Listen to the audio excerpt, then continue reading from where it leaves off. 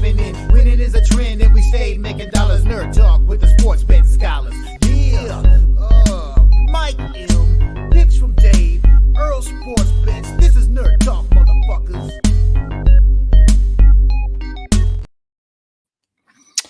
And hello, I'm Dave. Welcome back to another session of Nerd Talk, the live betting edition on this beautiful Wednesday, Valentine's Day.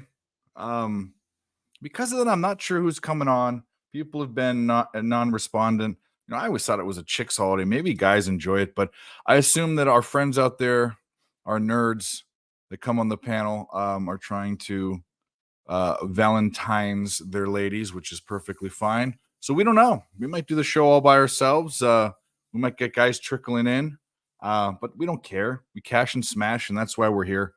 What do we got going on? Dale Fick. No, that's fine. If you saw the show last night on Who Bang and you saw my thoughts about the holiday, I think it's kind of stupid. Pierce the weather. Your name's Dave? Either way, let's get talking about, really, to tell you the truth, I only have one bet coming up at 5. All my bets go off, and I really want to find a player prop in the 7:30 Eastern slot. I don't think I'll have enough time in 10 minutes to come up with one for the NBA games starting here in 10 minutes, just because I have to produce the show. But I want to find some more bets. But I'll just talk about this one. I forget who it was that put me on it. It wasn't Mel. Mel was UNLV. Was it Fap Win? Can't remember. But he put me on this bet last night. I said I had to go to the index. I checked it out, and I like Wofford over Mercer. It has to do with two things. One is Wofford. Really, their stats are kind of similar. The biggest thing is Wofford has a good offensive team and Mercer stinks offensively. So I don't think that Mercer can handle their offense. Also, this game should be a pick 'em at Mercer. And some people actually, depending upon which index you look at, maybe Wofford should be favored in this spot. Either way, I took 2.5 points. Still at 2. I still like it. That's my bet for the 7 o'clock spot. I've got some other bets here coming up. We'll talk about them as they go. But Gary, shout out, buddy. How you doing? Put your plays in the chat. Hit the like button, both channels, and we'll be off and running here. When is that game starting? Let's take a look. Oh, 5:30. Shit, we can talk about that one, I guess. Let me pull up my notes on it. Pull up my notes real quick on this hockey game. Yeah, Dave Caps hockey. Actually, hockey's been pretty steadily okay.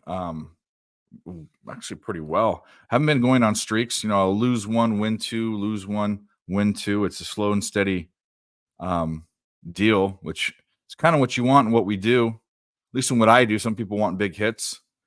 I can't do that because I rely on this too much for important stuff. So I have to be slow and steady. And that's been that's what it is. The Jets have failed to cover the puck line their last 4 games. I'm on the Sharks at plus money. On the Sharks at plus money. That starts in 40 minutes. Those are my only 2 bets within the next hour or 2. I will give you my other bets later on. But yes, I like the Sharks. What did I get them at? Plus 135. That's kind of crazy to me. I don't know. I mean, the Sharks, when the Jets were playing well, or maybe even last year, this might even have been like plus 150 or plus 170 for the puck line. They might have been like minus 400 dogs, minus 400 favorites, I should say. Either way, Dale Fix likes American University money line. That didn't tickle my fancy. I'll take a look right now and see. The index is pretty spot on. It should be a point.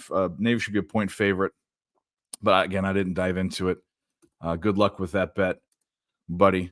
You parlayed Utah and the Warriors. Is it Utah Jazz or Utah Utes? The Jazz play.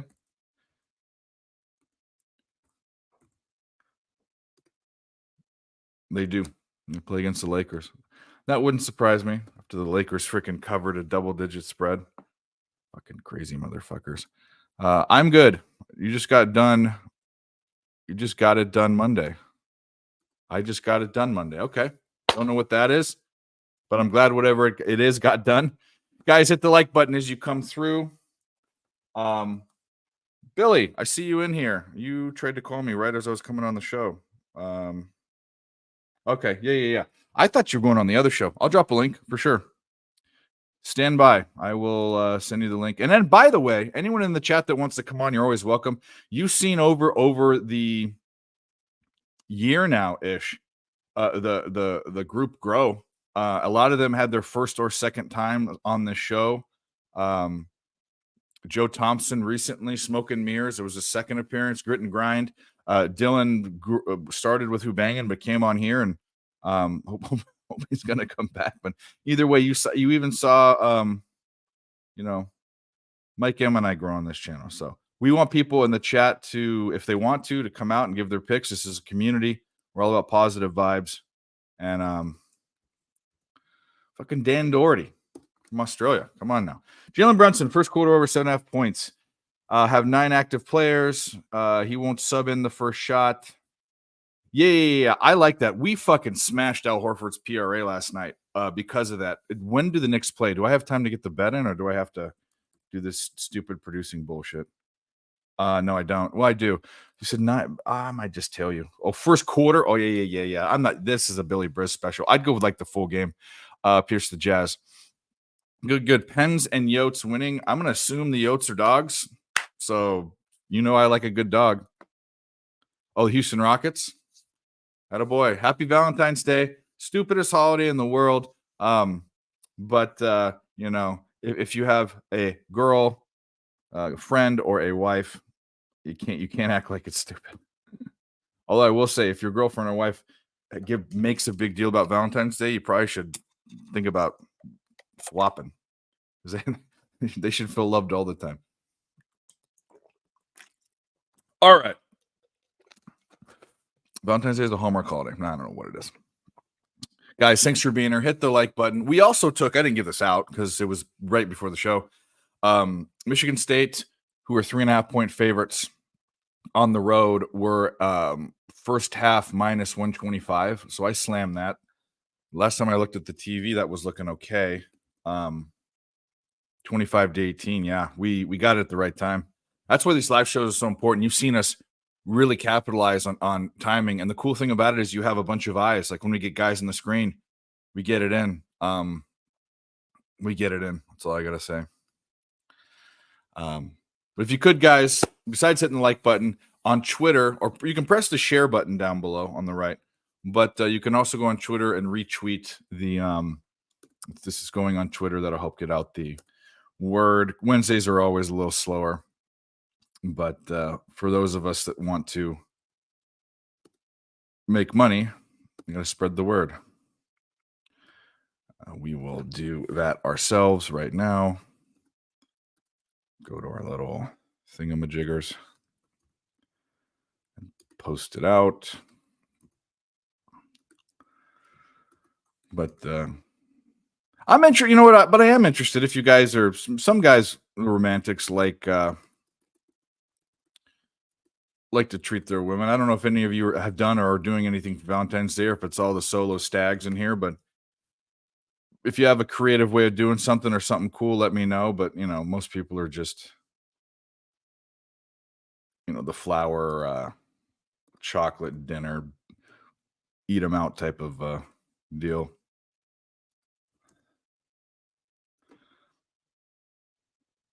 All right, I think we got this put out to all our peeps.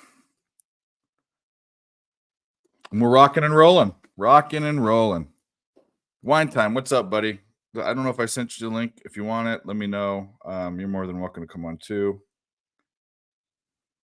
Nick is coming on. I thought he was going to be Valentine's. And cooking a ribeye and shrimp was. Oh yeah, you have a fucking fiance. You're fucking tied up. That sounds good. I'll cook that for myself. Ribeye and shrimp. I'm glad your lady likes red meat. Shrimp, number 3 favorite food. Talked about that. Chiefs parade got shot up. Really? Yeah, I haven't paid attention too much. There's been a lot of on my on Instagram, which I don't do much with, but I look at stuff mostly on it. I don't really post anymore. I have a lot of the algorithm is talking about the Chiefs and stuff. I'm so sick this fucking Taylor Swift thing. I'm just so sick of it. It's just I don't know.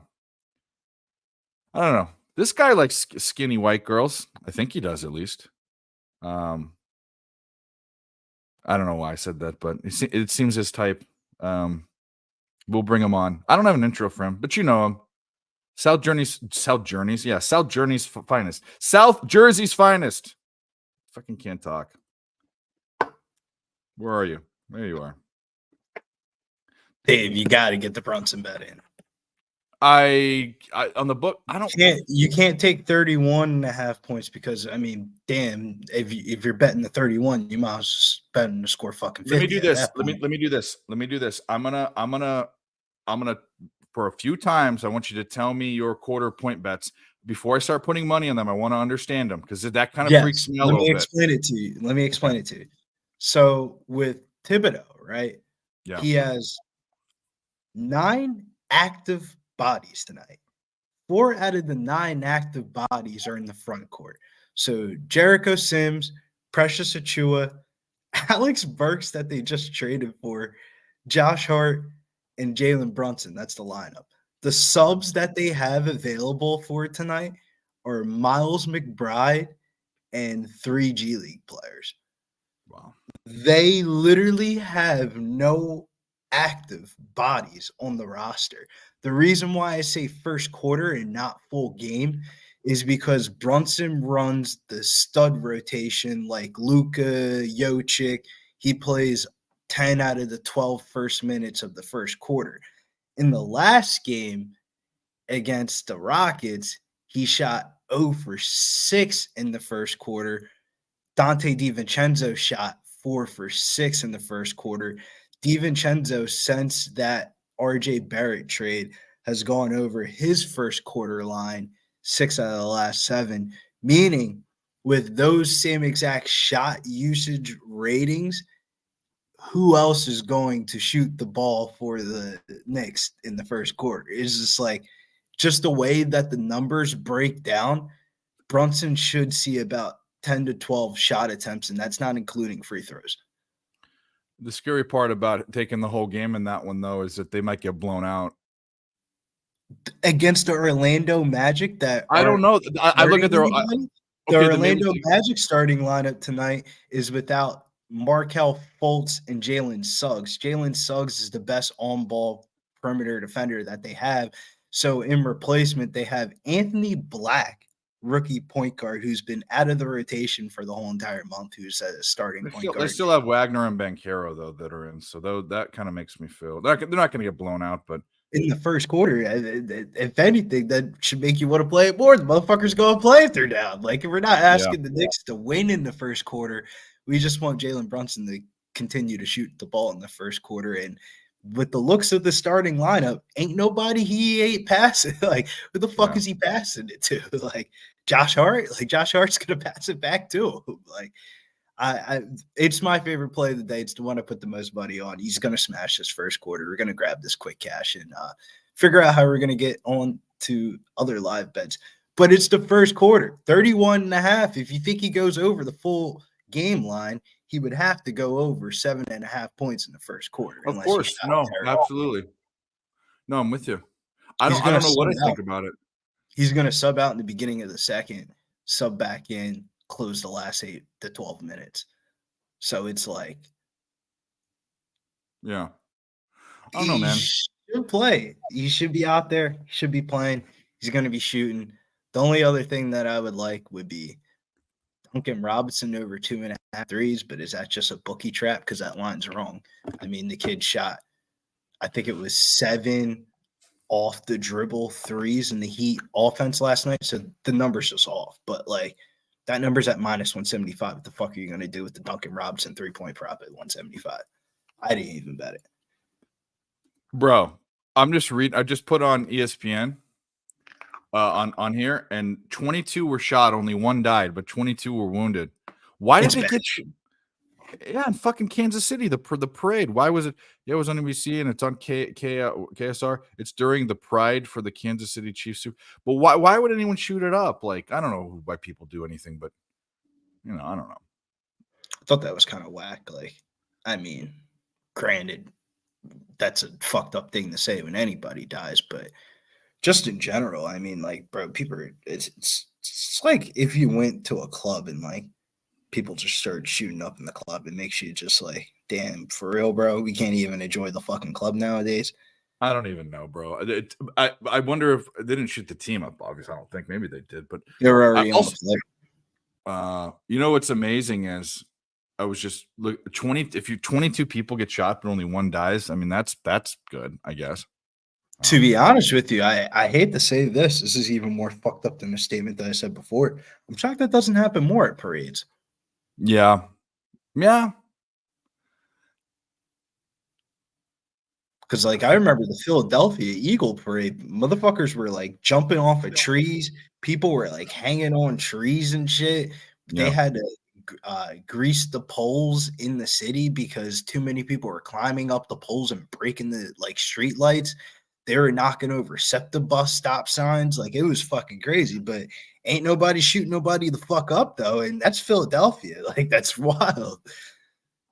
Yeah, I just hate every time something like this happens. There's going to be some fucking anti-gun rally or something. Because now they're going to have to start regulating the parades and stuff like that when parades are usually kind of like free reign. Like, I remember when the Eagles won that parade, it was like the whole city was shut down. Like, we got let out of classes and shit. That shit was lit. Like, yeah, and this is St. Louis. This isn't like, I mean, Missouri's a trash state. This isn't like I'd expect like Philly to do this or New York or like fucking LA or Chicago or somewhere. Not even LA, but just one of those fucking crazy cities. I wouldn't expect Kansas City to do this. It blows my mind, actually. And it feels like the Red Kingdom is like very conservative fans. In my greasy theory, I feel like whoever shot up the people at the parade planned it last year, and it just so happened that the Chiefs won the Super Bowl again this year. And probably like, if the Chiefs win again, like, we're gonna have to do this. Bro, you want to hear the best? I wish I would have been on stream to do this. So I saw that Michigan State and Penn State had just started. It was 4-7, and Michigan State first half was -125. I slammed that, and they're up like fucking 15 with 2 minutes left. I'm taking a dumpster dive with this UNC Asheville game. I ain't smoked by Presbyterian. Sure, I learned my lesson yesterday. I didn't bet the Indiana State game, but one day in the top 25 too long. Like, they go top 25 for one day, get bounced in their next one as a -17.5 favorite, which is wild. Well, that's cool. Are you Are you hopping on the other show? There is no show this evening. Why not? I guess I shouldn't ask that. But. Actually, I know why. It makes sense. I'm gonna say this. I love PSR. The two hosts of the other show, they're fine. Sometimes they're knuckleheads, but I don't care if I had picks from Dave every day. Without the only way I do it is if I have a family emergency, I'm in jail or I'm in the hospital. If I was the host, I would have just ran it, but like I'm not for that thing, and so I'm just a guest. So yeah, they're both wiped up. No, I got it. I just picks from Dave doesn't do that. And you know what? But even if you were wiped up, it would be like if you went to your job on Valentine's Day, you just do whatever you're gonna do after. You know what I do is I'd say, babe, you want to celebrate on Monday? Or you want to celebrate on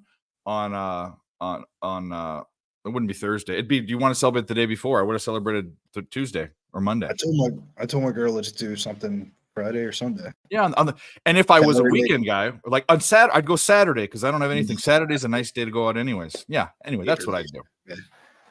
Pay-per-view Saturday. Oh shit, that's right. We do have stuff to do. And by the way, I need to figure out splitting time because I've been helping Mike build his channel, but Big Show's been sending me the link, and I haven't gone for like 3 weeks, so I kind of feel bad. But I've been helping In Mike a with his weird channel. way, I just don't get why Mike just doesn't come on stream. Like he won the contest last week and he kept on DMing me. He tried to, and no one gave him the link. All right, then that's a Big Show thing, I guess. Yeah, yeah. He was pissed about it, but it don't matter. That's his business. Well, I would like for you guys just to come on stream at that point, because I mean, I feel like every time we've had everybody on panel, we ain't not make money. There's never been one of those weepy sad streams at the end, like, oh, we didn't cash on this fight. Like one way or another, bro. Like how many times have we watched like the pay-per-view or just like the main card, and like we have like 5 different ways we just cashed on the fight. Somebody just hit it over, somebody had the money line, somebody had like a prop. Like this shit's ridiculous. It is insane. I think what I don't know. It doesn't matter. I need to split time. I need to come on stream there. I need to support Mike when he because he supported me. But Justin McKelvey, what's up, buddy? Is it that cold in your house? Do you not have heating? Do you not pay your gas bill? Go outside. Oh, Go outside. We're about to like one of those, like we're about to find out if we're right or we're wrong in the next 20 minutes. Oh, I see what you're saying. Yeah. Like Jalen Brunson, this Magic and Knicks game is starting like now. Like I think a lot of people forget Magic are in the second half of a back-to-back tonight. They had a big emotional letdown. This would be a big emotional letdown. They had a retirement night for all the Magic players, and Shaq got his number retired. Mhm. Granted, they might bounce back, but like, bro, Caleb Houston, Anthony Black is starting tonight. The kid hasn't hit the rotation in the last month. Like, I remember that guy. Didn't he go to Alabama? Yeah, I mean Arkansas or Alabama, one of the two. They're literally limping into the All-Star break. Like both teams are kind of like, we're good. Yeah, but I've won NBA play. I'm trying to get on. I'm glad you're here. I want to find a prop. I really want to find a prop in the Bulls game. There's a lot of ones I'm looking at, but I'm on the Nuggets game. Well, prop's what you do when you need a fucking action. But what do you think about the fucking Nuggets game? Yeah, the Nuggets game. They hit my system. A home team, a winning home team that got blown. Like that offensively did horrible the game before, and they got what the fuck are they playing? They're playing the binary spot, because from like a spot scenario, it's a the Kings run a back-to-back too. They're on a back-to-back. Yeah, and they traveling to Nugget, traveling to Denver. In my opinion, it's the Kings. Like the Kings are gonna Kings it up. They don't play defense already. They just shoot a bunch of jump shots. The second best, the third best player on the team comes off the bench already. So it's just like, I don't think it really fucks up the Kings spot. It's just more of a Nugget spot. I think the more of the angle is the Kings just blew them out last week. So I think the Nuggets are going to want to bounce back. Nikola Jokic should have a really good game, but I don't know how that correlates towards the Nuggets, because the Nuggets are one of those teams when they have everybody healthy, they're by far the best team in the league. But when they don't have everybody healthy, I mean, Reggie Jackson, Justin Holiday, Michael Porter Jr., Eric Gordon, Nikola Jokic. Like when I look at it in like that terms, I mean, damn, bro, the books are kind of fucked up, man. I mean, how the Nuggets laid 6 points with that starting lineup. That's how you know it's a Nugget spot. I'm probably going to bet the Nuggets. I like the Nuggets, but let me get some confirmation on. I already know who the starters are going to be, but I mean, man. And then a little bit of personal bias. I bet I had a daily fantasy lineup last night, and I just backloaded the whole thing, meaning like I just played the last 2 games of the slate. It was like a 6-game slate. I played Nikola Jovic, Jaime Jaquez, and everybody else played at 10 o'clock. And Domantas Sabonis might have broke the slate. He scored probably the top 5 fantasy performances of the night, and he won me a lot of money off of that. So I kind of have a little bias for Domantas Sabonis after that last night. I mean, the Kings lost. He had a triple-double. Bro, he had 86 fantasy points. That would be a big number in football. Yeah. Like 86 fantasy points is like Wemby, for example, that night that he had the triple-double in blocks, he had 82 fantasy points. So, like, that's how many points that motherfucker had. That shit was crazy. That's insane. So I'm trying to get on props. I Oh. can't get it on my fucking computer. In a weird way, though, I kind of want to sports book style bet it of like betting 6 points feels like a lot, but if there's a run in the first quarter, you could probably catch the Nuggets close to even odds, maybe plus money. Like, it's probably the way I'm gonna play it. Laying 6 with the Nuggets, bro, they could still win the game and not cover. I can easily see that. I guess 5.5, but yeah, it's just that doesn't seem like that's too many. And plus, I mean, I like teams, good teams in a spot where they score under 100 points and they don't shoot well, and also going up against a team. And I want to take more of the altitude angle with teams, especially on a back-to-back. I think that's got to affect them at least a little bit. You get it? What happened? You win already? Big three. I'm thinking, you know what I'm thinking in this game, which, by the way, Wine Time says DeMar DeRozan 21 points. I'm thinking I would not place a bet in that game. Well, okay. Out of all the games to bet tonight, out of all the injury news spots to have tonight, that is one that is not pushing the given. Like, I think the game that we're going to make the most amount of money on in player props is that Clippers game tonight. No Kawhi Leonard. Oh, fire me up some fucking. And we cashed it already. 3 minutes into the fucking game, Jalen Brunson hits the layup, back-to-back threes. That's 8 points for you real quick. Easiest bet of the fucking day. It is 4 minutes into the fucking game. My man shot 3 shots in 1 minute and cashed it. Did he even shoot the ball the first 2 minutes of the game and still cashed it? Well, here we go. America, fuck yeah! So lick my blood and suck on my bones. America, fuck yeah! Fuck yeah. Hit the like button, guys. 30 people watching. We need more likes. What the fuck? If you guys got that, you had about 5 minutes to get on it, and you better have gotten on it. Dave didn't. Dave said, "Oh, he wanted to see what would happen," and look what happened. So Dave's an idiot. Broke it down to you with the minutes and the usage rating. Like, one of the perks of being a daily fantasy player is I still have access to the information of daily fantasy.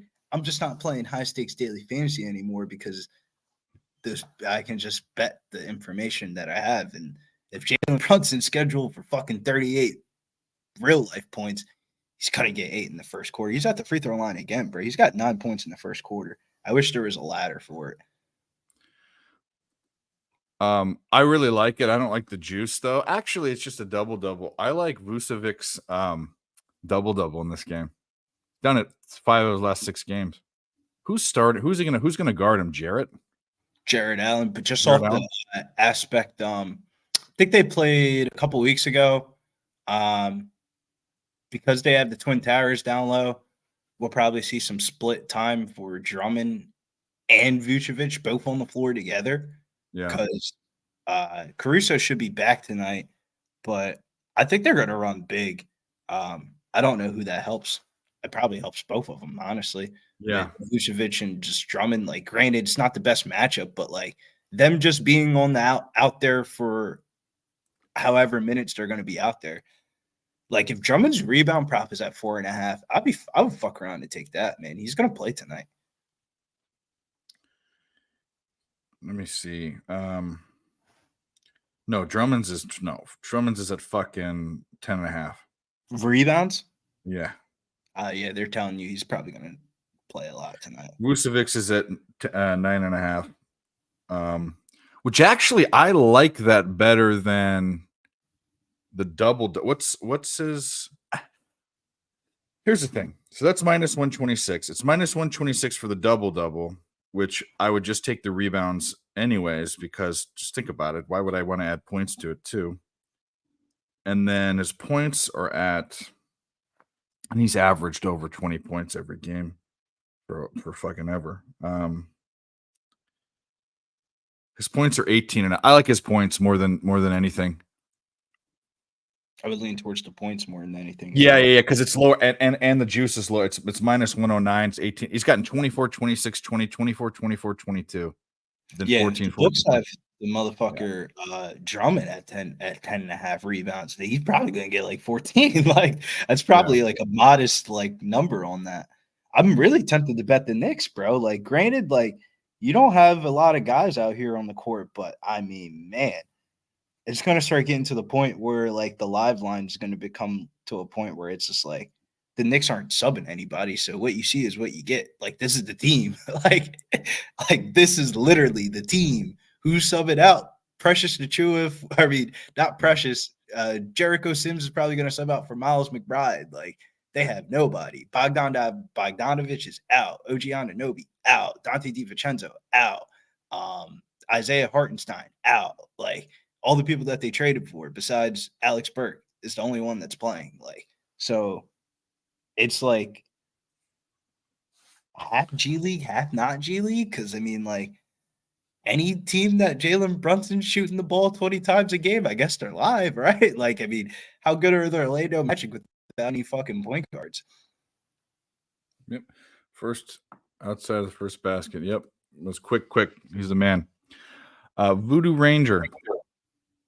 Drummond is starting. We just talked about that. Vucevic. That's why I like the points better. It's 18.5 over versus having. Okay, by the way, the double-double on my book that I have open, the double-double and the rebound prop are the same juice. So why would you want to add the points? I like the points. He's had well over 20 his past 6 games, and I have to get to 19, even though Drummond's going to steal. I think Drummond steals more rebounds than he does points, personally, from him. Vultures him. So I just don't see Vooch double-doubling if Drummond's out there on the court. But you think wouldn't you say that it'd be his rebounds that are getting vultured instead of his points? I mean, wouldn't that be the scare? Rebounds. I mean, his rebounds is going down to 8.5 already. Yeah. His point prop is at 18.5. I mean, how many fucking points am I really trying to bet with Nikolai Vucevic? Well, this is what I'm saying. The past 6, I mean, he's look at the matchups though, bro. They played the Hawks in the last game. The Hawks don't have Cheke Okongwu. I like the guy because he played with fucking LaMelo and Lonzo Ball, but like he's still like 21 years old. Like the kid went to USC. Yeah. Doesn't even have fucking hair on his face yet. I mean, I don't know. I can never say his name, but he did. Went to Chino Hills with those fucking guys. Nneka Okongwu, him and LaMelo Ball both started on that team as freshmen. Like, that shit's wild. Yeah. Richard Rebound's been public. They're stealing money. Don't touch. Yeah, I get his points. Like I said, I put a fucking core unit on it. That's what I do with this. But looks good to me. I play player prop streaks. I'm also. This is crazy. They're giving me a live line of will Jalen Brunson score 50 points? Like, what? What? I don't know. What? Why the fuck would I bet somebody to score 50 points in a basketball game? That's wild. Yeah, I don't want to touch the spread. Wow. I want to bet. I like watching this Knicks game, bro. I don't know how the fuck the Magic are laying points. Like, I get it, the Knicks don't have anybody, but fuck, man. I mean, how the Magic laying points, bro? They don't have like this is like one of those games where it's like the Walking Wounded. It's like the Magic have Pinchero and Wagner, but nobody else. And the Knicks just have Jalen Brunson. And Jalen Brunson got fucked. Did you see that Knicks game the other night? Mm-mm. So all the money was on the Knicks to beat the Rockets. Literally, you know how like at the end of the game where you chuck up the ball and like everyone's getting ready for overtime. Brunson hits a 3 that basically ties up the game. They're about to go into overtime. Aaron Holiday shoots the ball from like not even like his range at all. Like no Curry range, like Damian Lillard walk past the half court line range. There's like 0.1 seconds left on the clock. The refs call a foul on Brunson. And Brunson's like, yeah, what the fuck? And the Holiday goes to the free throw line, hits the free throws, and the Rockets beat the Knicks, and the bookies cashed 5 out of 5 outright underdogs to start off the post Super Bowl slate. It was the most absurd thing I've ever seen in my life. After the game, Brunson got interviewed, and he said that was a great call. That was a great call. And then the day later, the Knicks have protested about the call, and the ref said it was a bad call. What do you want us to do about it? Yeah. What are they going to do after the fact? Come on. But that makes me feel like they could get an extra call or two in this Magic game. You know what's funny is the NBA. I don't think that any other sport does that except like I can't think of any other officiating. But in the NBA, they do give that pity foul to even things up. It happens all the time. Remember that game with Harden and was it Embiid and Harden? Remember that? It happens in hockey too. It happens in hockey. Does it really? They call it icing. That shit's wild. You'd be like, bro, the motherfucker's nowhere close to the line. How the fuck is that icing? Like, that was a free goal. Yeah. Well, hello, Nick. I didn't know if you were going to show up, but I'm glad you're here. No, you got nothing? Morning. Okay. Man. Am I laggy? Nick, give me A little some bit. You're a little bit Am I laggy. lagging? Here. You might go on the other one. Yeah, you're laggy. Doggy dogs. You get the doggy bag. Don't barf at the line. Just look at the ticket at the end of the night. Like, what you got on the docket tonight? What are you thumbs down on, Josh? Oh, yeah. You're already. I only have Yeah, one you're- dog you're on the the- night. Yeah, go ahead. Yeah. Am I super I think you're laggy? Do I lagging need to go really to bad, my Google, really bad. Go to Google Chrome. Yeah.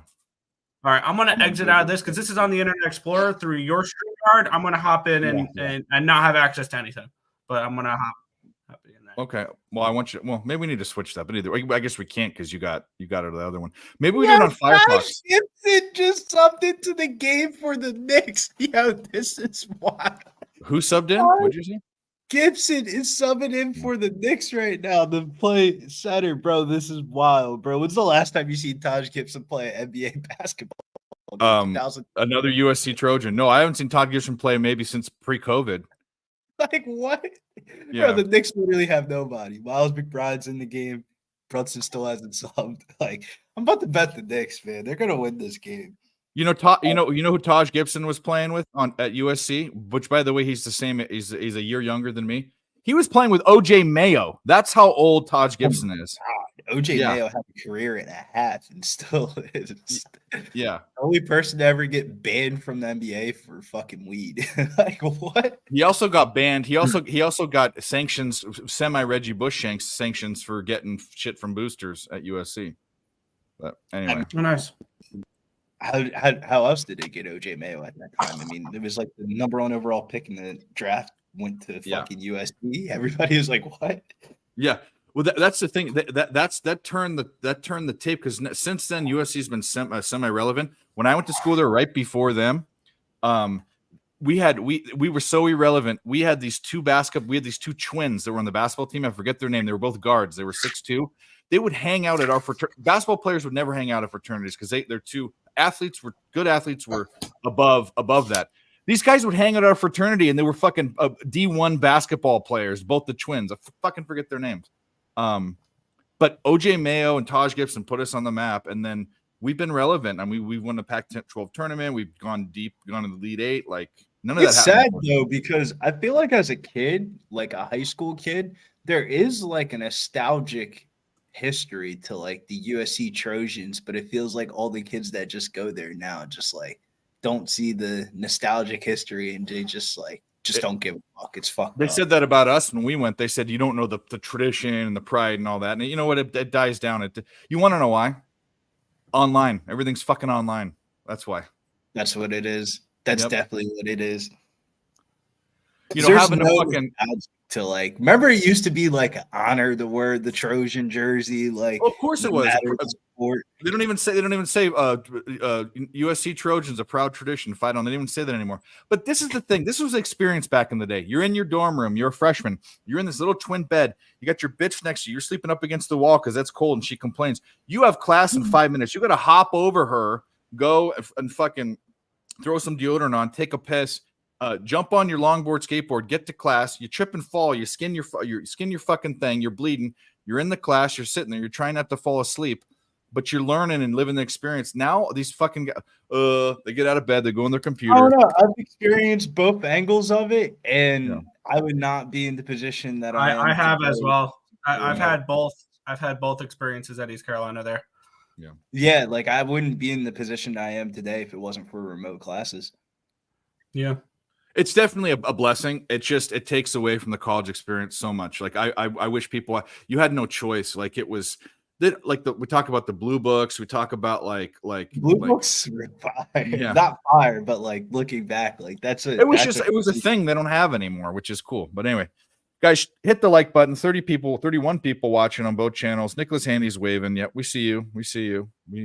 We see you. I say the biggest upside about remote classes though is like you can really like once you're like of age of like junior, senior year and like you kind of know what you want to do, you can really pursue what you really want to do. Like my senior year was really just doing content for Pub Sports Radio and doing classes online. That was like the first year I worked for Jeff. And that was like a great year for me because like my old videos used to be like me like going over stats, no energy, no like you wouldn't even recognize me if you saw like my old videos. It was like a very professional version of me, but like I learned exactly like you're when you're in class, but really when you were in class, you were capping. You weren't really doing.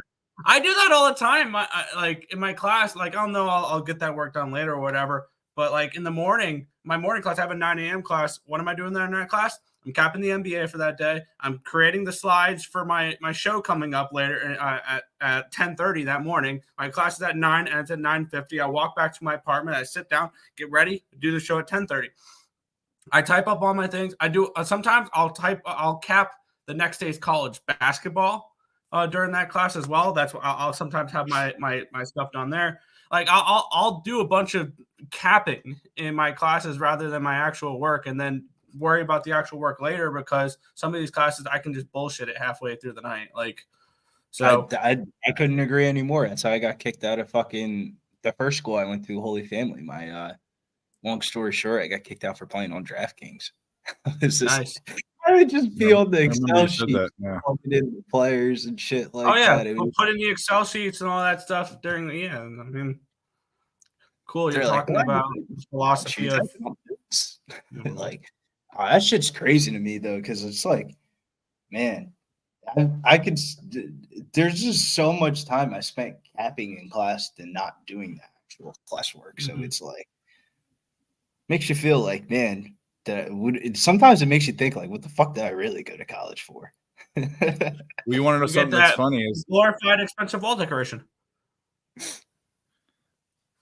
oh man, how the fuck Wofford come back? So I did the opposite. I took some about 10 years ago. I thought maybe potentially I wanted to not do sales and I wanted to be a firefighter. And I got a wild hair up my ass because I knew a fire captain and all this. Yeah. Anyway, it doesn't matter.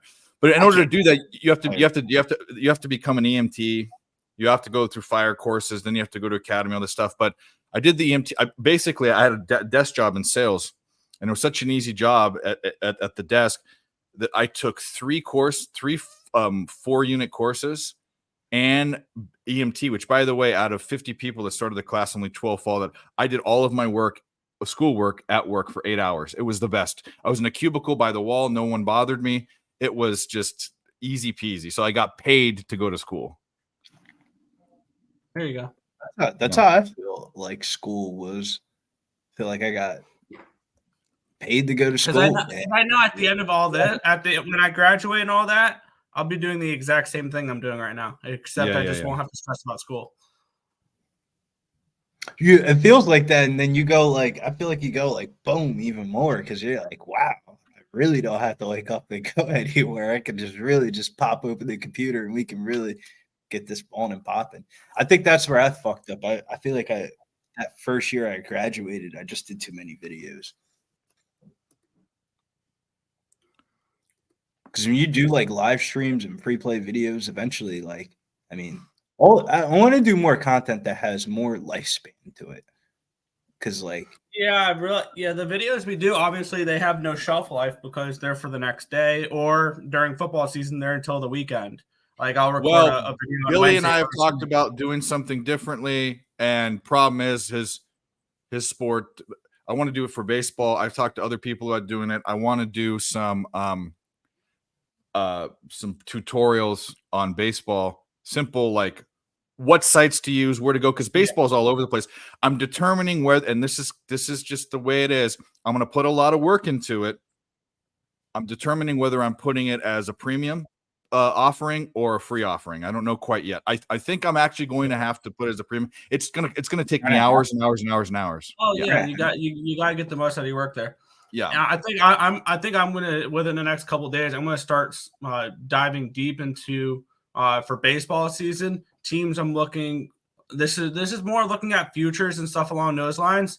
But I'm going to look for those teams that overachieved last year, looking at like expected batting averages, expected ERAs compared to their actual ERAs, their actual batting average, and like which teams got lucky, which teams got unlucky, things along those lines, and which teams we should expect to be better this year than they were last year, because last year they were an unlucky team. And you got to keep in mind injuries will happen as well, and which teams were injured last year and where their win totals were last year compared to where they are this year. What did they just go on and win the World Series and now their win total is 89.5? Like, what's that about? A team that's won over 100 games last year, their win total is 90.5 or something along those lines. You got to keep in mind, it's like, this team made the World Series last year and their win total is in the 80s. Like, some of these, we got a guest backstage. I don't want to leave him back there. Go so for we're it. gonna guess. I'm just rambling. All right. Well, I'm glad he's on the show. I know Billy and him usually are on the PSR stream on Wednesday, but I'm glad to have him. Absolutely. This guy is a fucking pleasure and a joy every time. And he has some NBA looks for sure. So without further ado, Houston's finest, LJ from H-Town. What up, dude? What's going on, guys? How we doing? We're doing. Jay from the H. What up, Billy? I'm excited to see you. Different places, same faces. Yeah. Hey, it's all good, man. So give us some NBA. We got you here. We've been talking about all sorts of stuff, and I know games just popped off, but what do you got? I know you got some good stuff. Yeah, I didn't take anything in the early games that's popped off, but let's start off with the Rockets and the Grizzlies. I took the under 218.5 just because the Memphis are the number one team to the under at home, hitting 72%, and the Rockets 6-4 to the under last 10 on the road.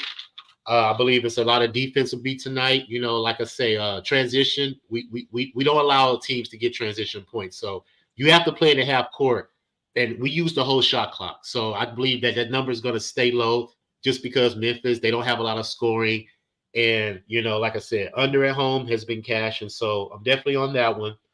Bulls plus the 9.5 over the Cavs. I believe the Cavs are struggling right now. Not to say that they're struggling for as losing games, but they're not covering spreads as of late. And the Bulls have been hot, man. What are they against the spread? I had it wrote down. Bulls 6-4 against the spread last 10, 7-4 against the spread on the road last 11 games. So I took that spread.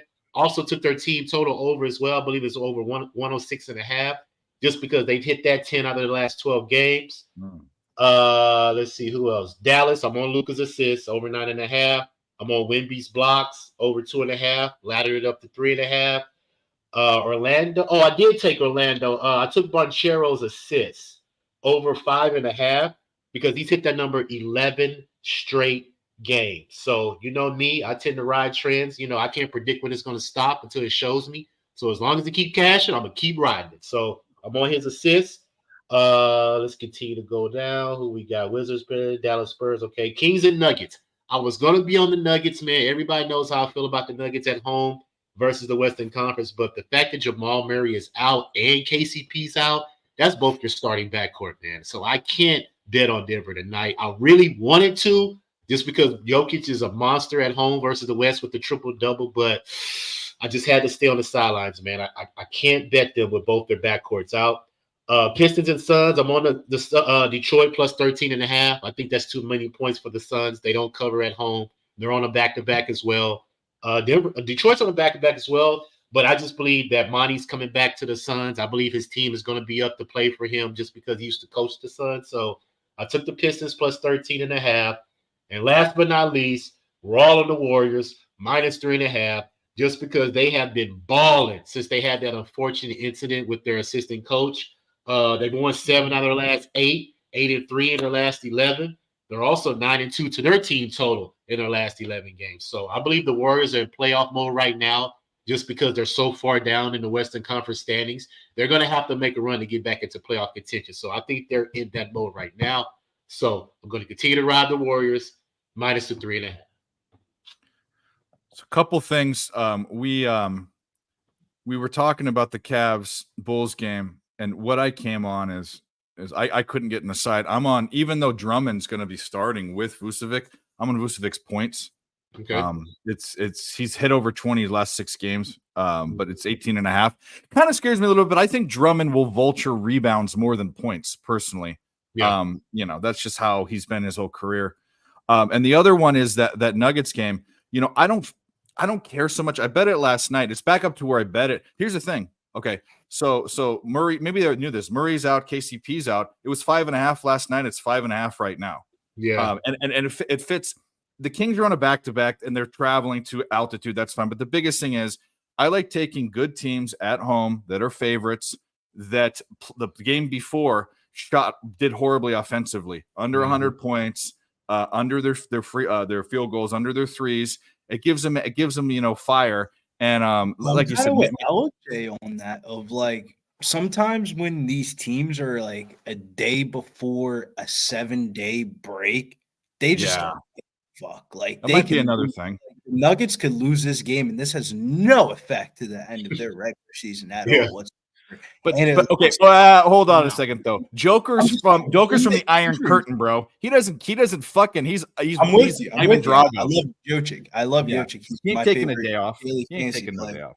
It's just the fact of like sometimes that like these teams, when you see their injury news report before the All-Star break, it's just like from a Nuggets perspective, they're just like, yeah, we're about to just anybody else hurt, go sit your ass down. See y'all in about a week. Like that's like the vibes the Nuggets are on tonight. Enjoy Cancun. Long ass trip. Not a long ass trip. Enjoy Bora Bora. There you go. They're back at home. These motherfuckers calling their wives. It's Valentine's Day. Where are we going tomorrow for vacation?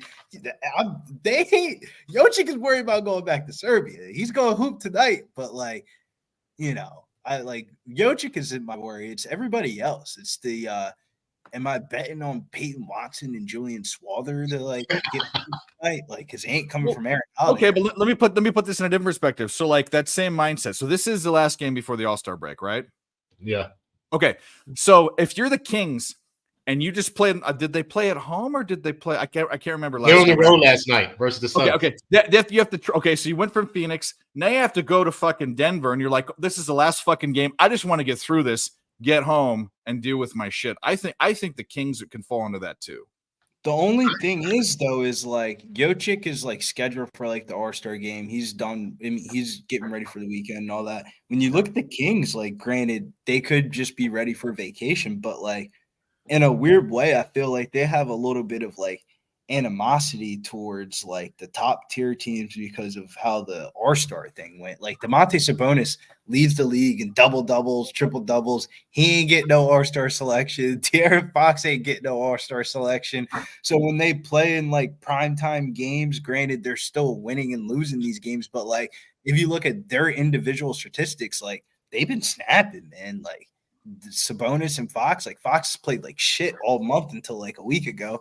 Domantas Sabonis is I can't thank him enough for the performance he put up last night. The motherfuckers lost by 5 and he still put up like 86 DFS.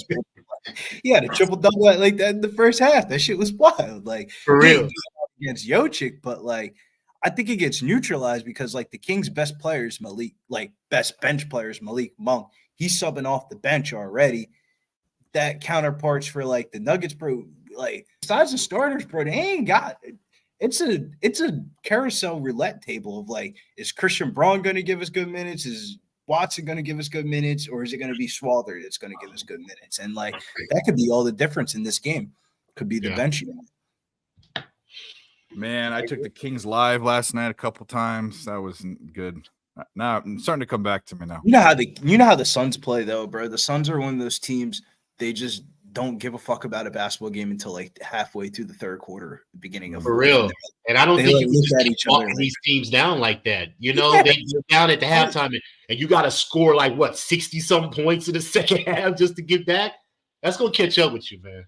Bro, deadass. It's like they literally walk inside the locker room and like Booker and KD look at each other like, all right, are you ready to go? Yeah. Let's go. Let's go play now. And Because then they're come the out here number and- one team against the spread coming out of halftime. So So what? yeah. I'm gonna go get something to eat right quick. I'll be right back. Yeah, it's all good. That's the weird thing about the Suns. It's very hard to gauge their games because it's like I don't know. I felt like I was gonna bet the Suns last night, but I was like, man, these motherfuckers, they find a way to lose any basketball game. It's like weird. Maybe start fading them first half then. Halfway through the first quarter, they look good. Like the starters look good, and then they make a couple subs, and then it's like Eric Gordon in the game, and then it's like Royce O'Neal, who played great last night, but like if it wasn't for Royce O'Neal in that third quarter, they might have not have pulled out that game. He hit like 4 threes in the third. It was wild. And when Royce O'Neal, when you're double teaming KD or Booker and they're swinging the ball and they're swinging the ball again, and Royce O'Neal's hitting threes at 50 to 60%, you're not beating the Suns.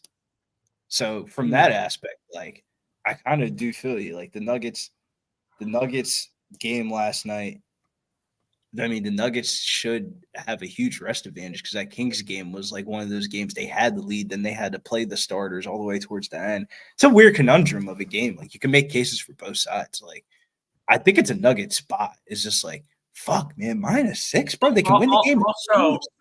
Also, these two teams just played each other not too long ago. And the Nuggets were actually on the second half of a back-to-back that game. And then And what happened in that game? Nuggets got their ass whooped from start to finish. It was bad. Yeah, I mean, besides being on a back-to-back and being on the road and traveling, it hits that system. And I think two possessions is fine. Personally. Bro, 6 points in an NBA basketball game, you're opening yourself up to a lot of weird fuckery at the end of a basketball game. They could be up by like 12, and then the game finishes like a 4-point game. Yeah. It's a Nugget spot. Like if you could just parlay up the Nuggets with something and just call it a 2-piece and call it a night, it's one of the spots where I feel a lot more better about the money line than I do about the -6. Well, no fucking shit. But what's the money line at? 275, 250. It's 205 here. 205. Yeah, I could get behind that. I don't want to open that up, my mind up to that though, but I do it with player props. I do two leggers. I just don't like this is coming from me. Yeah. I just don't like laying points in an NBA basketball game. You're opening yourself up to like the weirdest outcomes. Like I bet that's why I noticed when I bet the NBA sides more, it's 90% dogs. Like for me, I rarely get NBA dogs. You must just bet it on the money line more times than not. 70% of the teams that cover all right. And I only have one dog today, and they went from a 4-point dog down to a 2.5-point dog before the game started. It's Raptors. Raptors are my dog tonight. And I like the Nuggets. I still like them. In the Raptors game, but I don't blame you though. I don't blame you. Yeah, director. I got 2.5. I think. I hope you got it too. So we're looking okay. They're gonna. I mean, Wofford has a way better offense. Are we getting the gritty Pistons tonight? Shams report. Isaiah Stewart punches out Drew Eubank in the back tunnels of the Sun Arena Wednesday night. Isaiah Stewart is already listed out for this game. Monty Williams is coming back home to the Phoenix organization. They're having a tribute video for him tonight. How many points is too many points for the fucking Pistons? Because if there's one team that is definitely planning what vacations they're going on and they don't give a fuck, it's definitely the Phoenix Suns. How the fuck are they laying 13 points in NBA basketball? Oh, I thought it's definitely the Pistons because what do they got to play for? Money. They get paid regardless. Well, they get paid regardless, but like when the starting five is making the equivalent to half of the paycheck of the power forward on the other team, I mean, motivation is pretty key.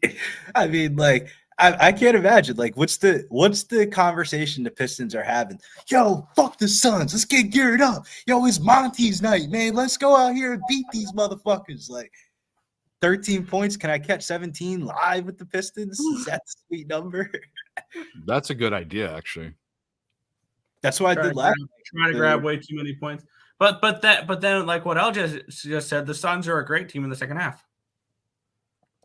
We did that last night with the Pistons against the Lakers. That was against the Lakers. I had 11.5. It didn't work out. It hit that system, but then people in the stream were taking 17.5, 20.5. Like was the number. Like as soon as the Lakers went on that beginning of the second quarter run, Anthony Davis was. You know the Lakers are going on a run when LeBron James is doing fast court layups. Anthony Davis is hitting threes and slam dunk alley-oops. They're up. The game goes from a 4-point game to a 15-point game. It was like, Pistons, please, before this number changes. Like, I couldn't have pressed it fast enough. I feel like we're getting – this is the same as that game, right? Like, Suns get Booker and Durant going in the first quarter. The first quarter scores like 36 to fucking 22. They don't give a fuck. And then the Pistons start creeping it back into like an 12-point game by halftime. Come out the half. Suns probably going a little run. They're up by like 16, 18. Starters don't play in the fourth. And then the Pistons end up backdoor covering a live spread, right? That's the way we're drawing this up. So why don't we just get it out of the way so people can talk about it? So Nick, I'm on the Sharks, by the way, plus 1.5. Sharks. I know that game just started, or it's about to start. All right. I took the ultra put safe way in this one. I took 2.5 at minus 135 because you could. When I can get reasonable numbers on 2.5 with these underdogs, I'll do it. No. Like I'm not going to sit here and tell you there's value on a minus 450 because fuck that. No, there's not. And I think it was minus 430 when we did the show this morning. And I was like, if you bet minus 430 every play, you need to hit 81.13% to break even. So no, there's never value on minus 430 like that. I took a shot with the plus 2.5. I didn't end up betting on the show. I ended up adding it late. And then also when they confirmed a goaltender, I ended up making a move on the late game as well between Minnesota and Arizona as well. And we're on a little Arizona Coyotes tonight. Yeah, I watched this thing in YouTube last night while I was going to bed about the Coyotes killing a bunch of different types of animals. It was fun to watch. I did Goji Camp. That's what made me think about that shit. And the only other one I'm on UNLV later. That's the only other. I'm gonna need to see. Is that a homer bet, or do you actually really like UNLV? No, I love them, and I need to pull up. I didn't actually fucking write it down. It has to do with covering trends, and actually Fresno State in every statistical category is trash. Absolute trash. That's why I asked. Like, I know, like, what's the angle here? Like, it's like don't fade a bad team with the worse or bad team. Like, it's one of my favorite UFC. And I'm not getting value. I'm not getting a lot of value on the index. But someone brought this, so we actually broke it down last night on the stream. Someone brought it up, and I remember it now. Fresno State's horrible at everything, and UNLV's been covering, and Fresno State hasn't been. So it's just UNLV's actually not that bad, man. They got a couple of spring guys out there. They just got to put it all together for 40 minutes multiple times in a week.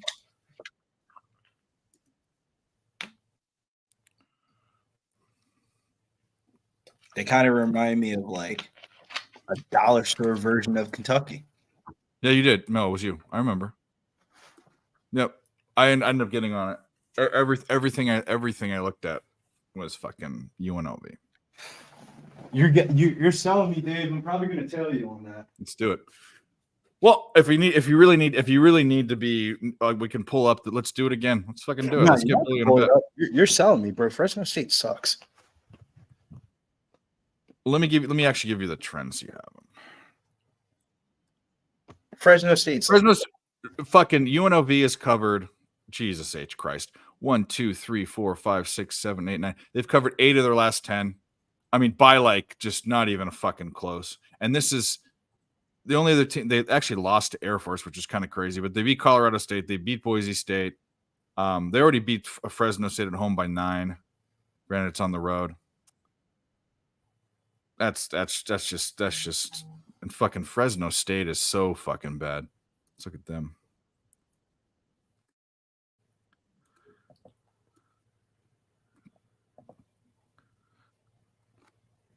Actually, they've been covering, but against really shitty teams. What was the thing? It was at home. Yeah, they're 6-5 at home, and that's their best. That's their best category in ATS when you're just over 500. But look at their fucking stats, bro. 271st in the country at scoring. Their average 72 points per game. Their average on defense, but 66% from free throw. That's 328th. That's like bottom 10%. Rebounding 311 and 251. Defensive and offensive. They can't rebound the ball. And they turn the ball over almost 14 times a game. That's 307. Every important category, they suck balls.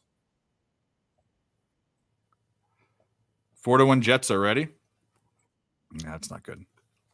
It can't be that. Already 4-1? What the fuck? Don't get infected. Don't get infected, please. 4-1. Oh, no, that's his score prediction for tonight. That's his prediction for tonight. Oh. Go. He puts out predictions like that. Oh, does he? I'm like, okay. The game just started. I know the Sharks are bad. They're not that bad. And really, I took the 2.5 because I project that as a low-scoring game. So 3-1 is a winner for me. And that leaves me open. If it's a 1-goal game at the end and there's an empty net goal, I'm not killed. How about Sharks outright? How about that? Oh, I would love just for them to win outright so it's an easy winner. But yeah. I'm gonna say it's gonna be like a 3-1 Winnipeg game. Like that's kind of where I'm thinking. That's kind of my thought process. Maybe, yeah, but yeah. Yeah, Cubano, especially when the game was a 5.5 total.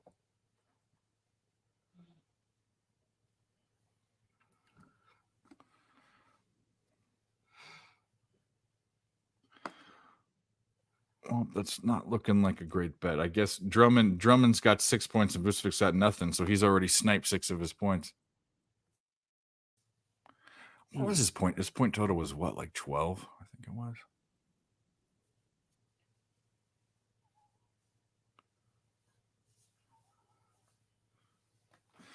Anyway. Fanatical Jim. It's on the Sharks money line. Yeah, I don't know. The draw at 5-1 seems like that. That sounds like fun. I would take a draw in that game. That means my 2.5 comes through.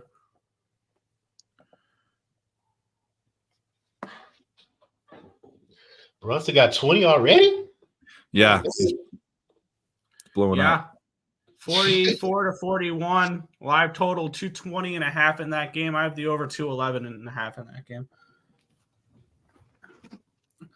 These early games, I have the over in this Charlotte game as well. If you guys want to get on that live, it's 3 points lower than what I got earlier today. I'm also on the Hornets team total over 116.5. Was a spot I like there. Hornets up 4 right now.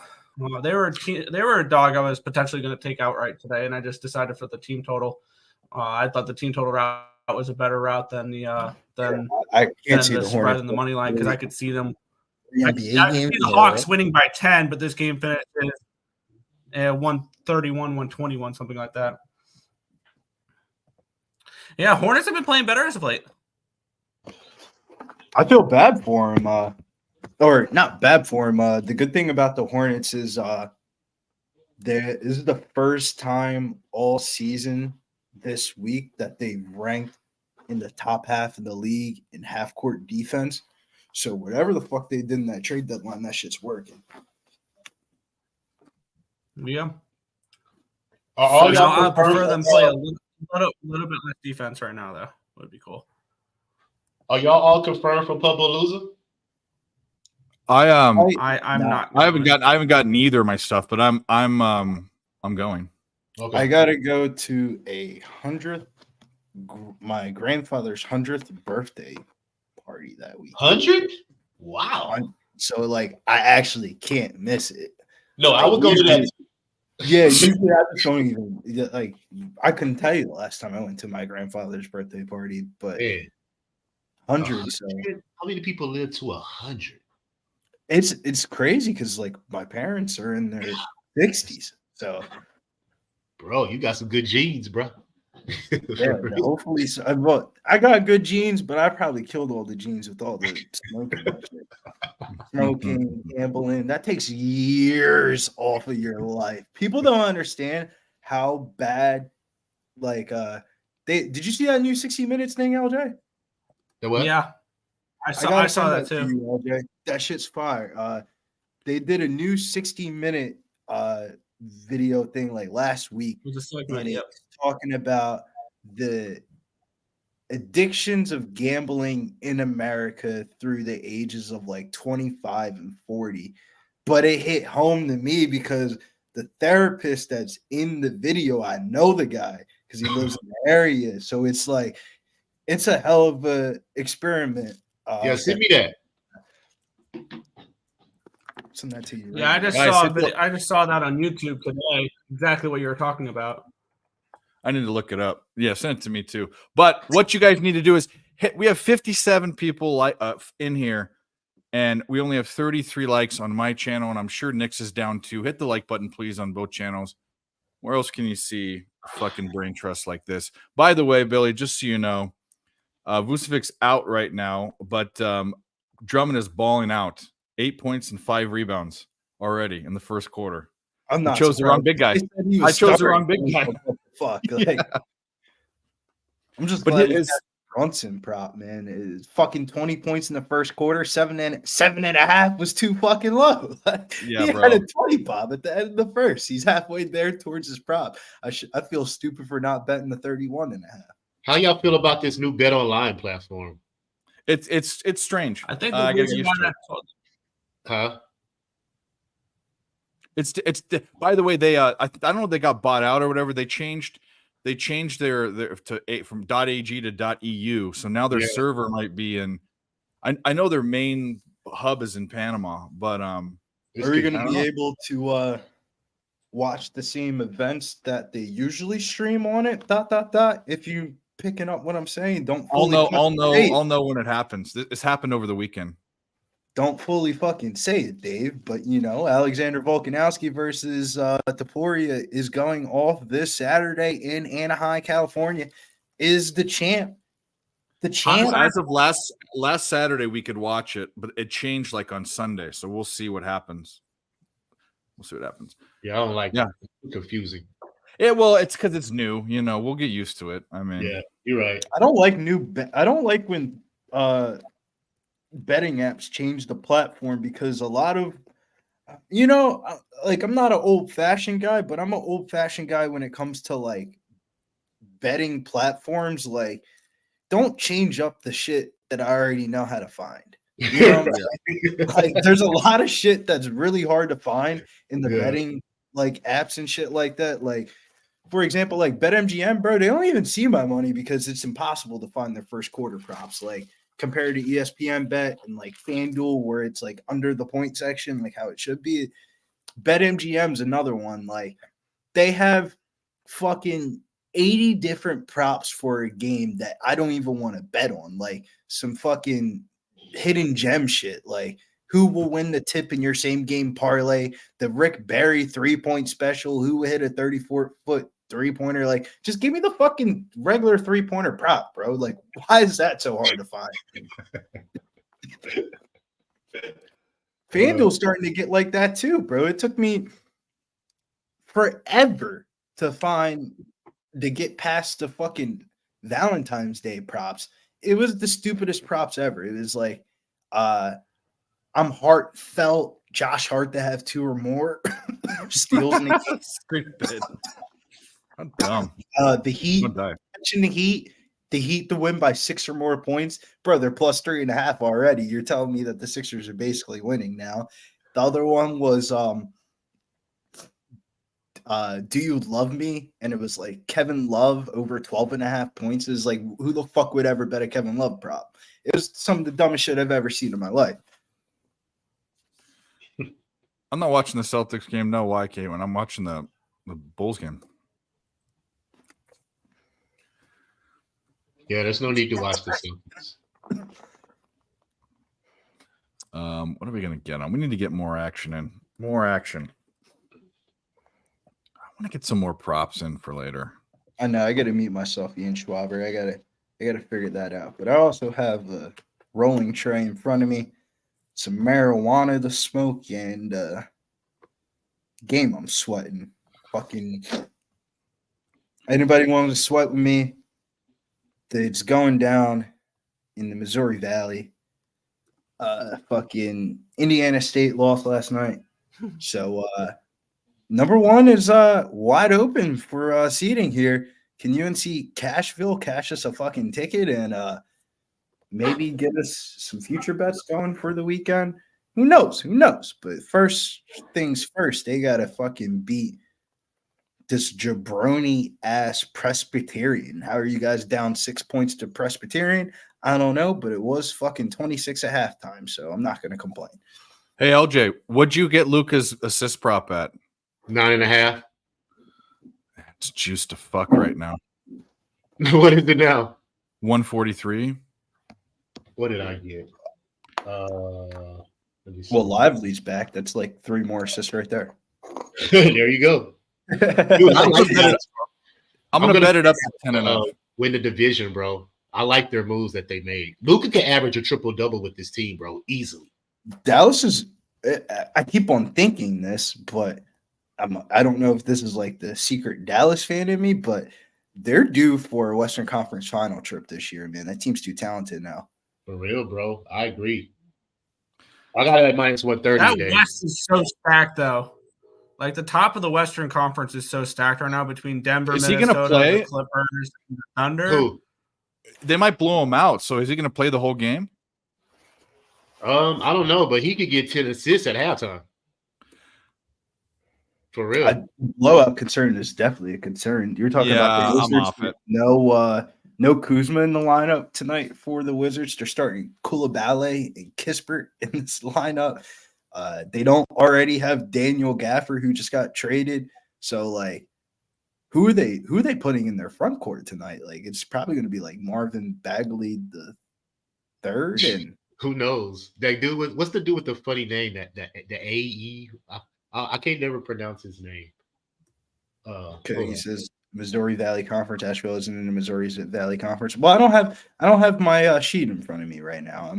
I just have the scoreboard up. Asheville's in the Big South, right? Yeah, they're in the Big South. I said I, was Missouri. gonna say, I thought Asheville's Bilal in the Big South. Coulibaly. What's up, Yeah, Missouri. If Coulibaly didn't fucking suck balls, Fernando, I just took the Yotes. All I took was the Yotes in that game. But wait a minute. You're saying if he's out and was a small forward, what's Kuzma? Small forward or power forward? He's a small. yeah, but they're playing him at power forward / they had him close since they traded Daniel Gafford. They had him close at the center position the last couple of games. So they're running real fucking small. Denny at the 4, Kuzma at the 5, and they wonder why they're still losing games. I will say, though, that coach should be, definitely talked about for the Wizards, man. They've been a lot more competitive with him as the coach, but that's not even the right game. The game that you guys are talking about is the San Antonio Spurs and the Mavericks. I know, yeah. Well, I might get a Coulibaly's points at 10.5. He hits that. He's hit that quite a bit. He can hit it. It's just like or I should say the usage is there. Everything is there but him, if that makes sense. Yeah, I'm hitting it 10.5. Quarter. Like We're not he should quarter, have eighth shot minute. attempts. He should have the usage, but it's up to him to put the ball in the back of the net, which is he's pretty average at. Because he's gotten, I mean, last game he got 4 points, which is a fucking fall off. But he had 13, 21. Look at the shot attempts. Look at the shot attempts. That's what you need to pay attention to. Oh, he went 1 for 10. That's what I'm saying. He's But just then missing. he also went 3 for 6 and got fouled to fuck, and then he went 6 for 18. He's kind of spotty all over the place, but you know, I think it's a good prop, Dave. Like the usage is there. It's literally up to him to put the ball in the back of the net. I mean, like going 1 for 10 as an NBA player isn't the norm. yeah. Yeah. it's Just embarrassing. want to put this out there. 0-26 Detroit Mercy's up 15 points at halftime. Just saying that. I mean, they're going to Missouri win. Pui? Anytime a 0-26 team is favored by 5.5 points, they're about to smoke the other team, especially when Yeah. you see the other team's IUPUI. It was a very winnable game for them, yes. Anyone took the over in the Wild game? I avoided the Wild game just like I avoid all of them, unless I have a really good take on it. I leaned all 3 unders. I thought All Fleury 3 was in unders net kind of graded for out well for me in the NHL Wild. today, but I only took Fleury's in net, which I don't trust whatsoever. Wouldn't that be the So, appeal of the? Are you betting the Yotes? I'm on the Yotes. But I was just saying that my spreadsheet said there was value on all 3 unders tonight. I didn't bet any of them, but there's value on them. I kind of want to bet the Yotes. I've only bet 3 hockey games this year, and they're all Minnesota Wild second half of back-to-backs from Fleury's and net. Wofford's leading. Yeah. That's good. Oh, they're tied now. That's good. Miami covered first half. That's good. Okay, you did a small 3-legger. Threw $100 on it. Wow. Panthers under, Sharks under, Coyotes over. Okay. Hopefully you win, kind sir. I want to bet the Yotes straight up on the money line. I got him. Yeah, I got the Yotes at -105 today. And their dogs.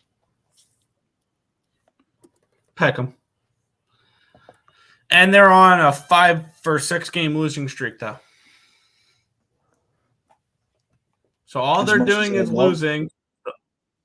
The Yotes, all they're doing is losing right now, and they're pick 'em against the Wild, coming in off of a win against the Vegas Golden Knights. And they win was last night, right? Huh? A couple. Did nights they ago. play last night? No. No? How the fuck is Nope. why is No. Fury starting in net? I can't say his name right. Flurry? Fleury. Why is he starting Because in net then? they're kind of bouncing back and forth between Fleury and Gustafsson right now. Is one thing I've kind of noticed. Wow. So like he's not just a throwaway goalie anymore. I mean, Gustafsson has been bad this year to a point where they've had to go back and forth. Because last year, Gustafsson was someone who was in the top maybe 5 or 7 for the Vezina conversation. Flurry's old as fucking dirt, you know. He reminds me a little bit of Wainwright. He reminds me of I Wainwright. think that's a perfect cat of the Wainwright because like Wainwright did win us a couple of bets last year, but more times than not, we just faded him. Like, Yeah. And I'm trying hey, you got man. I want to find that pitcher this year that we can bet against almost blindly. Who was that guy last year? And then we had to stop fading him because he started not being dog shit. And then we went back to fading. Patrick Corbin. Oh my God, Patrick Corbin He was is the actually biggest a bet on pitcher in the second half of the year. This year was different than years past. Yeah. Way different.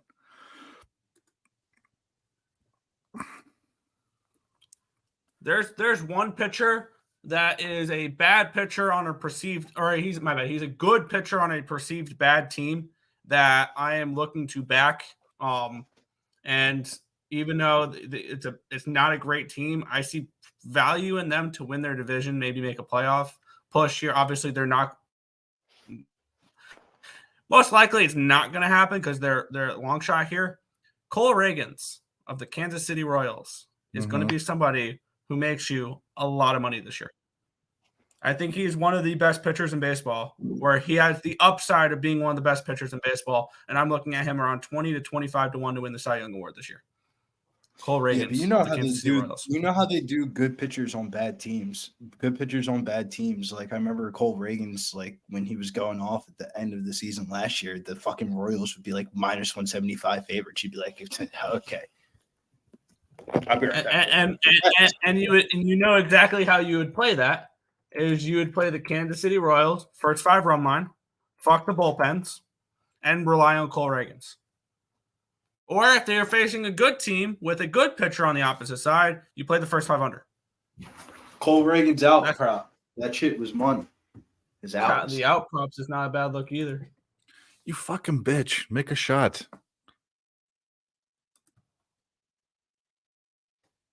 Fucking motherfucker. Lance Lynn, that was another one. Lance Lynn wasn't as bad at the end of the year. He wasn't good, but he wasn't as bad. Yeah, I can't. I gotta really. If I'm gonna bet Lance Lynn, I need a fucking something to be going. Something to be going because oh man, have I faded that fat fuck.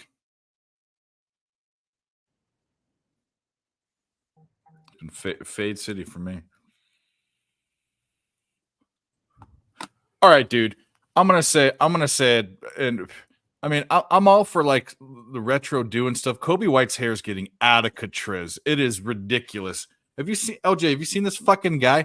He looks like a bush in your yard that needs to be hedged. It's so bad. It's so bad.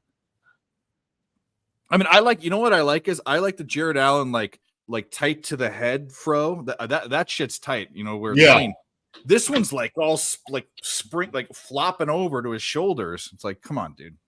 Some fucking. My thing is, what is Jay-Z doing with his hair? Oh my god, bro! I saw him at the Super Bowl. What is that? I don't know. Is he trying? It's kind of like semi like Rastafarian, semi kind of just bum. I guess it's like I got money. I can do what the fuck I want. That's what it is. Who cares? Yeah, for real, right? Yeah. That's the only reason I can see. Yeah, it's. Are the Bulls still up? Yeah, 38-27. All right. What is Jay-Z worth? He's worth $1 billion. He has to. Well, both of them together are worth $1 billion for sure. But what's Jay-Z? Oh hell yeah, him and Beyonce, of course. Yeah. Well, he's worth $2.5 billion. Yeah, he's probably. I mean, he's probably got to be one of the richest rappers of all time, if not the richest. I don't know. Who's he's 2.5 billion? He's worth $2.5 billion. Yeah, that's what it says. So would Beyonce be the trophy wife there? What's she worth? Beyonce's net worth. I think she's worth more. Really? I think so. No, she's worth $800 million. But this is the thing. Yeah, these she's aren't the actors. trophy wife. She's the trophy wife. No, there's only one couple that had that I know of where there was like ridiculous amount of money, and the female the wife made Tom more Brady. than more than him. How much is Taylor Swift worth? Over $1.1 billion. Did you already look I that googled up? that googled that a few days ago. Yeah.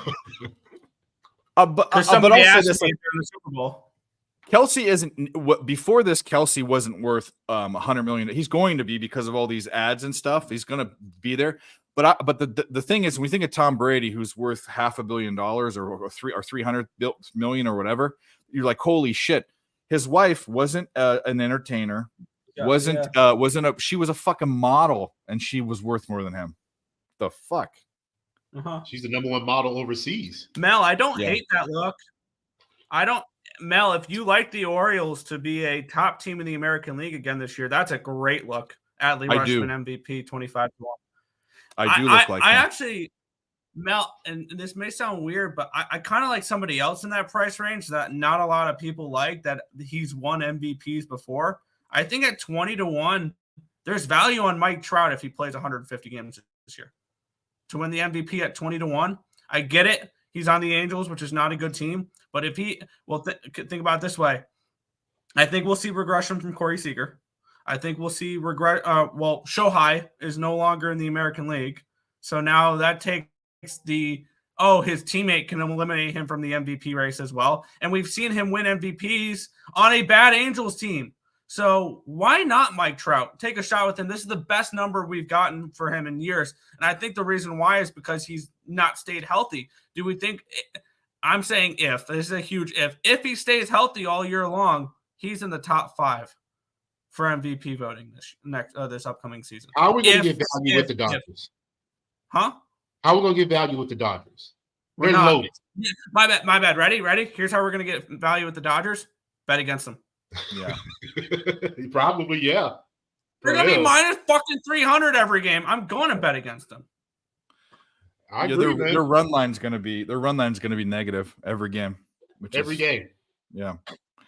I think you're going to be able to get consistent plus 2.5s against them. Like at not minus 180 odds. Like this is a Dodgers team that I think is going to be wildly overpriced and overrated this year. Like I want that under 103.5 wins. 103.5. I get it. They're going to be a good team, but you're asking them to be like an elite team of like all time. Like 103.5. 100 wins is a fucking tough thing to do. You're asking them to win 4 more after that. Yeah. I get it. They're going to be good. I get it. They're going to have a 12-game winning streak at one point this year. But 103.5, I'll take my shot on the under. How many they won last year? And that's going to be set. Huh?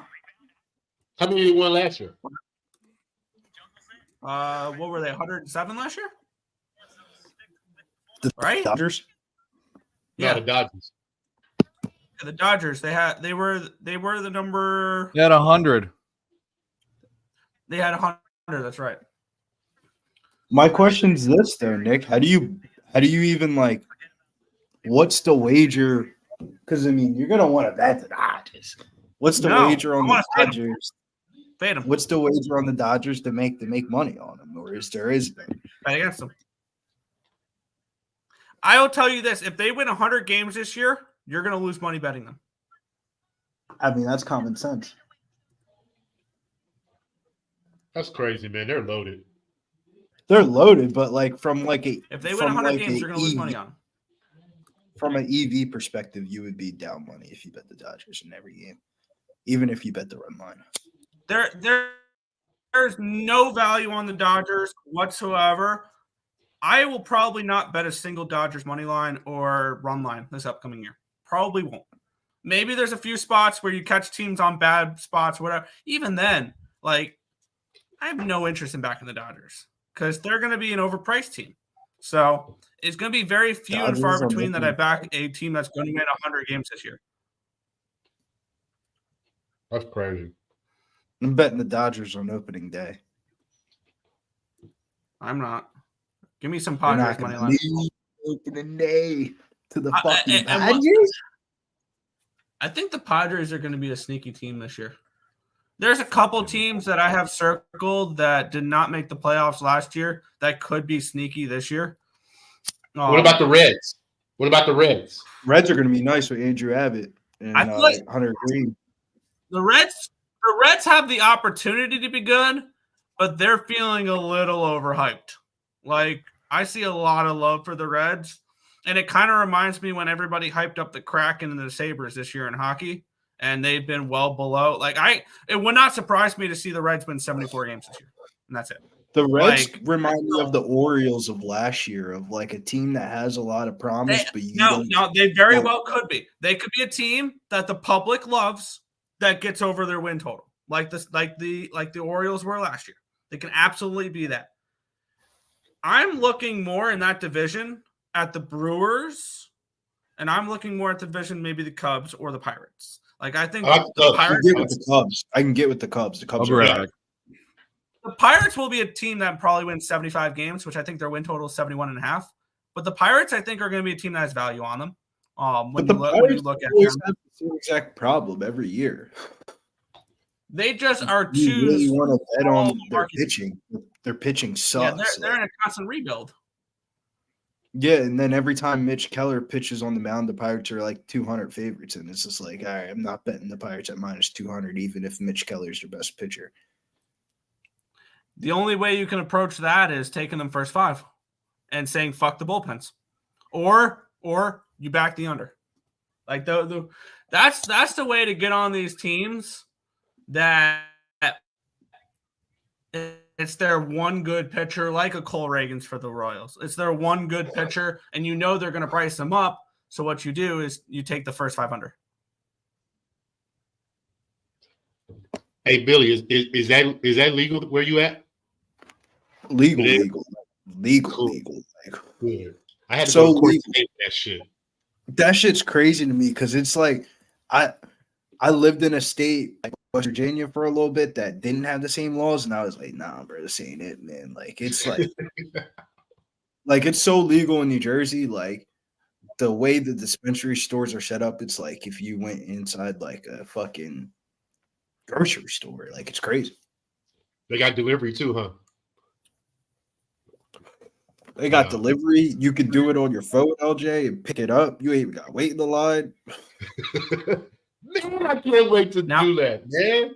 You don't understand, bro. It also puts pressure on your everyday street dealers too, because now they got to get better shit. So it's everybody eats, like from a consumer perspective, because I mean, you know, price is price, but you know how like your homie down the street didn't sold you that bag. Well, now he's going to send you some pictures like, yo, look at this shit. And you're like, Yeah. yeah. Buying from the street, that's for the birds, bro. In my opinion. Well, buy for the street. I mean, like buy like I'd say customer to customer, like consumer to consumer. Like you hit up the dude that you know that got the bag. Like you just want to grab a quick little eight.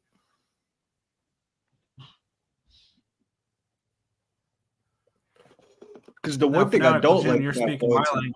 dispensaries That's in Kodai. is just fucking price tags on the dispensaries. Oh, Sean Higgity Diggity. Hot dog. Oh, Higgs. Yeah, I can't highlight shit right now, but holy shit, Higgs, what's good? We need to get you in here to talk some baseball futures. He said here, I'll have Dave highlight it when he gets back because I don't have access to the chat at the moment. He says, here's a dono for you to get some help with your MLB. There you go. Shouts to Higgity. Make sure you follow Sean Higgity at Why? What is Higgs? It's Dodgers under win total, right?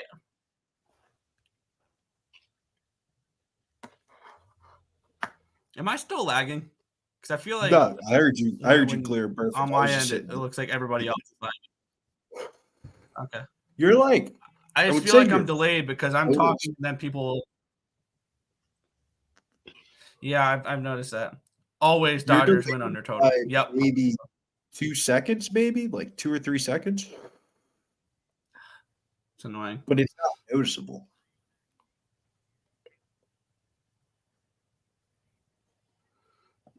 But yeah, a huge shout out, Sean Higgs. Appreciate it, man. Sean.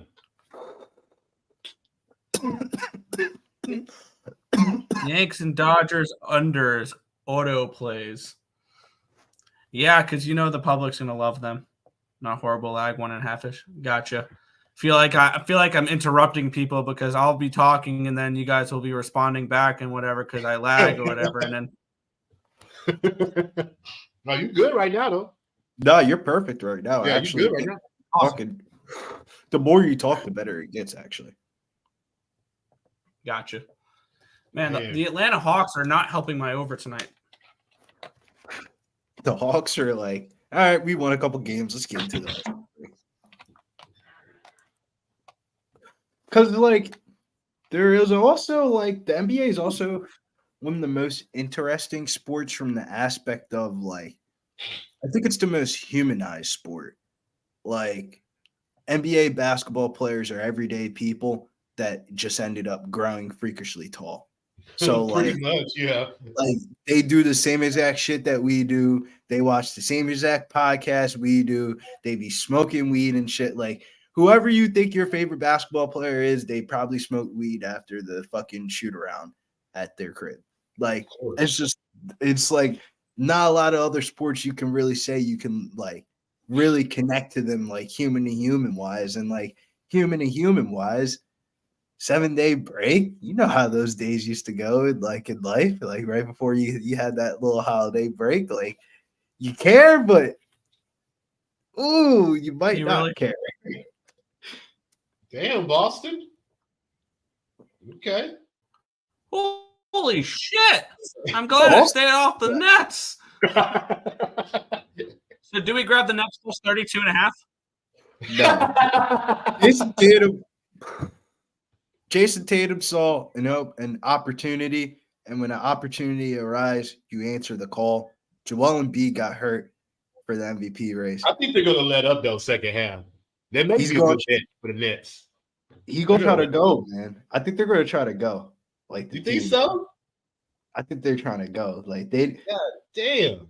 it's like they get a kick out of like, or seriously more down to earth than relatable than NHL players. Beat up on bums. NHL players are like, they don't use social media like the NBA players. Like these NBA players tweet and post on their stories on Instagram like fucking like chicks. Like it's crazy. Like you can watch somebody's story and know exactly what time the team flew in. Somebody on the team posted when they flew in. Which Like, could you be can't say helpful for happen. I think hockey players are cooler than NBA players, but like that's an opinion. Like the NBA players are like females, man. They be tweeting like what was the Bulls' name? Christian Wood, like a week ago, he wasn't ruled in the starting lineup and he tweeted out like some shit. I wouldn't on even know a Twitter. hockey player if I saw him in person. That's what I'm saying. Like if you saw a hockey player in like the club or something like that, or like out at a restaurant, you would not recognize that person if it was like, even if a bench player in the NBA, just off their height alone, you'd be like, oh yeah, that Yeah, dude you'd be plays- like, yeah, he in the NBA. Yeah, he he better be in the NBA. Like, for real. Even when you see Wham in person, Wham is 6'4", 6'5", and Yeah, in Wham's person, big. Wham looks fucking huge. But if he was in the NBA, he would be like Steph Curry. height. Yeah. Like crazy.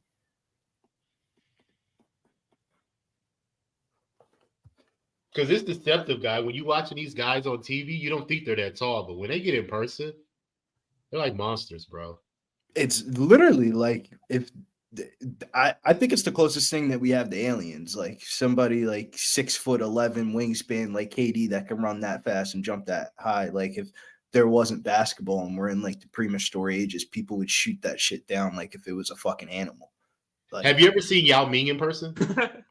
no, the tallest person I've seen is Joel Embiid in person. Okay, And he's pretty big.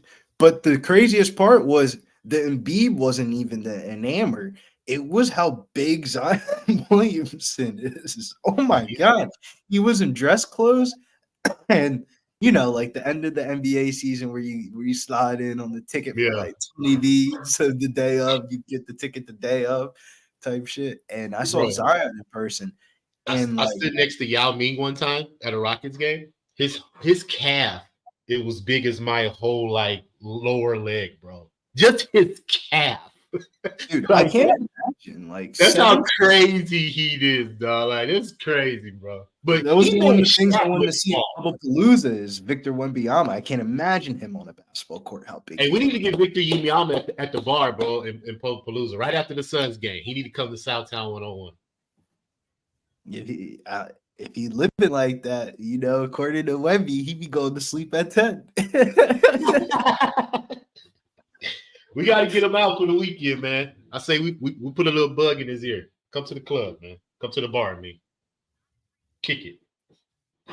The USC fighters are, I would say, if we're talking like personal, like the USC fighters are, because they get paid so cheaply, they're like everyday people. Like you can hit up like any UFC fighter in the DMs and because they are everyday people. They just throw punches harder than we do. yeah, you know what I'm saying? Like you can like I would say the MMA world is the one professional sport. I think that's the easiest to like of a connectivity between like the people and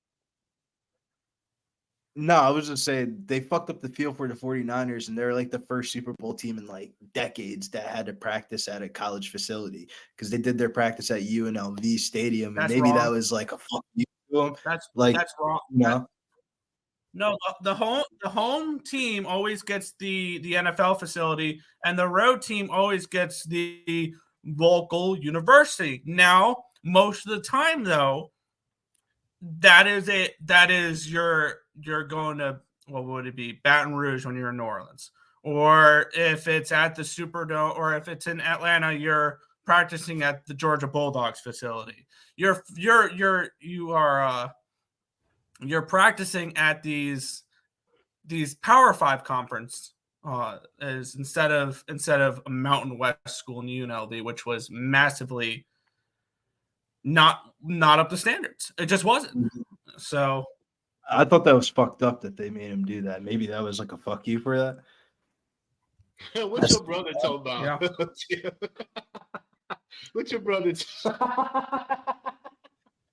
Why you gotta put you on blast like that, man? Ain't necessary. why? Because we're not doing anything tonight. We're doing something this weekend. But Oh, he talking about Valentine's because Day. I had class at 6 tonight and she worked, so that's why I'm on stream now. Yeah. That's what he's talking about. Yeah.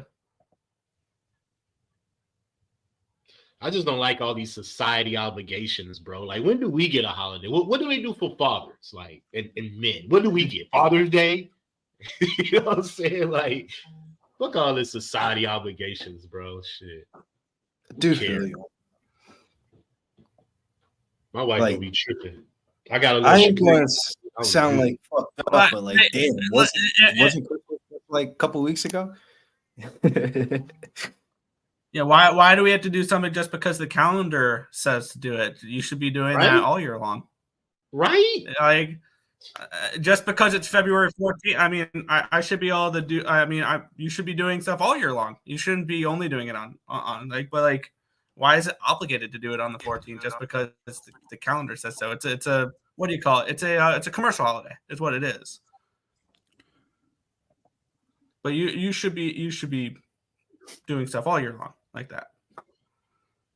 Oh my god, bro. Just hit the fucking free throw, man, so we can just end this game. Like, why is everything just hit the free throw, kid? Take your time. They're not gonna rush you off the fucking court for taking 2 seconds.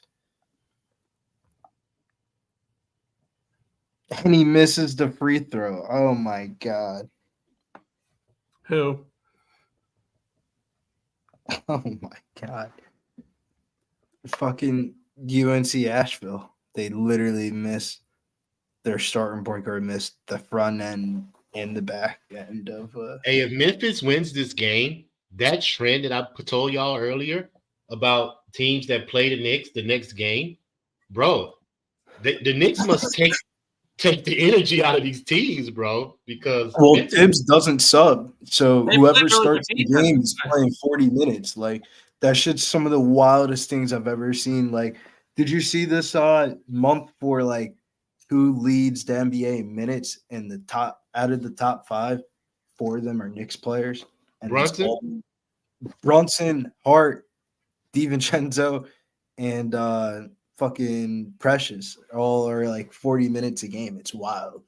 Like, they're just not subbing. Like, the only way you're getting subbed is if you need a water break. Like Tibbs is very old school. I don't complain with it, man. Old school sometimes like that. Like, fuck, if you're not subbing, we can make money. Wow, Grizzlies up 22 points. especially on props. Especially on props, bro. If you're not subbing, you can make money.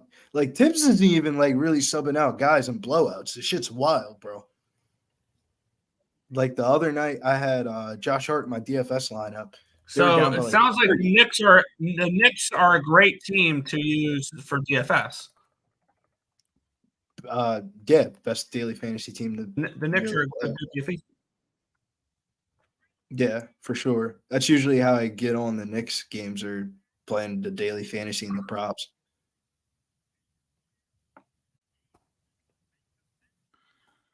Well, Vucevic has 2 points in the first half, and so kiss that one goodbye. yeah. But Kulula, whatever the fuck his name is, he's 0 for 3 in the first quarter, but he has 3 personal fouls. You're gonna fucking sit him. In the first quarter? That's what I'm saying. Like Spurs are Koulibaly is blowing one of out those. the Mavericks 1-0 right now. You never Yeah. know what that fucking. So guy- they're that- gonna sit him more in the game. Well, granted, it's only 10.5 points, but he's missed 2 threes, and he had his fucking. Anyway, That's crazy. The Grizzlies up by 20. That line was just a stacked line. Like That line went from 4.5 to 2.5. Like, told you. Higgs, you got bath That's time not later. a bad look, Higgs. It's just so trust. Higgs, it's just so tough to trust the team from up north there. I like the Knicks. the Blue Don't get me Jays, wrong. they're- I like making The money. Blue on Jays them. are just a tough team. The Mets. Well, I mean, Mets fucking. are the worst. Never bet the Mets. Great live betting team. Never bet them pre-flop. I think the Mets will surprise some people this year because I think They this always is do. this is not me being a homer. All right, this is not me being a homer. This is a buy low spot on the Mets this year. And I think once I do my deep dive into the Mets this year, I think those numbers will back it up as well. Because I remember looking at their numbers last year. Lindor underachieved, Alonso underachieved, their rotation underachieved, their bullpen wasn't great because they lost the best closer in baseball. They might have one of the best pitchers in baseball, starting pitcher-wise, Kodai Senga. Cy Young prop. I love his Cy Young prop this year. I think the Mets are more bet on this year than bet against. And maybe I sound like a homer because I'm a Mets fan, but I saw this is almost the same core that won 101 games 2 years ago. So they are, and their win total is 81.5 because they had a bad year last year. I think last year was a fluke.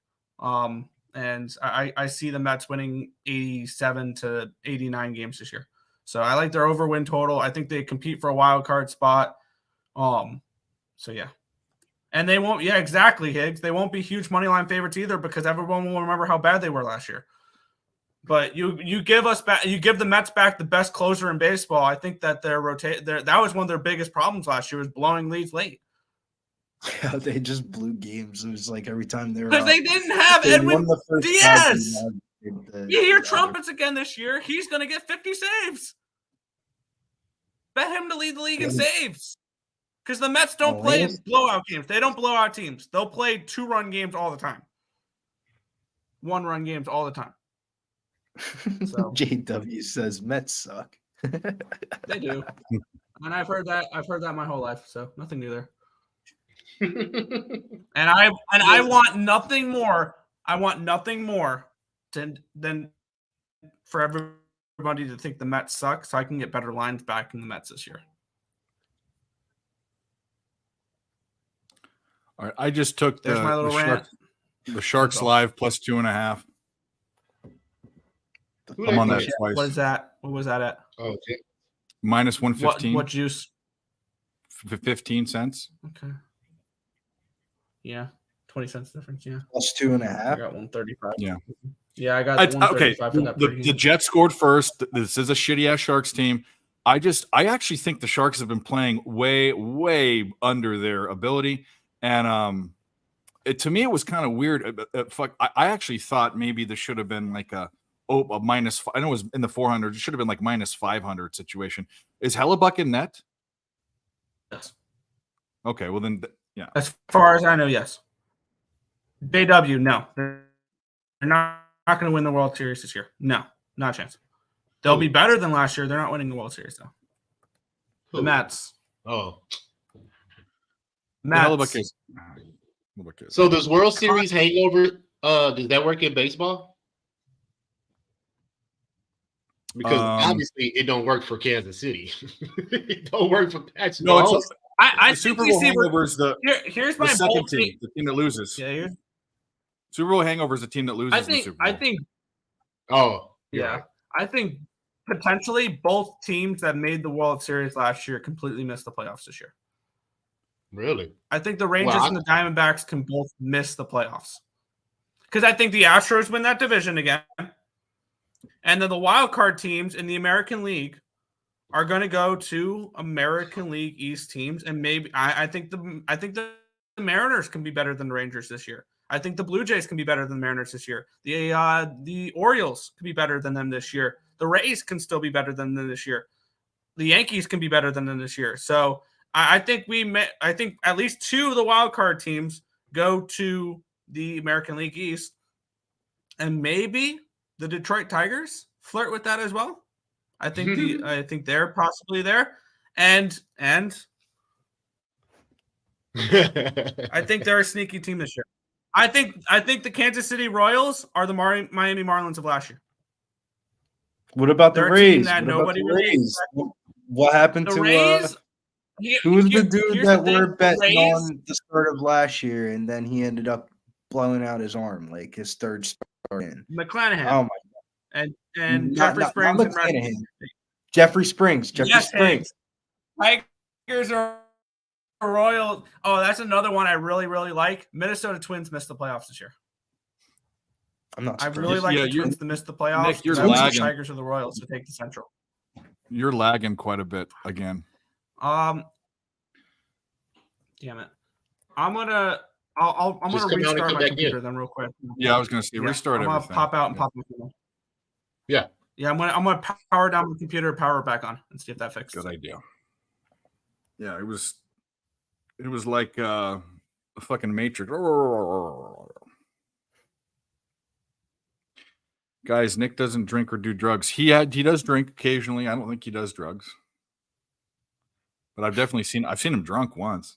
It depends, like, what's your classification of drugs? Well, it's I was true. just going to say that. I was just going to say, what's considered drugs? Like, Well, yeah. Well, I mean, he doesn't smoke pot. I mean, he doesn't do any hard drugs. I know that he doesn't smoke pot. But technically, prescription. I don't know. I don't know what he takes. Who gives a fuck? He's more straight edge than we are. He does a lot less than we do, for sure. Well, all I ever I did feel was like smoke it's weed. all down. I've never touched any other drug, but marijuana. If you But can you drink though. You drink though. Yeah, but I don't think that's a drug. No. Well, it's actually the worst drug because it's fucking. It's here illegal, goes it's legal Dave. everywhere. Here goes Dave preaching. Like, you be drinking the most. Oh, of course, me. Yeah. But Chat I'm about blue, blue, blue, blue, blah. But I'm winding down. I've said since Super Bowl, I'm cutting back 10% every 4 days until I take a break, and then I might be dry for Pubblepalooza, which might be. Did you get the one hitter yet? It's gonna be tough, but no, I might do that too. I'm getting some some bad health problems, dude, and it has to do with that. Like, Yeah. You gotta take care of yourself, man. yeah. Anyways, I'm taking a hiatus. 60 people watching. Hit the like button. Hit the fucking like button. OnlyFans Chatterbait. You spelled Chatterbait wrong, but who doesn't know what Chatterbait is? I was OnlyFans before OnlyFans, sort of. It's all good. So where are we at with this shit? Wizards. Kalula Bay is in the game. He hasn't made one fucking Has basket. Dallas started yet? I'm waiting on Dallas and the Spurs. Have they started? Yeah, I the don't Spurs, poor Vida's coming out hot. Okay. have that game up. Yeah, let's get on. Damn. 17-8, huh? Okay. You know how San Antonio is. It looks good, and then it's like, all right, subs. Mhm.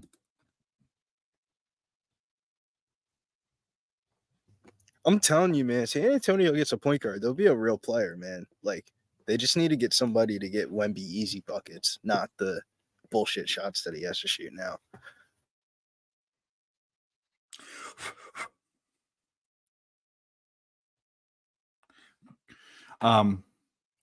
Well, cool. We're about to cash this Wofford bet. I took the points, but they're going to win outright. Shout out to us. I think a lot of us were on it. Nick's updating his laptop. So we got 25 seconds up. They're up 13 points. We will celebrate that. What about UConn first half over DePaul? It's got to be why is the reason why you're taking the first half is to shape the big spread. Yep. So like I know people that do that. That's not quite what I do. I have to research. Vucevic misses a fucking 3. I have to research their first half numbers. So I don't know. I Oh, that's a 14, man. That's a lot. 14 first half. Ooh. Yeah, that's too much. I ain't taking that shit. Yeah. I'd rather take the full game. 24 and a half. Fuck that. So we talked about Drummond vulturing Vucevic's shit. Vucevic misses a 3 and Drummond taps it in. So we picked the wrong big guy, but that's okay. We're gonna get Kulula Bay is gonna wake up and finally do something. He's got 2 points right now. He's gonna get it. He only needs 10 and a half. We're gonna do that. Yes, sir. Well, good for you. I mean, I just need to get healthy. I drink too much, so that's just it. And I think I'm gonna go on a 30-day cleanse. I'm gonna try 30-day, whatever. I've done it before. I've done it many times before. I've done it way longer than that. I'm doing a 30-day cleanse of marijuana. I'm not going to smoke until Pubpalooza. Really? Yeah. That's crazy. Because I want to be blow when I get there. I'll tell my mind. So if I keep smoking every day, I can't enjoy it like that. Does your wife smoke?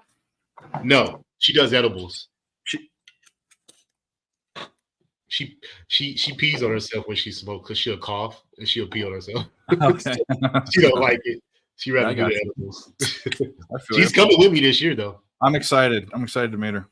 Yeah, she's coming. We may bring our little girlfriend too. I don't know yet though. Oh, nice. Yeah, you told me about that. I remember that conversation. Yeah. About not this one, but just about your experiences. You know, it's up in the air. We'll see. That's cool. That'll be real fun. Do you have? Is she going to pay her own way? You're going to have to pay. You can probably pay for her, right? She can pay her own way. Oh, really? Okay. Sure. You said that no hesitation. Ain't no chicken around here, dog. Oh no! You gonna pay? She ain't got to pay for like the Airbnb when we get before as her food and everything else. Yeah, she paying for that. She can come sleep for free though. She can post up for free. I ain't tripping on that because she gonna be in the same bed anyway. So hey, I feel you. Well, good for you. Food's cheap down there anyway, though. Oh Jesus, everything's cheap down there. Yeah, man. Southtown's cheap for good ass food, and then Waterburger's cheap.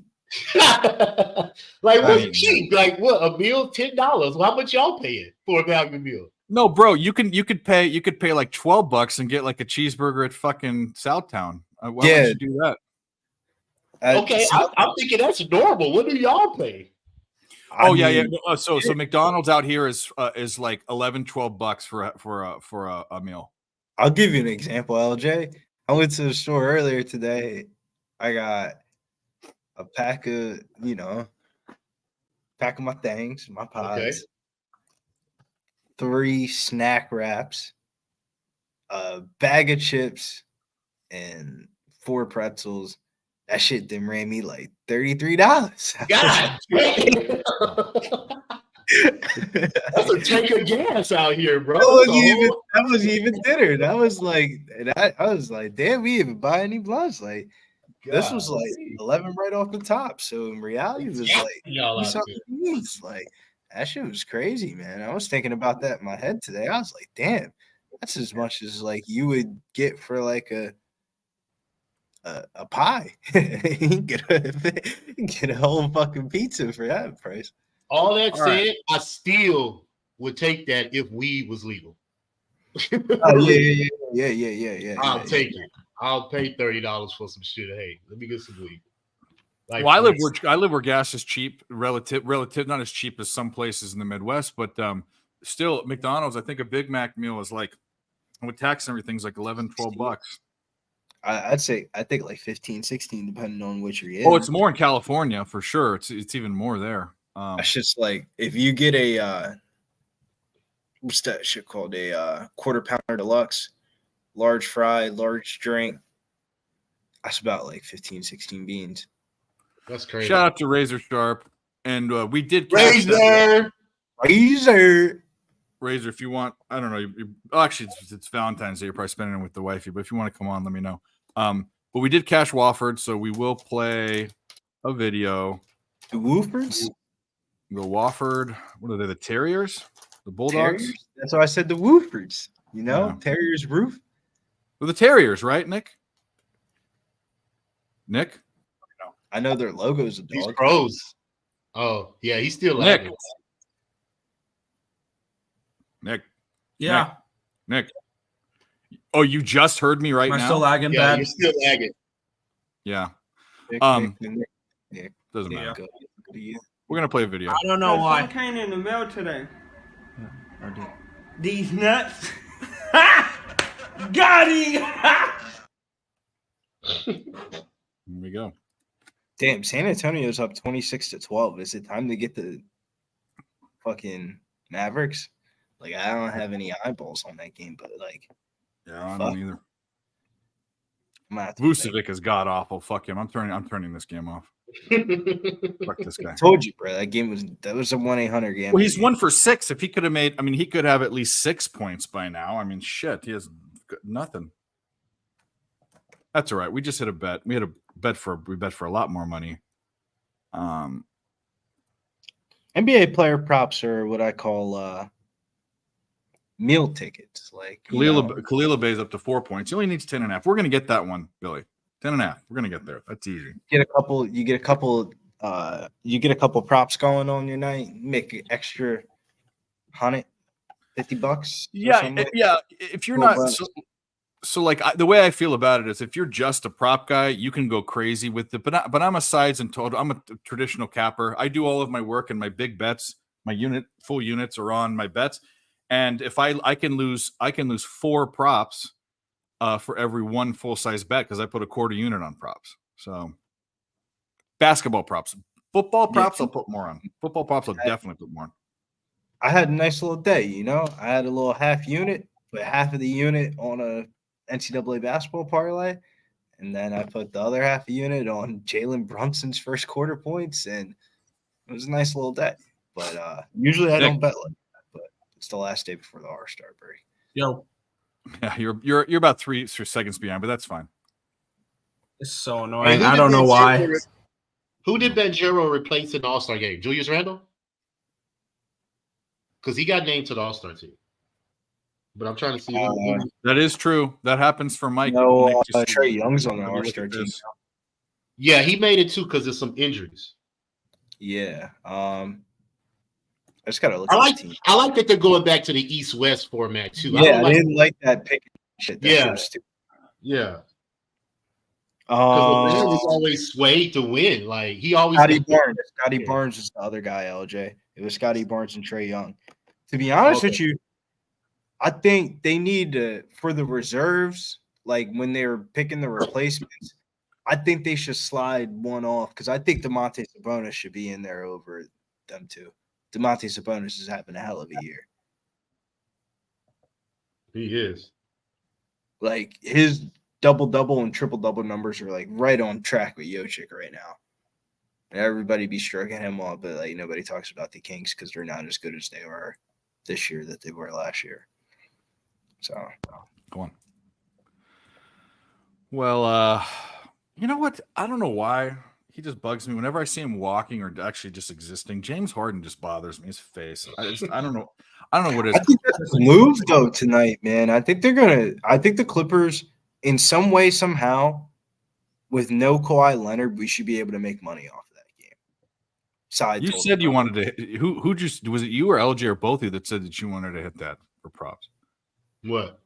You did. Billy said he wanted to hit the Clippers game because Kawhi's out. Oh yeah, I didn't have none in that game. No, I had the Warriors. That's right, -3.5. I'm on step threes too. Billy, what would you like? What's gonna? So if Kawhi is out in that game, what is Paul? Is it Paul George night? Is it? I mean, that'd be the. It could be James Harden night from like a guard Oh, I perspective. can't bet him. I mean, I just saw his face and it bothers me.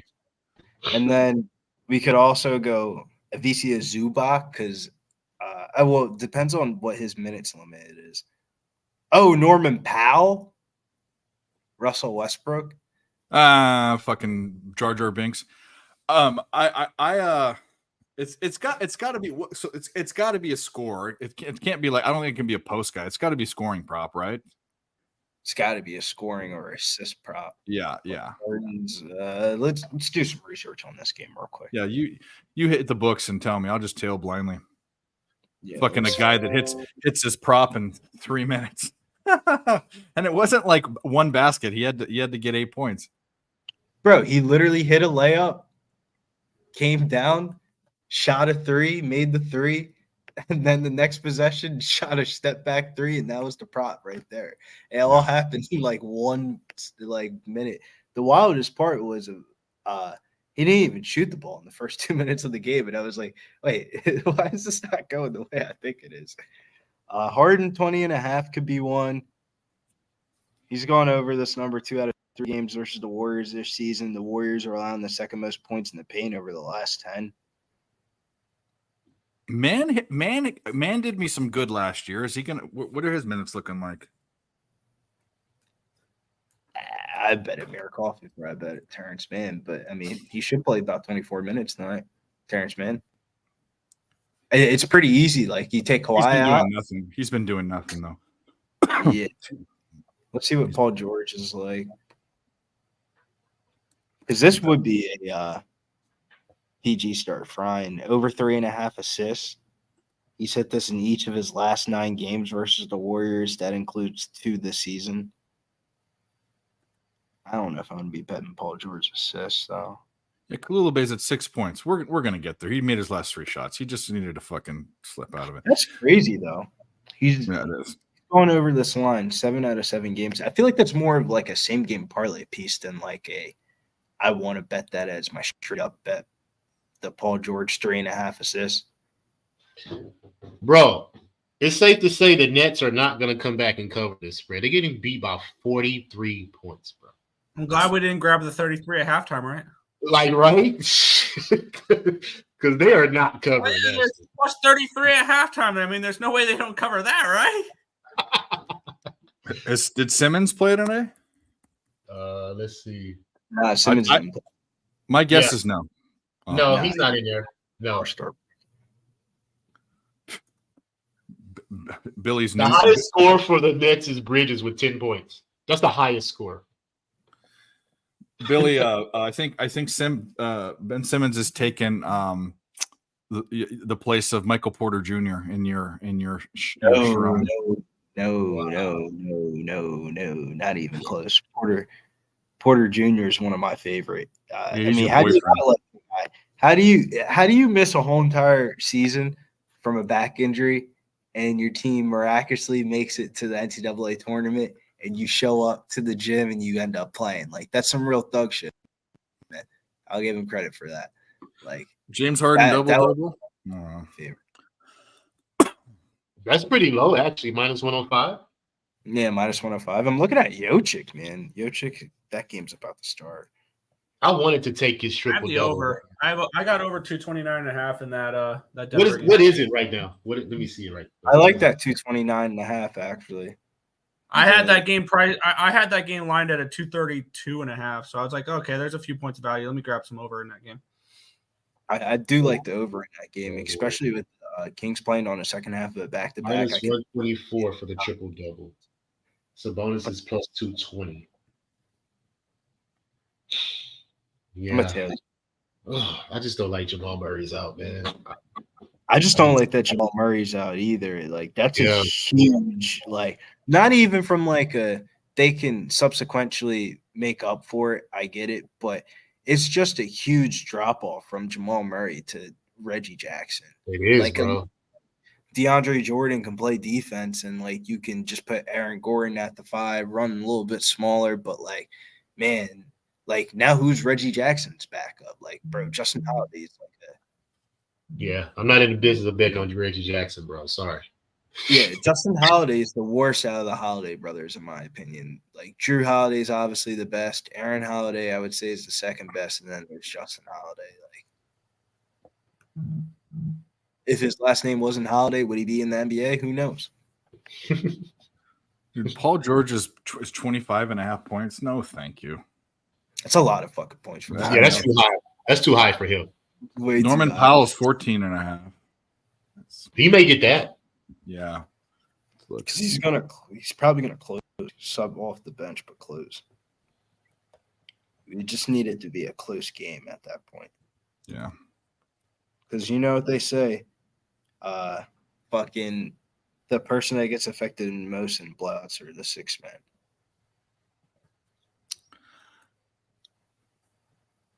I mean, yeah, he can do it. The last two games have been bad, but 18, 13, 16, 15, 14, 18. I mean, those are with Kawhi in. All right, I'm leaning Norman Powell's over points.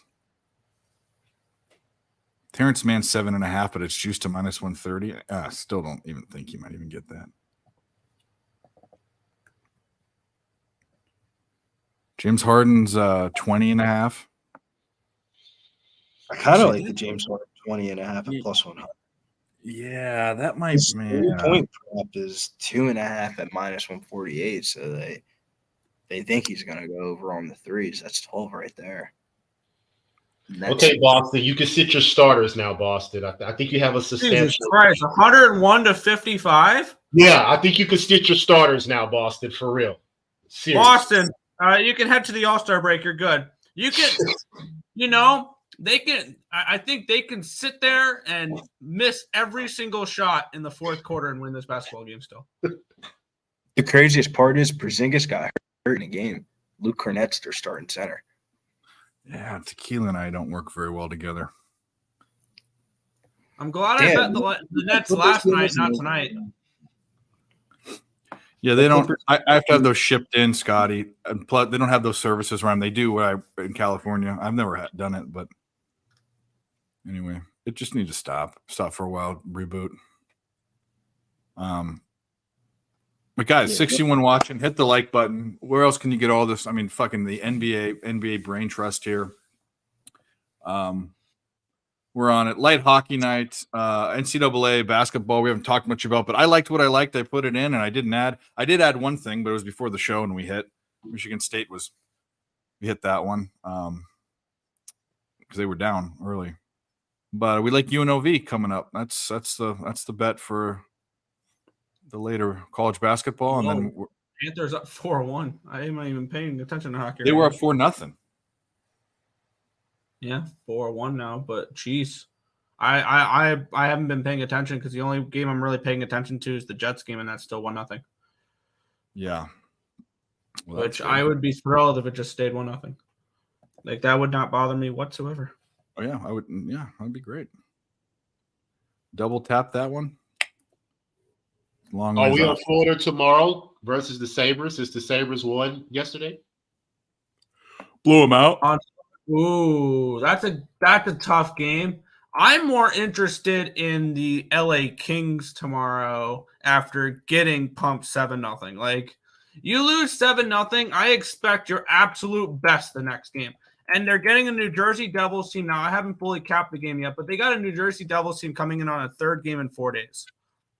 And they suck at home. The Devils are a much better road team than they are home team. Yeah, they do. They suck at home.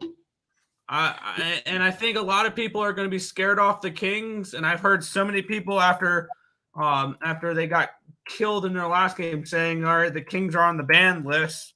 When teams go on the ban list, that makes me more.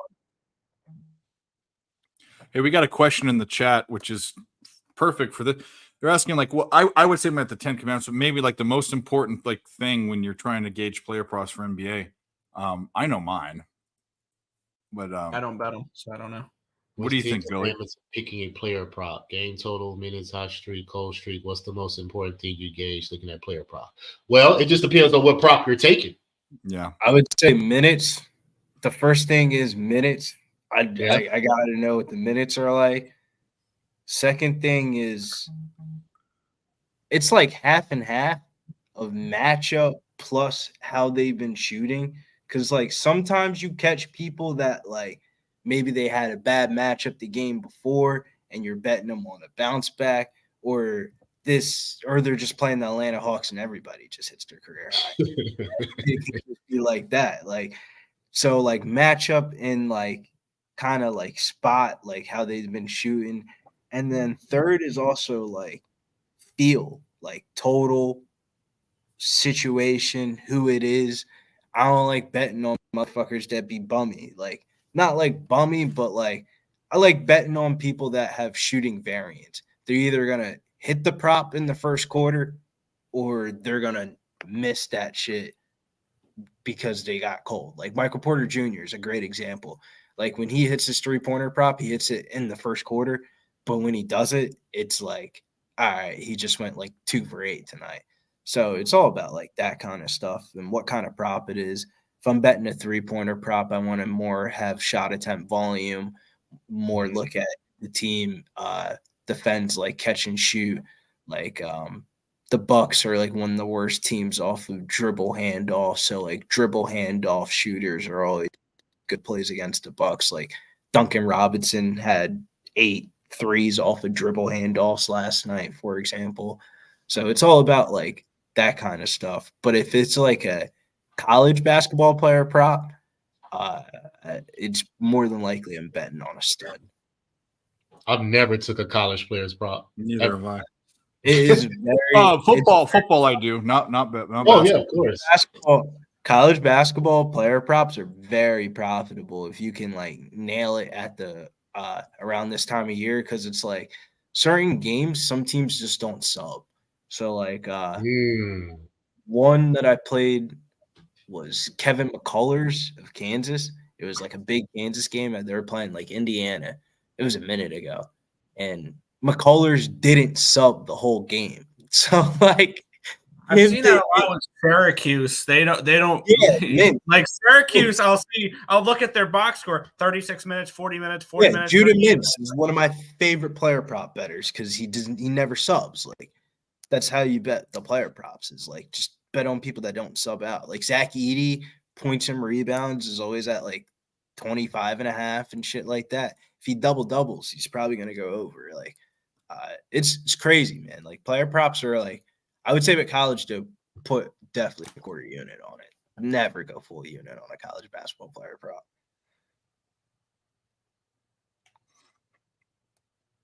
North Ender, I think he's on the Coyotes. Nick Yes, I do. Yes, I like the Coyotes. Get the Yotes. See, for me, if I actually Billy went into it too much, but I start with like whether they've been hitting that number. For you don't always just want to take it on that, but because no matter if they're playing the minutes or not, if they're not hitting that number, I'm not going to guess when they're going to hit it like they're due. I'm not doing that. But then I look. I'm not good enough to do that, I guess. But the minutes.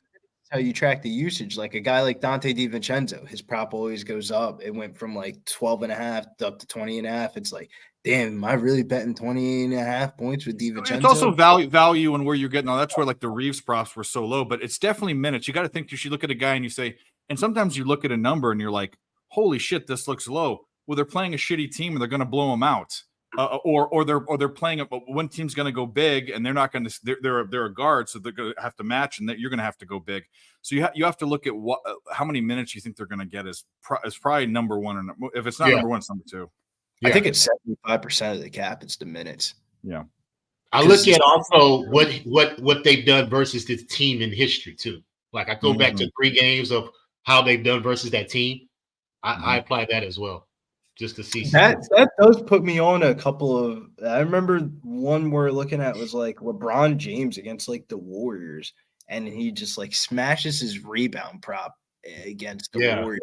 It was like something really weird, and it was like, well, that kind of makes sense because when the Warriors miss, they're more of like long jump shot misses that go to forwards, not Anthony Davis right by the rim. So it's like here's an interesting way of capping props. Cornholio says, I like to grab my nutsack as hard as possible, then randomly choose a pick or prop. Jesus Christ. See for me, what I'll do, you just throw darts at a dartboard. That's how we all. That's cap. what he was saying. Yeah. Sometimes you'll blindfold yourself and then take it out, and whatever it lands on, that's what you bet. Yeah, that's horrible way of doing things, but either way.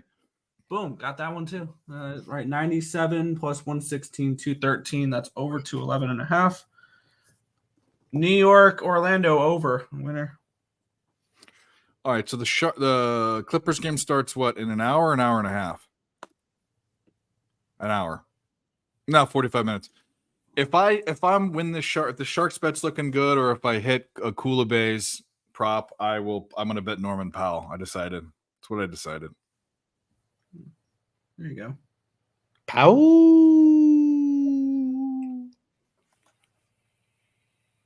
Man, I really want to bet the Mavericks. Are the Mavericks really going to lose to the Spurs? But maybe I should just stay off.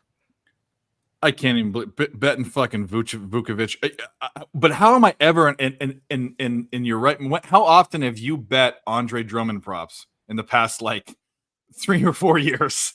I mean, come on now. I mean, granted he's not playing, but you know, Andre Drummond is he should have been so much better than he was. I mean, but big guys are that way. Look at the Andre Drummond played in the 90s. He'd be great. Yeah. He's like, who's the fucking guy that was always hurt and played for was he out of high school, or the guy in the Lakers, the tall guy, the guy that was always hurt? No. Andrew Bynum. Yes.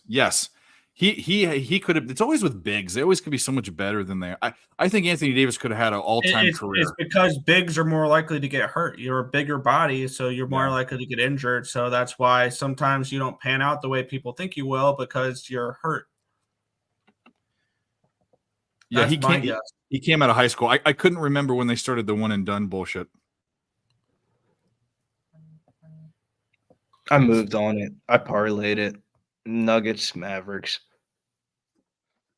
I don't know why, but I don't even have eyes on this Mavericks game. But you know how the Spurs play basketball, bro. They fucking win every first half. They're up by fucking 10 points and they end up blowing the lead. Spurs. Why basketball. Not? It's minus 170. Never mind. I was gonna say why. Maybe what we should look at is hope that maybe the Spurs make it a little bit bigger of a lead and we can get the Mavericks money line for maybe $1.30. Yeah, I definitely think it could go that way. I'm not interested in laying $1.70 on a live line. Wemby subbed out and Lucas subbed in, so give me the Mavericks. This is the time that they're about to start pushing. Hey, y'all want to know one of my pet peeves? What's that? My wife and my son. They will leave the house and leave all the lights on, leave the TV on. Bro, swear to God, I hate that, bro. You know what you should do? What? For me, it's when people leave the doors unlocked. Do you make breakfast for him and stuff like that or not? Nah. The wifey does that? No. I was going to say, one day, wherever they sit for breakfast, you should have the bill. Energy bill. And that ain't gonna work. No, and just be like, damn, and just like, you know how like it shows like the average household usage versus like yours, like so they can just see it. Bro, I've complained about it so much, it goes one ear and out the other. But like you say, they're not paying the bills, so they're not conscious of it. But I guarantee, if I wasn't living here and she was living here, I guarantee she'd be cutting that shit off. They'll But learn. you know, if you ain't got to worry about it, why be concerned? It's true. Can you blame them? It's all good. I still love her. Like I said, I'll tell everybody, man, I hit the lottery when it comes to my girl. Because like I said, we've been knowing each other since high school. We were high school sweethearts 30 years. But, you know, I didn't feel like starting over with anybody else. So once she divorced her husband, I was like, you know what? We might as well just get together, man. We've been fucking around all these years. Why don't we just get together and die together? We already know each other. Let's just spend the rest of our lives together. That's one hell of a way to phrase it. Let's get together and die together. What do you think? Like, for real, man. Real talk. What are we really doing? I really like that. Let's just get together and die together. That's Like, for real, man. Straight up. That's so good. That's so good. Like, what more can I ask? What do I need to complain about? You know what I'm saying? She lets me be with other women. You know what I'm saying? Like, come on. It's awesome. Because that eliminates 99% of men's problems. You know what I'm saying? Because they're more than likely they're with a jealous girl. You know what I'm saying? Insecure. I ain't got to worry about none of that with my girl. But like I said though, that comes with trust. I built that over years. It's not like I just walked into that and she started. And she's got to be into it too. A lot of girls just aren't into that shit, you know. Well, she's not necessarily like she wouldn't be with a woman by herself. It has to be. I feel me that's around. yeah. I feel you. Yeah. You see what I'm saying? So Yeah. she just enjoys what I enjoy. We just do it together. Like I said, I go everywhere with my wife, bro. It keeps me out of trouble. You know what I'm saying? I take her everywhere. Yeah. Because if something go down, I got a witness. You know what I'm saying? Yeah. Or she can back me up. For real, bro. Oh, yeah, fuck Because yeah. women are scandalous out here. They'll set you up. Cornholio, my bad. Cornholio Williams says, I don't trust my hoe at all. I got Apple Air tagged on her. on my 2-year-old Bro, son. you don't need to be with her if you got to do all that, bro. That's wild. That's too much stress, bro. Cornholio, she better look crazy. She better look Nah, like Kim bro. K. That's Ain't the- nothing worth tracking no girl, dog. I'm sorry. If she look like Kim K, yeah, I'll definitely be on that type time. Nah, I ain't tracking shit. But you know, Hell no. I wouldn't say that. I don't like being tracking type vibes. That's not I've never been that person. I've been man. always high as shit watching games. Like I don't. All right, Dave, you can hit that button, brother. Miami, Yeah. 76ers under 225.5. There we go. What are we gonna do? We'll do First cash of the night. Hell yeah, LJ, get on the board. The 3 victims were part of a CXS group. Fuck her right in the pussy. that's what we did. Yo, PJ Washington, you're bugging. You're not about to score on Wemby. Just pass the ball, my brother. Pass the ball. You're trying to do all these. He started driving down the lane. Wemby picked him up, and he was like, "All right, let me just dribble, just draw it back." I down." should have bet some Hornets Job, money Zane. lines to that. Yeah, shouts to They Hornets. killed them. Hornets 3 games in a row. They got the team total over, the full game over, came short, but it is what it is. Mavericks are cutting it down. 4-point game. Mavericks ball. Minus 170, looking a little cheap on the Mavericks now. Back when we were talking about it, I told you, man. This is the Spurs. I watched too many Spurs games. They're like one of the best first quarter and first half ATS teams in the NBA, but they blow leads after. It's wild. Devin Booker ejected. Whoa. Rejected. Really? Wow. Wow. Time to get on the. Thank you, Razor. He had two Detroit texts. basketball. He had 2 Let's go. texts. Well, did you hear about the story before the game, LJ? Isaiah Stewart punched out Drew Eubanks before the game in the hallway, Really? which is interesting because they're doing the Monty Williams video presentation tonight at the arena because he was he's the Pistons coach now. Yeah. He was the Suns coach that got him to the finals. Hold on. Let me text my homie in Phoenix because he be on it. Let me see what. I want to hear what's up because I've been waiting to get a good live line on the Pistons, but this game's actually been really competitive, 16-15, halfway through the first quarter. Let me know if you ever get there, if you're keeping an eye on it, because I want to hit that too. Yeah, I'm waiting for We get 17 17 points or something. that'd be beautiful, like 17 to Yeah. 20 the range. Yeah, I'm with you. This Nuggets- nugget under is looking that nugget over is looking like crap right now. Your Nuggets. Man, I I have wanted the to bet the over. Lakers today, but I didn't. And they're up 26-18. What's interesting is the Jazz are on the front end of a back-to-back. They play Golden State tomorrow at home. Kobe White was getting in Ying's face. Kobe White is balling, but Kobe White's a bitch. Fuck that guy.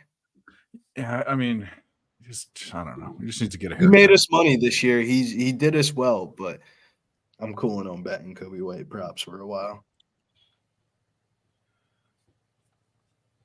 Io DeSumo's the new guy. Good shit, Big Scott. First half Detroit. I'm on their team. I'm not the whole game. I think they cover.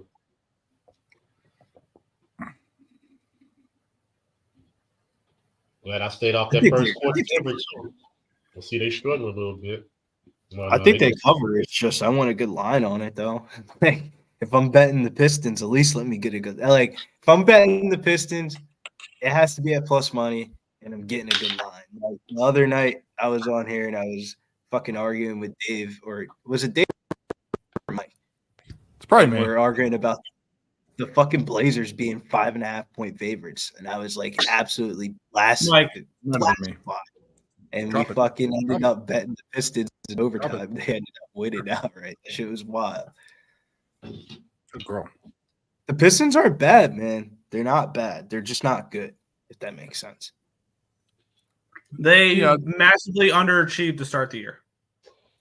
Yeah. They also like, when you get them at 10, when you get them at double-digit dogs at home and shit, that's when I take them. I mean, even these road games, bro. Like some of these road games, like there's a respect factor.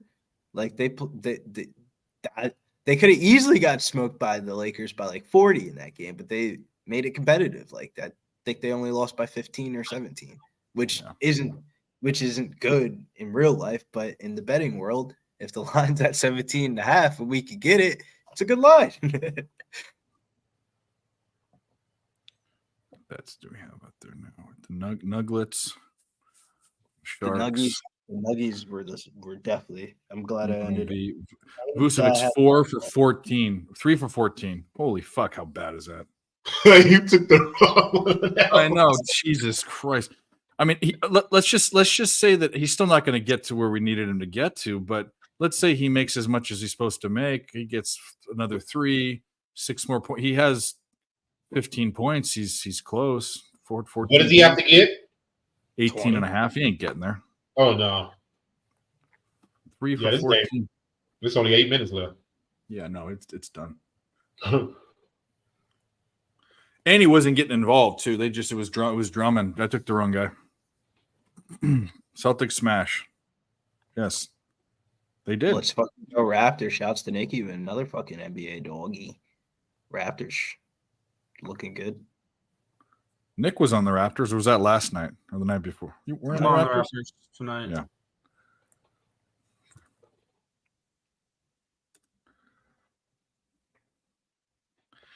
Need to keep this Wizards game close so we can get Koulibaly. Koulibaly. Koulibaly. Come on. Yeah, he's got 6 points. Nuggets still taking care of business first quarter, I see. Without Jamal Murray. Nuggets are taking advantage of maybe some tired legs. Getting off the fly.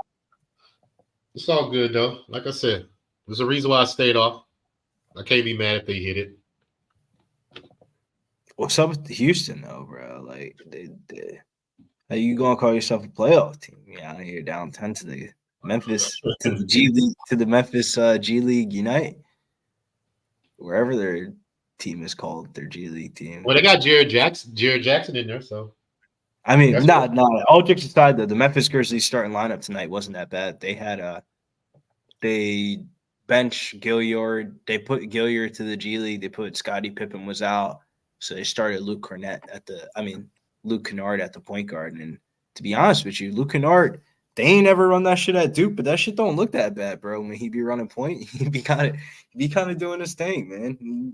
He either shoots the ball or passes it to Jared Jackson. Like, Cornholio, what's your favorite flavor? Mine was booze for him still. Fuzzy Navel was my favorite. Oh my god, that's high school, bro. Fuzzy Navel or Strawberry Hill. That's funny. You remember it. Sangria. The blue one, I forget what the blue one was. That was in college. We used to it was cheap. It was like at this one, it was $1.99 a bottle. Calmart, $2.99 a bottle. I can't remember. Wow. That was cheap as fuck. But you get the worst. I mean, that's like drinking Mad Dog. That fucking sweet shit. You had the worst hangover ever. It's the worst. Good job, Scotty. Never in doubt, Nuggets, huh? Especially when people doubt them. Yeah. Well, I haven't. I took it. I just wanted this. I just wanted to get a Blue Hawaii. That's the blue one. Yeah. I just couldn't bet -6. I just wanted to win-loss. I think they win. Get the bone down.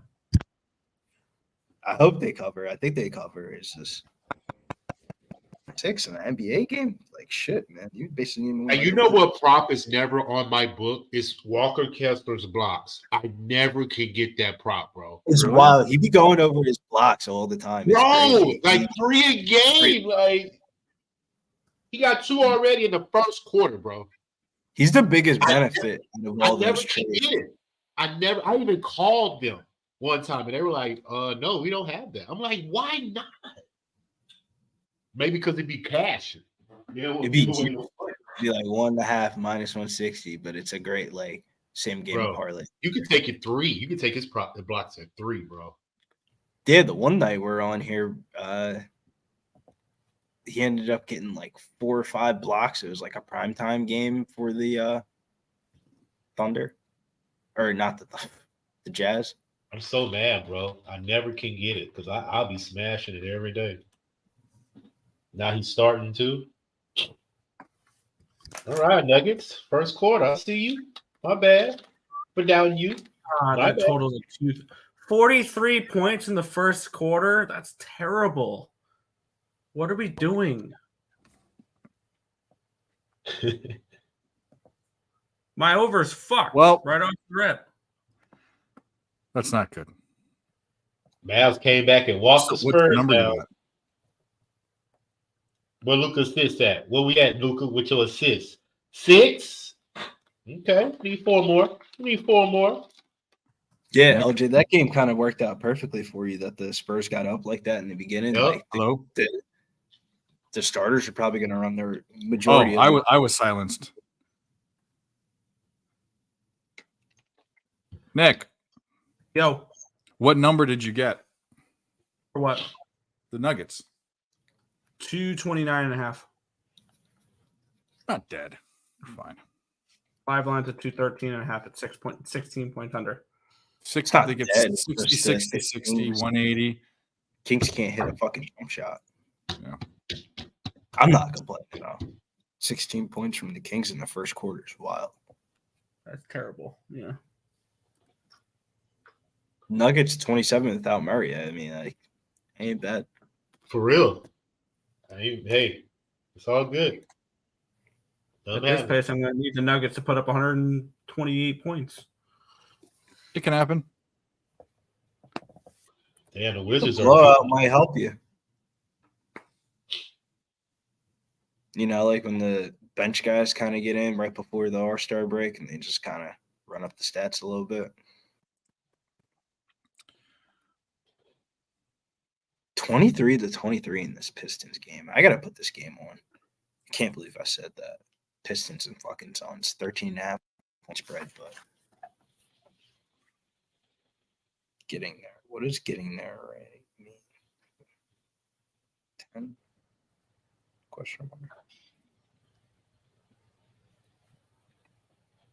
Amir Thompson, 8 rebounds. I got it at 9.5. He needs 2 more. Whew.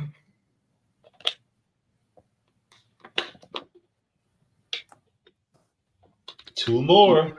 Fucking Suns to go on like a 7-0 run or something, man. I don't know, man. Without Booker, KD's gonna have to be lights out. But you know how that goes, LJ. Like right before the All-Star break, bro, they're playing the Pistons. Like shit, KD might not even like, you know what I'm saying? Everybody out, like KD might be like, shit, let me put on my street clothes. For and get real. ready to go to Indiana. Like, That's why I took the Pistons, bro, because the Suns had to come back on the Kings last night. How motivated they're gonna be tonight? and it's Monty Williams' night though. Like, you know, True. Monty. When's the last time you seen a fucking away coach get a fucking presentation? Good point. And like, didn't he coach the Suns when his I think his like mom passed away or something like that? It was like somebody close to the family. It was I don't some know. I shit. remember his wife got killed. He was still with the Pelicans. Yeah, it was crazy, man. Monty, you know, put his soul out there for the Suns. And they said, "Fuck." Three matches, Jazz live. We did. We're doing Jazz live. What we doing? I'm not doing Lakers the up Jazz live. 6, so it's minus 120 for the Jazz. I think the Jazz lose. The Lakers I without was, LeBron I was looking Lakers, but that far off. As long as Anthony Davis is out there, shit, like here we go. The Suns are going on a run. 8-0 run by the Suns, 31-23. Come on. Miss another one. here we go. Not all jokes aside, man. That live line's going up 13.5. We just need the Suns to keep missing. I mean, not the No, Suns. We got games tomorrow in NBA. Yeah, we have like 3 games. Most teams, this is their last game before the break. Yeah, there's only 2 teams on our front end of a back-to-back. Holy the Jazz shit! play tomorrow night, and there's the Warriors play tomorrow night. that just shows you how strong the players' union is. They get more than a week off. Like, come on. Like, not even baseball gets that. It's like 4 or 5 days, right? 5 days. Hockey, it was actually it was like 9 days because most teams finished their pre-All-Star game on the 30th, the Saturday. The Saturday before the All-Star break. Right? It's unfair for some of the NBA players that are like always in the All-Star game. Like if you're LeBron James or something like that, and you're in the All-Star game every year, like at least you get a couple more added days of rest. Because a lot of teams they finished their before the All-Star break on the 27th. Now some teams play it up all the way up to the 31st. Those teams end up coming back later from the All-Star break though, because the teams that finished on that Saturday, the 27th. Either came back the 5th, the 6th, or the 7th of February. So they got it well over a week off, like a week and a half off some of these teams. And the last team from the All-Star break just came back tonight. That was the Sharks. They were off for like 16 days. I don't know why. I don't know how, but they were off for a while. Get your books up. We got 48 seconds left in the first quarter. 34-25. We need 17.5 to win Pistons, and we're gonna fire away. Pistons just got a turnover by Wiseman. Suns had the ball. If we can get the Suns, if the Suns can score just a couple more points, we can get 17.5. I'm taking it.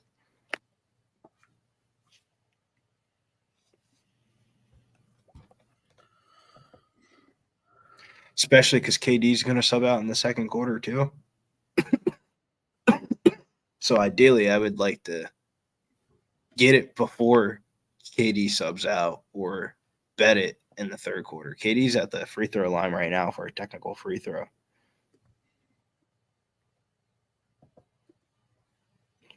15.5. Juice towards the Suns. Can we just get past that coveted number, though? Because 15.5, you could still get blown out. Hit that 3. You fucking bum. Yeah, you bum. Turnover, beautiful. Pistons basketball, beautiful turnover. Here we go. Last shot. Come on, KD. Boy, Billy locked in, bro. He locked in on that game. I'm trying, bro. If you can get that perfect number, once you get the W, you ain't gotta watch the game no more. You just I figured tonight. Like last night, I was watching the fucking Pistons game for just the second quarter. As soon as KD subbed out, boom, 17. Not KD. As soon as AD subbed out, because they played the Lakers last night. The Pistons games are always the same. Like these teams go on runs at the end of the first quarter when the Stars playing against the bench players, then they sub out, then they kind of creep back into it before halftime, and then they're down by like 8 or 9.5. Then they kind of make a push backdoor cover in the fourth. I'm on the Warriors -3, Brian. The Warriors. Like not Mo Bamba, but Bull subbing into the game right now for KD. Like, this is the time, man. This is the time. Bull. 18.5, we're in, baby. Come on. 18.5 -120. That's what you want, 18.5? 18. I don't have that number yet. Oh, they got a DK. They said it's on DK. Come on, get it in, get it in, get it in, get it in, get me in, get me in. We're in. 18 and a half Pistons, minus 120. We waited, and we got the fucking number we wanted. There you go. The Pistons just can't lose by 20 points, bro. Like that, like, come on.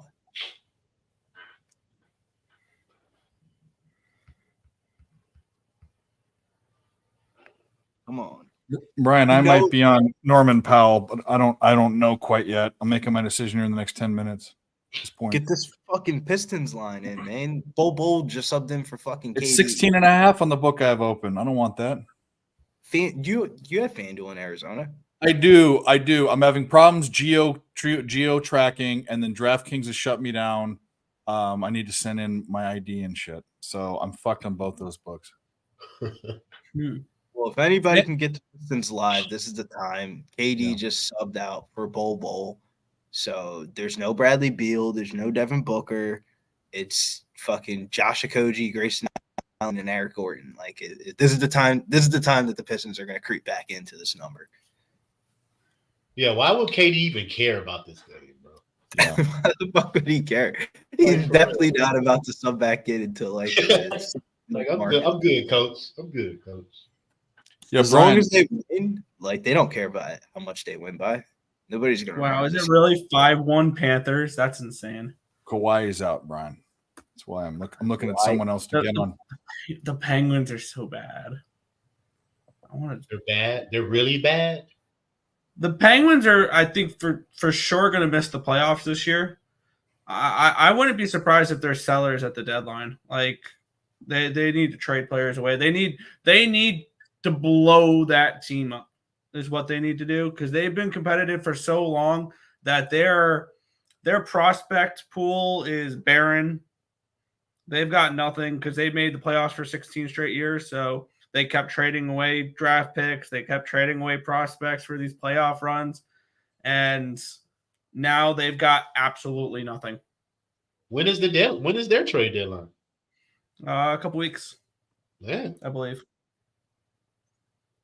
they wait a We've long already time. seen some trades, but yeah.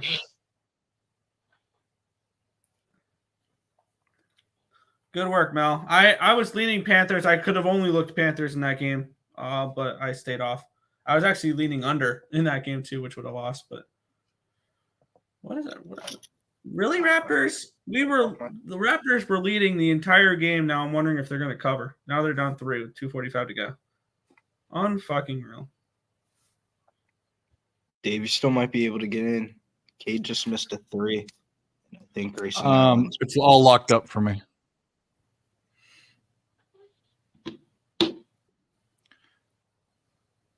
Bol hits a shot. 39-25. And Jade's got to be at least 17. It's just locked up. It's completely locked up. They already know what's up. Just bet the Pistons not to lose by 20. 19 and a half was really the number. I kind of feel like I shot myself in the foot with the 18. I'm gonna say Hachimura points cashed before the halftime. What do you got? 17 points for Hachimura? What was the prop at what's his name? Cornholio? I think it was over 12 and a half. Over 12 and a half. 12 and a half. Oh, Yeah, I don't yeah. hate that look, no. Don't hate That was that a great bet. Yeah, that was a steal. For real. The only thing that scares me about Hachimura though is I don't know how to put this in layman's terms, but he be getting mad action, so you never know how that goes. It's just Detroit gonna Mercy gets their first win of the year. The 1-26 Detroit Mercy Did they Titans cover? beat IUPUI 81-66. so For real? Their first win of the season. Wow. 0-26 and they're favored in -5.5 today. They were favored? Favored in Yeah, by 5.5. Wow. Line went up too because they had the I don't know how much you can really read into it, but they had the buy one get one free Valentine's Day tickets, so they had a bigger crowd than usual for a Detroit Mercy game. I'm with you one time. Let me see what these Bulls talking about because I'm already on that. You said it's the live line right now? Bulls +9? Bulls, That's the live line right now. Let me see. I go Bulls. This daily fantasy lineup's gonna go to shit tonight. Jovic. I knew that was a lucky play last night. I played Jovic last night. And he went crazy. I was like, then he was actually popping today, and I was like, no, this is the day I'm gonna play him. He's gonna suck. Now he sucks. Oh, it's locked up for me one Pistons. time. They locked me up. I can't get it. Pistons line is high as 22.5 right now. If you guys want to grab it. Really? Is it locked? Mine's locked too. 22.5 right now for the Pistons. Like, dang it. Disrespectful. Well, they're down 19. They're down 19 as a 13-point dog. I'm not surprised. I would expect it to be more, honestly. It's just crazy, though, because they, as bad as they've been covering spreads. So it's like, it doesn't matter if it's home, road, second half of a back-to-back. I mean, the numbers are just off. Too many points. But this could be the one that could bite it back for all the ones they won. They end up losing by 40 to the fucking Suns. Would I be shocked? No. But come on, Monty. Get the boys together here tonight. Motherfuckers are punching each other in the face. You getting busted by 20 right now? Come on, Monty. Get your shit together. I want to know what that was about. Why you gotta be punching people, man? I just think it's crazy. Why not? So when they punch somebody, they just get 5 minutes in the penalty box and they come back later, right? Oh, in hockey? Yes. Isaiah Stewart wasn't even active for tonight. No, right? He ain't even playing. And he ended up punching Drew Eubanks in the fucking face. I want to go home. Drew's out here hooping, though. I'll give him credit, though. He's got 4 points and 2 rebounds in like 2 minutes. Subbed in and out. Sasser misses. Oh, my God, bro. This got to hit a shot. This might be a game that I don't want to watch, actually. I got the number. Just don't watch it. Because holy shit, man. Pistons can't hit a jump shot.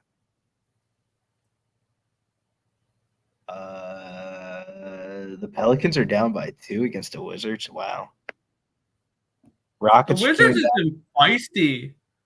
Wizards have been good since they fired their coach.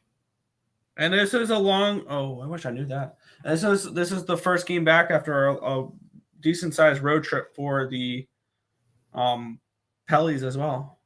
So the situation. I think the Wizards covered their last 3 straight with their new coach, like something like that. I need to follow the NBA more. If I would have known that, I would have been on the Wizards the last few games because that's something I do in the NHL. Whenever a coach is fired, I back that team the next few games. I feel like the only person that doesn't work for is Doc Rivers. Other than that, everybody else kind of gets their shit together. Like I don't think the Hornets. Absolutely. The Hornets don't qualify for the coaching bump, but it's kind of the same exact thing when you trade away the whole entire team. And the new guys are kind of getting – I mean, when was the last time you say the Hornets have won 3 straight basketball games with no LaMelo Ball? Yeah. Sometimes that's kind of the angles I don't mind taking in the NBA is watching these teams lose big players and then backing them. Yeah. A lot better opportunity, Arizona State. I do not like it. As much as I'm a Bob Hurley guy, I'm not. Arizona State is absolutely dead to me. After that Barstool Classic performance that they put up this year, that was a fucking joke. That was one of the most rigged bets I ever felt like I've ever bet in my life. Fucking, you know how they have the Barstool Classic in the beginning of the season? It's like the beginning of the year tournament. And this year they had Arizona State. They played Mississippi State. And the line went up because Tolu Smith was out to start off the year. Everybody bet Arizona State. And the whole entire stream was just like, Arizona State fucking sucks. FAU. I remember FAU was in that game, and they blew the fucking doors off of Loyola Chicago. That was a beat down and a half. And ever since then, no Arizona State bets for me. But I'll give them credit, though. They did fuck me over the weekend. I bet Utah Utes, and I think the spread was like 10. They lost outright. Nice. Had the Utes in a parlay ticket somewhere. You know how Saturday goes. Saturday's too many games, too many slates. They're in some type of night parlay.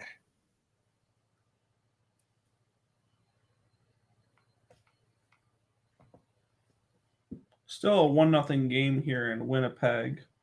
5-2 Panthers, and it's currently frozen on me for these. It's still 0-0 with the Yotes game with Arizona on the power play. Hopefully we can get a Coyotes goal here. Would be nice.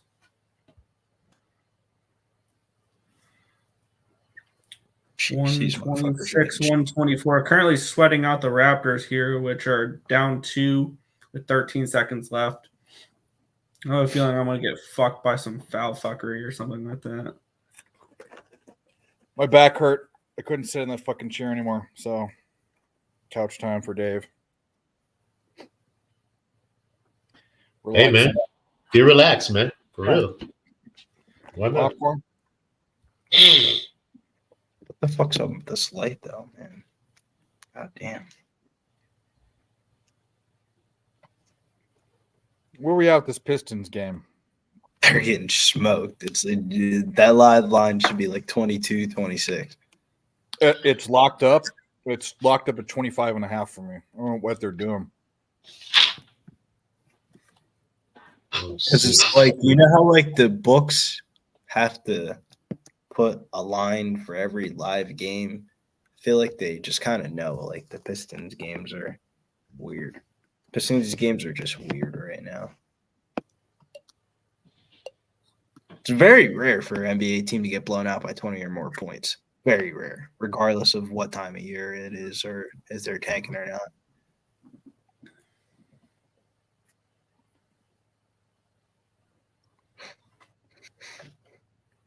Kobe White turnover. They lost. They should lose this game. They covered it though. I took the +9. Toronto will have the ball down 2 with 6 seconds left. Timeout.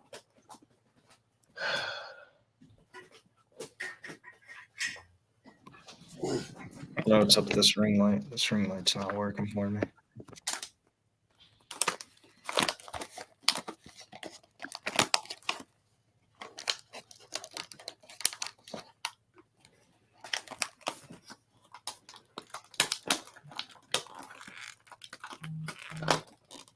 We're starting to go back down now. 25.5 went down to 21.5 at -130 juice for the Pistons. We're not dead yet.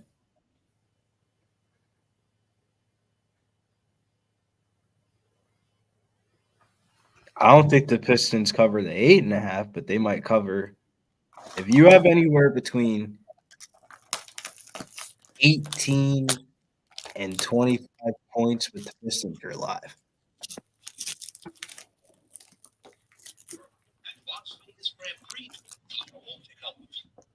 Hmm. 6 minutes to go in Winnipeg, still 1-0 Jets. That under. I had one person in my chat this morning came in for that Winnipeg game and gave out the under 3.5 in that game at like +330. He said he wanted to give out the under 2.5 at like 14-1 or not 14, like at plus like 700 or whatever. But he felt like the 3.5 was safer.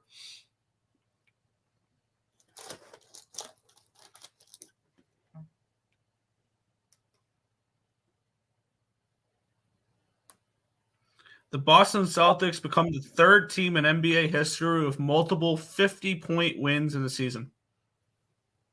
I remember that Pacers one. That shit was crazy. I was cash on that one. So they covered the number, but they lost the money line. Raptors cover the 4.5. Lose Good the bet. money line. So That was I'll, looking good. I'll take it. I mean, that's I put 0.6 units on the spread, 0.3 on the money line, so it's a 0.3 unit win. A win's a win. Now, what am I paying attention to? No, I got the Nuggets game, which is 22 points under the total right now, so that's a loser. Fun, because the Sacramento Kings don't know what a basket is. Looking at Iowa up 6. There we go. Let's go, Yeah, Iowa. what college games can we get on live here? What's a college game to watch? You guys have Iowa and the Coyotes and the Sharks still going. And then the over in the Denver game, which was an absolute mistake. So we'll see how that goes. Game's not over yet. Yeah, but I'm not holding my breath on a game that's trending 22 points under the total. They haven't won yet, Flea, but it's looking good.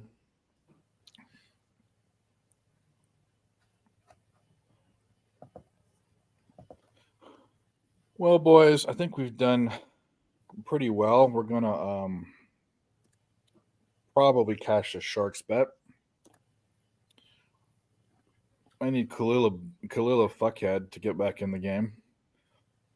It kind of hurts in the first quarter when you have 3 fouls and then you get a 4th late in the game. That means I have to sit your ass.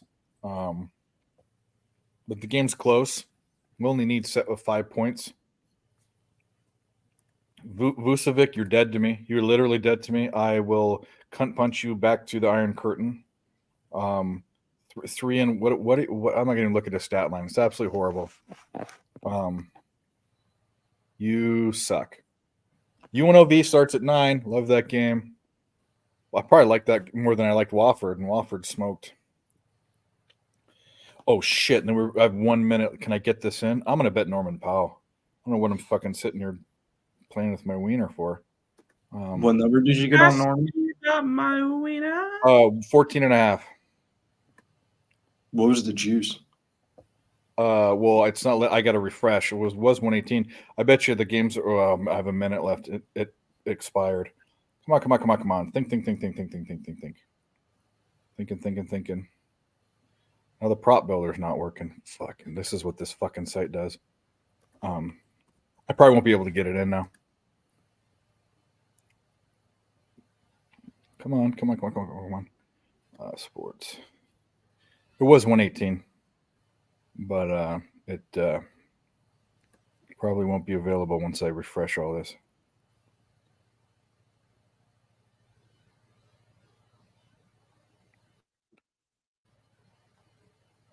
Yeah, they don't want me to bet bets that are going to win. I'll tell you that right now. They won't even let me get on the page. I'll try it in a different browser. I need this fucking Bradley game to end.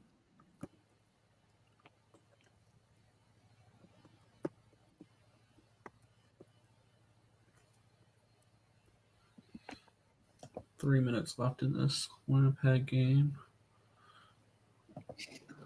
All right, I'll be back. Might be this. Yeah, I should do the first part on camera. Do the cooking part on camera. Come on, quit thinking, quit doing this. Okay, here we go. All right, so we're in like Flynn. Over points. Shouts about the fucking Grizzlies, man. That's how you read a bad line. Norman Powell is still 14 at 18.5. Can we get it in? Can we get it in? Get it in. We got it in. So that's a good sign. They didn't want me to take it. Fuck them. We're gonna hit it. He's gonna hit in the first half. I'm telling you right now, bro. It's very strange, and they can't be this good. But on bets that I definitely lose, they'll take the money right away. Like they won't even think about it. It'll be like you punch the button, they take it. Then they think about it and they move the number. Then they freeze the page. Then they lock you out. And it's like, dude, they can't be that good. That's some witchcraft shit. You know? I agree with you on that. It's like they know. It literally, like, I'm not a conspiracy. Like Billy Briz is a conspiracist. That's who a conspiracist is. But I would say that I do think there might be an Illuminati to some extent that controls everything. Like I really think in a lot of things. Like I think there might be. If you're in the Illuminati, wouldn't you want to be able to control the new sports betting boom? In a way, you're correct, but in a way, you're also like. Maybe it's not the Illuminati, but I think that there's weird conspiracy type of shit that happens like that. Maybe it's not the Illuminati, and I don't believe in old games. I think we landed on the moon. I don't think that the mob killed JFK. I don't think all those the Earth is not flat, but I think that I think there's over control. It's a donut. The world's a donut. It's not flat. It's a donut. What does the water just fall off the side like exactly? You understand? Okay, you understand. You say you don't think the mob killed JFK? The mob? No. Well, no. Okay, they didn't do it. Okay, there wasn't multiple. It was what's his name? Lee Harvey Oswald killed him. That's what I. Well, that's what they say. That's what they say killed him. Okay, but either way, I'm not a big conspiracy guy. I am, especially when it comes to politics. Well, that's the Illuminati thing. I actually think that's true. Like, I think that there's like a shield. Like, I know I'm a comic book guy, but there's like a shield. Like in Marvel, there's an intelligence agency that's higher than the CIA. Yeah. Higher than Interpol. Higher than everyone. Yeah. Exactly. I agree with you. 100%. So. Yeah. I'm into that. I'm not into it. I just think it. I think it's conspiracy in sports betting. I think some of these teams are in on the bookies, man. Oh no, but that's a fact. People that you can't tell me that you can't tell me that some of the so I watch this mob thing, and you think that the mob is like something that happened like it's not a thing anymore. They died like 20 years ago. All these small they go to these college players and say, hey, look, I want you and these three guys to have the ball at the end of the game, and I want you to make sure that it goes under. They give them 10 grand or 20 grand or whatever. Yeah, for sure. I agree. You can't tell me. So it's key is to do it with somebody who goes to a small school like in Alabama A&M, like a game that nobody will notice. Also, the ones that aren't televised and shit, the ones that are not even on ESPN Plus, like St. Thomas and shit. Like, think about it. To be honest with you, that happens at the low end Power 5 schools, like teams that are like bad records and stuff in the ACC. You see that happen, but the NIL deals were supposed to stop that from happening. Okay, yeah, so that might change stuff. I agree, but also we're talking about guys that have zero, and we're talking about guys that go to like fucking Presbyterian and shit. We're not talking about guys that like. Well, the NIL deals. Would you cash? Bulls plus 9.5. All right. Reebok, fuck yeah. Fake tits, fuck yeah. Sushi, fuck yeah. Taco Bell, fuck yeah. Rodeo, fuck yeah. Bed Bath and Beyond. All right, Bo. Think about all the mobs in New York, right? Or that's a big part. Think about all the small schools that are around him. It used to be St. Francis, Brooklyn. There's not there anymore. Look at the little schools around there. St. Think about the Tim Donaghy situation. The Tim Donaghy was held by the Philadelphia mob. Well, that was a big. I'm saying it's easier at these smaller levels. You know what I'm saying? I think it happened. Thompson, 10 rebounds, cashing. Oh shit! He's. You know what? He's by winning. I'm by winning. Smaller school. I win here and I win there. Now what? What? By the way, Dave, what did you get on the Sharks? I got 1.5 and 2.5. Well, you got them both. 1-0 final. Yeah, by winning. I'm by winning. I win here and I win there. Now what? Plus 135 and minus 115. The Shacks? Yep. Shacks.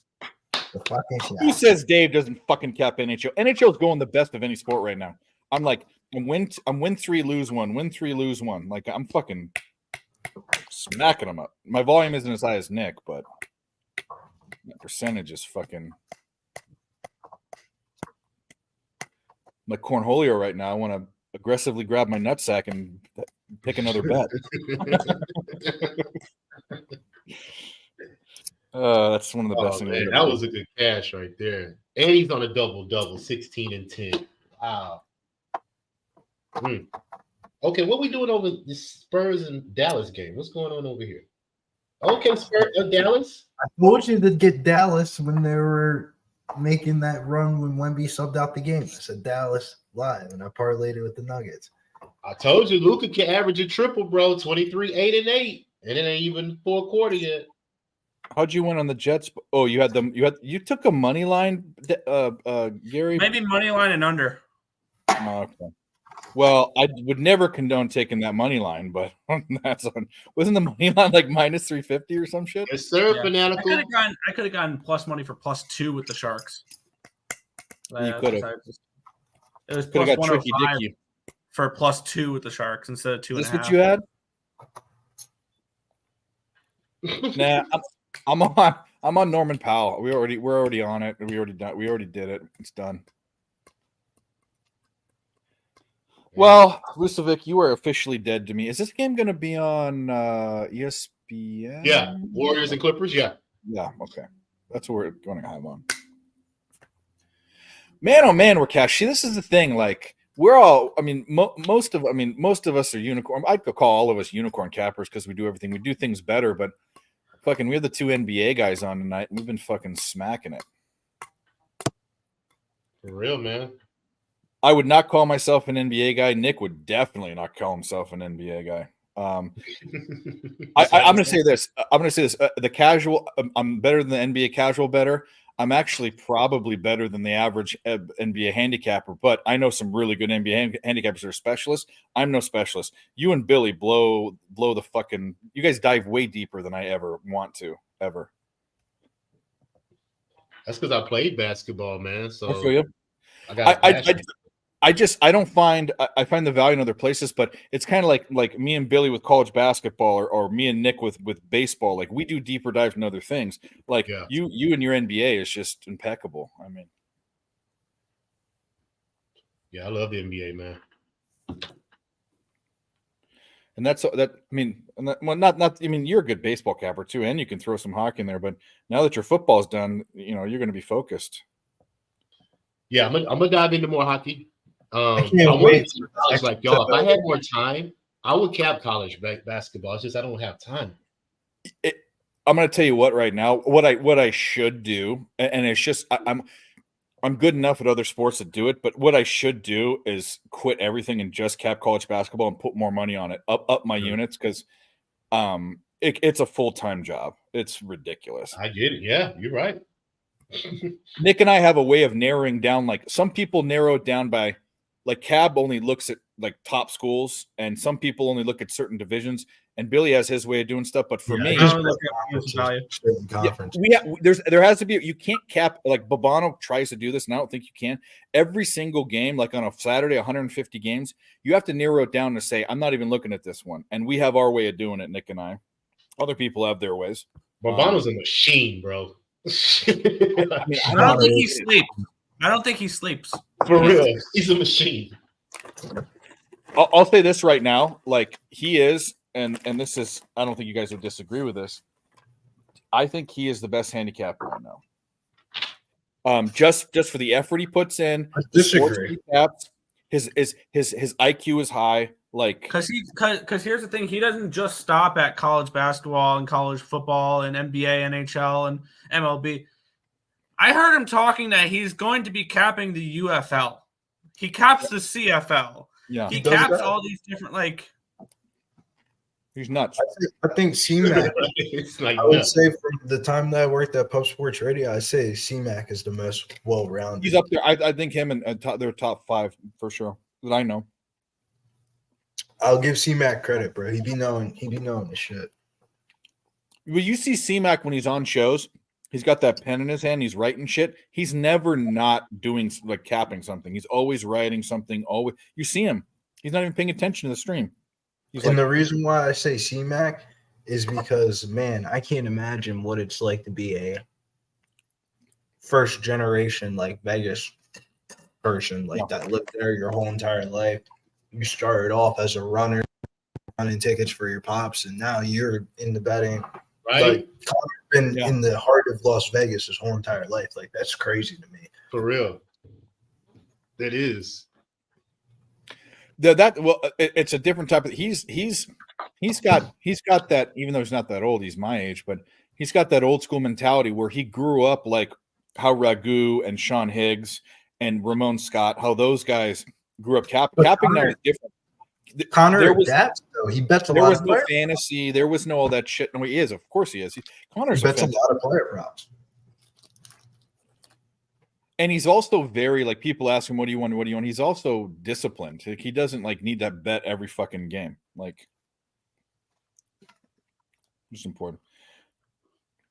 Yeah, I like C-Mac's style of betting. Nothing against Bobano. I think Bobano is one of the most resourceful cappers that I know. Like, he knows what every coach, every sport, no matter small or big. Yeah, he's pretty amazing.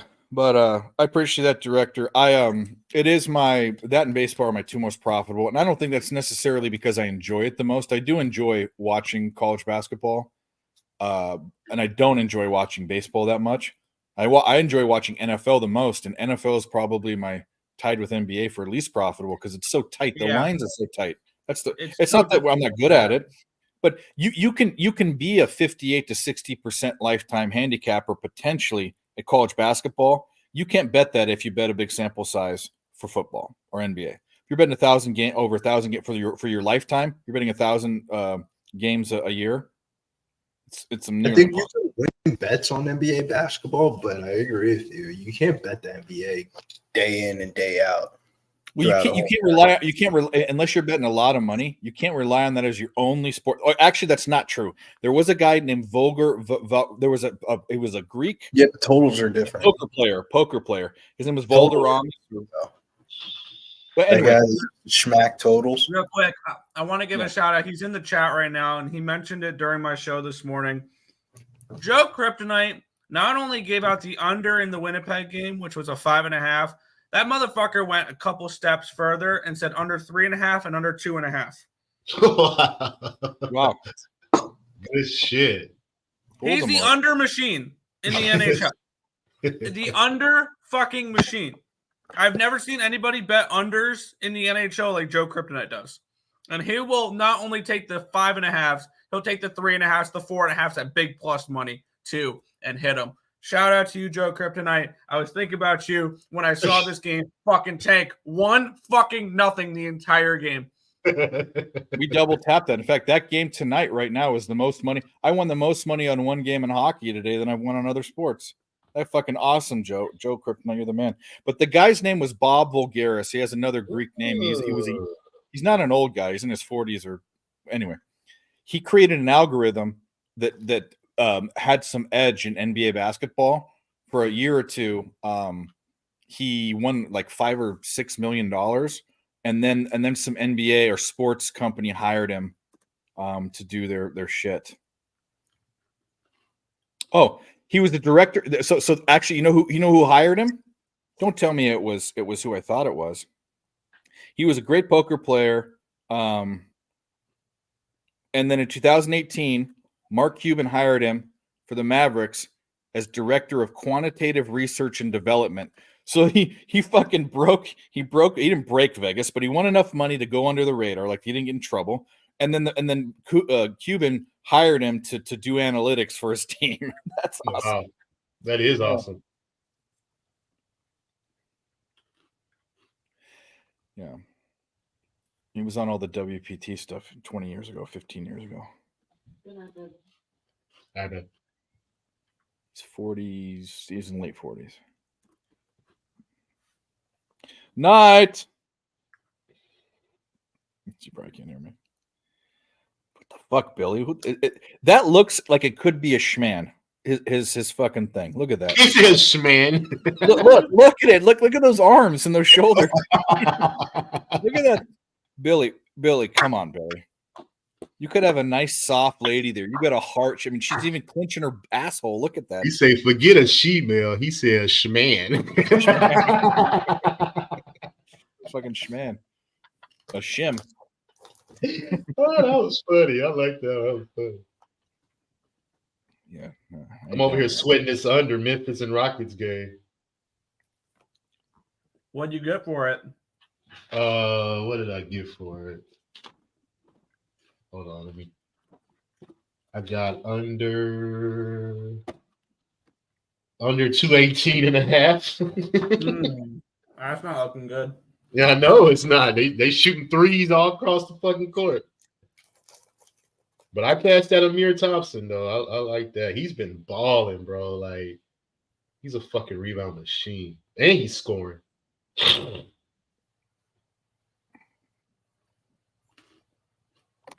Pistons down 30 at half. You want plus 28 with them? No thanks. They'll backdoor cover it. I believe it. What are we doing in this Jazz Lake? Is there an opportunity in the Jazz game to do anything or no? Meh. If you like the Jazz, you can bet the Jazz, but I actually think the Lakers aren't that bad. I mean, if you look at it. I kind of wanted the Lakers today. Yeah, I kind of wanted the Lakers. Like the Lakers pre-flop at +6 was the bet. I kind of want the Lakers when I don't have a bet on the game. I kind of want the Lakers every time, but we know how that is. I mean, you can't have the best player, two of the best players in the fucking league, and be more disappointing. Yeah, you can. Well, I'll be honest. I no longer classify LeBron's no longer a top 5 player to me, and Anthony Davis is no longer. He's not anymore. He just got bumped, I think. And then Anthony Davis is no longer a top 10 player to me anymore. LeBron's top 5 all time. No. I mean, just recent. No, LeBron's number 3. No, let's just say top 5. Let's just keep it at that. Top 5. No, currently right now. Oh yeah. No, I agree with you on that one. Yeah. He's kind of all time for me. Actually, there's argument. For me. There's one, and people disagree with this. And then there's the next 4. There's the next 4. So you got him number 1 all time? No, I have MJ as number 1. Oh, what do you got? LeBron, it's LeBron, Kobe, Magic, or the next 3 to me. Like I don't know. LeBron in the fourth quarter is still top 5 in the NBA. He's close. He's like right outside. He's top 10, but I think that he's losing it a little bit, just a little bit. I mean, it's not. We're talking about probably the number 2 or 3 player ever to play the game. So who the fuck he's playing with, man? If LeBron was like 40 years old, I mean, that's what I'm saying.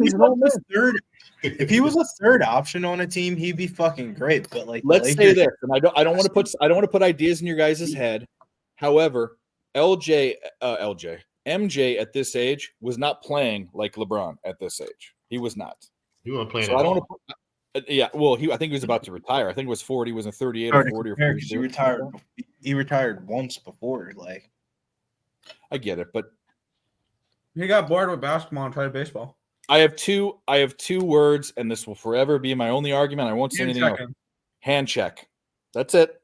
Yeah, that's why MJ retired as earlier than because he got raped every game. Yeah, I was gonna say compared to the NBA Michael Jordan played in, today's NBA is a bunch of pussies. Well, NBA Michael was Jordan would score 50 points a game. Jordan for the gambling shit that was going on. That's true.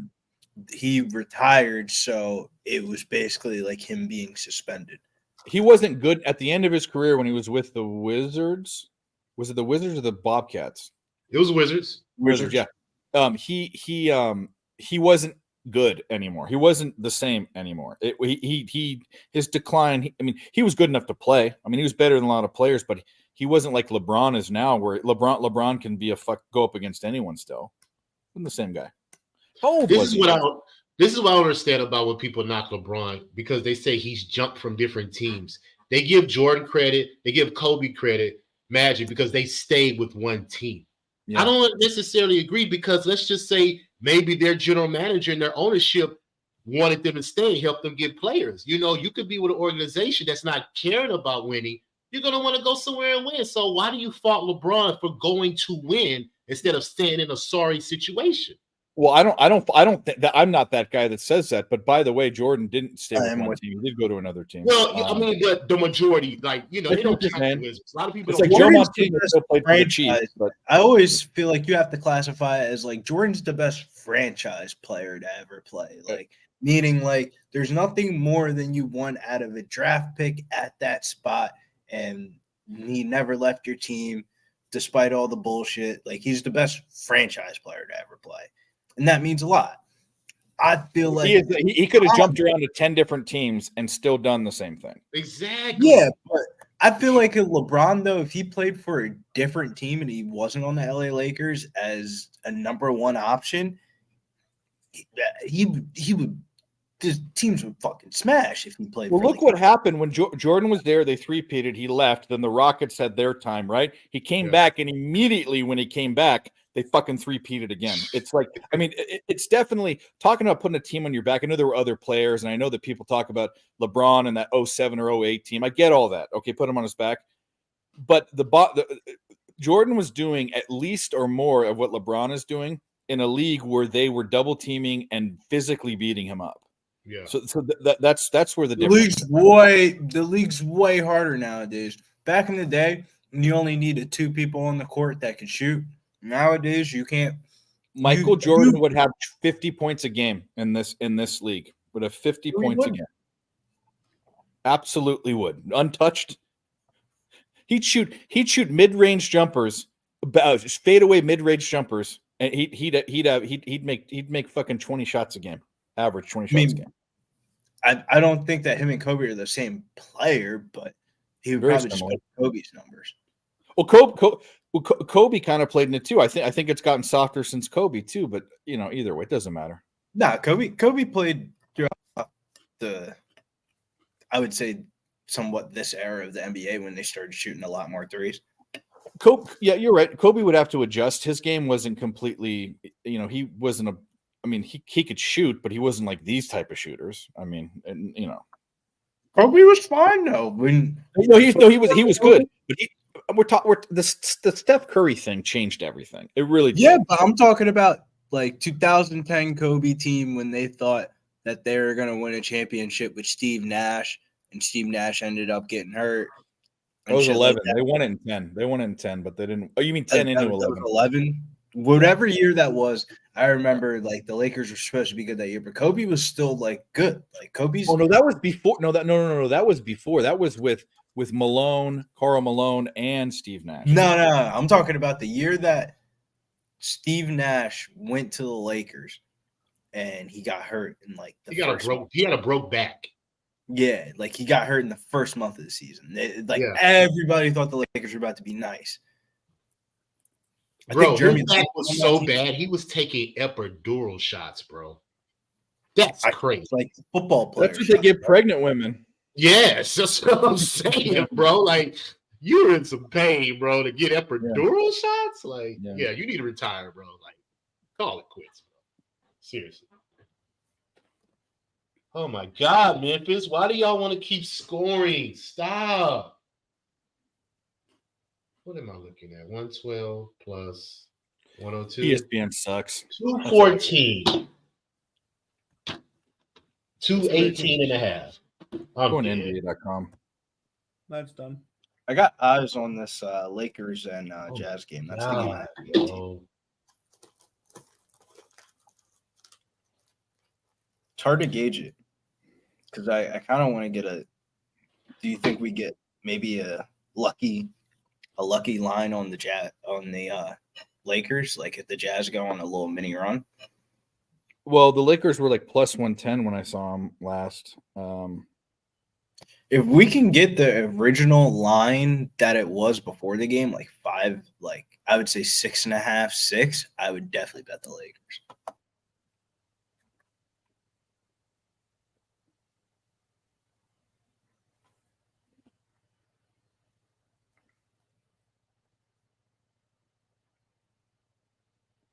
So that trend is in effect, man. The Rockets are going to lose this game. So teams that play the Knicks the next game are 4-18 against the spread, bro. 4-18. It's going to be an interesting trend to follow. So that means next game you got to fade the Orlando Magic. Yep. Orlando Magic. There you go. That song hit so hard, by the way. The Orlando Magic song. You know what? We probably can't because it's going to be All-Star break. So they get a rest. 8 days between. I think Yeah. the cap's more between Tibbs doesn't bench his starters, so it makes the other team have to play their starters more minutes. Yeah, we'll pick it up after All-Star break. I'm not going to take the Orlando. I have to wait and see if it still hits. But it's an interesting trend, man. That was like the 49ers last year. Remember? Teams that played the 49ers will lose the game next game. I remember that for sure. I think it's an interesting trend to follow because I would say throughout my years of betting NBA, the time I've bet the most money / made the most money is like when college basketball starts heating up. So like the bookies are focused on like the March Madness lines and like say like the month of March and April are like the 2 months I make the most money in NBA season. Mm-hmm. Yeah, March Madness is the best time to bet NBA and hockey. I agree. NBA is like the easiest time. Just like during the beginning of the NFL season on Sunday. That's when on Sundays that's when you bet baseball more. And college football Saturdays bet baseball. Okay. I need one more rebound for Wemby, double. One more rebound, 22 and 9. How many blocks he got? Because I took 3 and then I laddered it up to 4. How many blocks does he have? He has 3 blocks. Okay. Mel, I think that's a great look. Hell, I would even look at maybe taking the Kings first period. Take them first period puck line. Probably get some nice big plus money there. They're coming in off of losing 7-0, so you know their attention will be there right off the rip. Maybe they fall off late. But I think that first period puck line is probably a great look. Whatever that number might be. And they're what? Kings tomorrow are plus 107 on the money line. Let's take a look here what we're getting for the first period. We're not going to get a first period puck line with them because it's plus a half. Annoying. There we go. First period puck line plus 190. Those be pissing me off, man. Why do you clip the videos of us losing in the out of all the videos in the UFC stream, me standing up on the chair, fucking dancing, celebrating a cash at bet. He's gonna clip this Charles Johnson video where we're just shitting on about his fucking hair, and now he ends up tweeting at us. Look how the tune changes. Thought y'all was cool hitting me up talking about how y'all was gonna do this interview with me. Pressed about my other man's hairstyle. The hate is real. Good luck moving forward with your shitty ass bets at Pub Sports Radio. You guys, why are you quote tweeting and adding these fighters? Was this the guy? Was this the guy that we made fun of for the do-rag? No, he was fucking losing the fight, and then he ended up miraculously winning. And some people had parlays on him, and they were pissed. And oh my god, fucking Mills, bro. This is exactly what I'd be talking about, bro. Don't add me in videos that add me in the videos of like the fights that I really have money on and I'm dancing on the fucking chair and I'm celebrating, not on like the I don't give a fuck about and I'm making bullshit filling comments about like look at this dude's fucking hair. Really? Oh my god, that's so awkward, bro. Who did that? Mills did it? Mills always quotes the video. Basically, Mills always posts the videos from the streams, and it's always like his bets, not like everybody else's on the panels. Yeah. And like some of the reactions are like, I have no idea what my reaction is to a fight that I don't like really care about. And this one, perhaps, me and fucking Uncle Weezy were just shitting on the dude's hair the whole entire time. And he ends up clipping the videos and making a tweet and adds us at it at Pub Sports Radio. Like, fuck. Yeah, that's great. That's great. That is not a good look at all. Well, at least we know they're watching, but like, fuck, that's not a good look. Got the UFC fighters clipping out fucking our live stream videos talking about how we're talking shit on them. Yeah. You know what I'm about to do? What's that? Do something stupid. I'm about to quote tweet it and be like, is this after You should say your hair does suck. Shut up. or last time you lost bets for the panel? Bets for the panel. I wouldn't start a war. It's just me. I'm starting a fucking war. Fuck this guy. Yeah. But I'll give you credit. I knew not to parlay against his ass at plus money because I Ben said you want all the smoke. You want all the smoke, huh? Trying to get in trouble. Iowa completely choked this game away. Not even covering.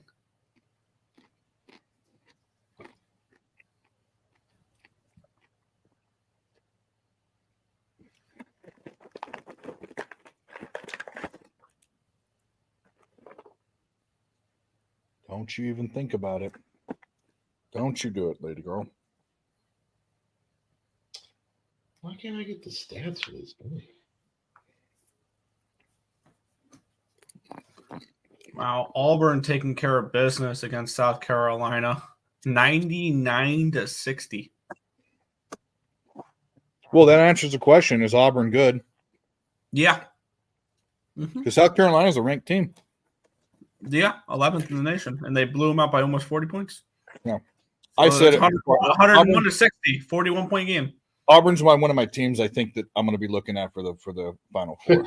Hey, UConn hit that that first half, 52 to 29. Crazy. Jesus.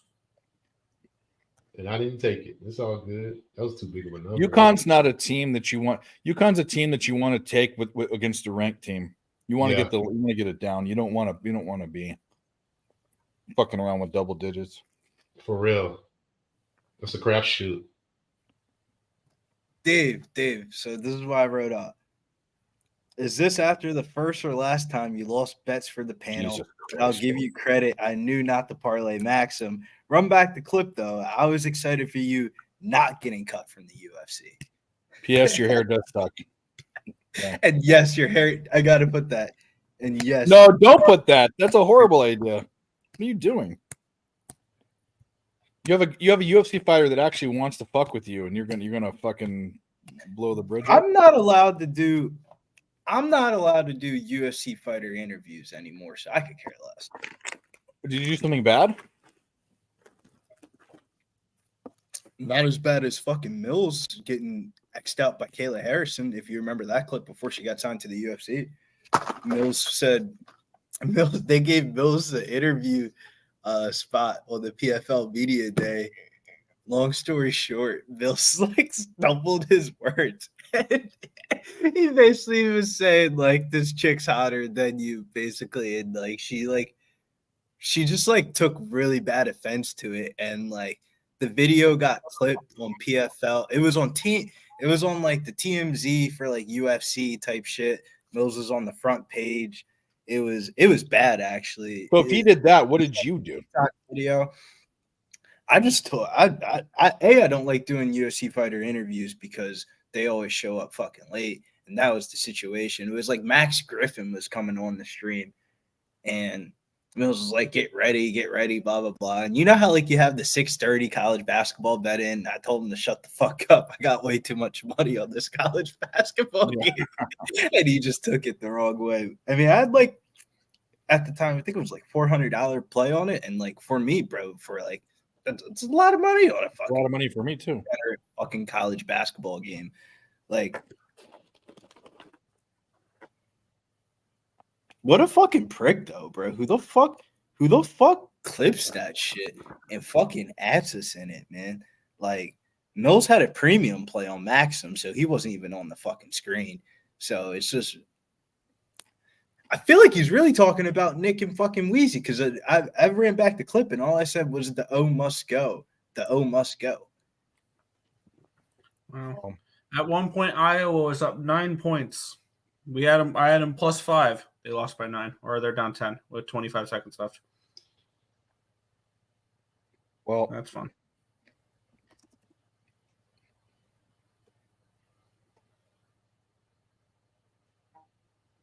very low scoring game for a historically high scoring Iowa team. Granted, they don't have the Murray twins there anymore. They're not the same team. Are both is Keegan's in the league? The other one? Where's the other one at, Billy? Are you talking about the Keegan Murray and the Iowa twins? Where's the other one? I want to say Cleveland Cavaliers. Or Oh, Chris geez. Murray might be on the Blazers now. I think he's on the Blazers. And Michael Porter Jr.'s brother's on the Raptors. Jonte Porter. You know, he ended up having it. Isn't this crazy though? Michael Porter Jr. fucked up his back. So when he fucked up his back, he didn't have a growth spurt. But his brother's at 6'11". Like, damn, wouldn't that be crazy if Michael Porter Jr. grew to like 7 foot if he didn't have that back injury? That shit's crazy to think about. Because him and his brother are twins. Yeah. So the Trailblazer or the Rip City Remix, which is actually kind of a cool name for a G League team, but the Rip City Remix is what Chris Murray's on. He's in the G League for the Blazers. Yeah, I was gonna say I remember seeing his name in the daily fantasy pool. Of course, the fucking Lakers are up by 8. I'm about to turn this game off. I can't get a live bet on this game. The Lakers? They're only up. They're down 1. The Lakers.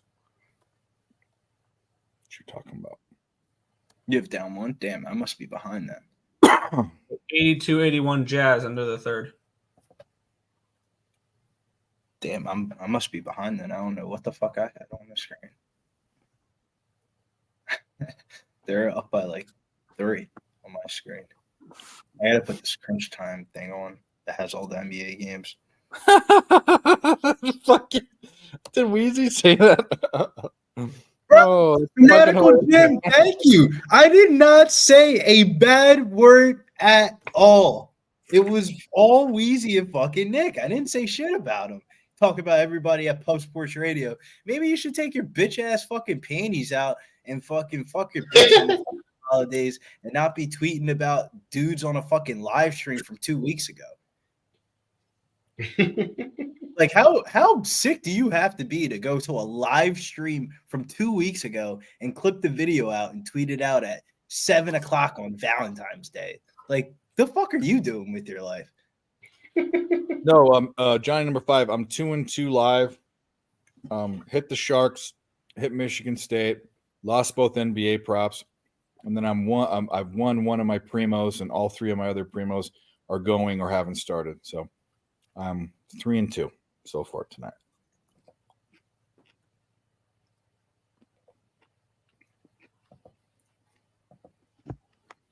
Of course, we believe him. Razor doesn't lie. Look, this is what I say to people.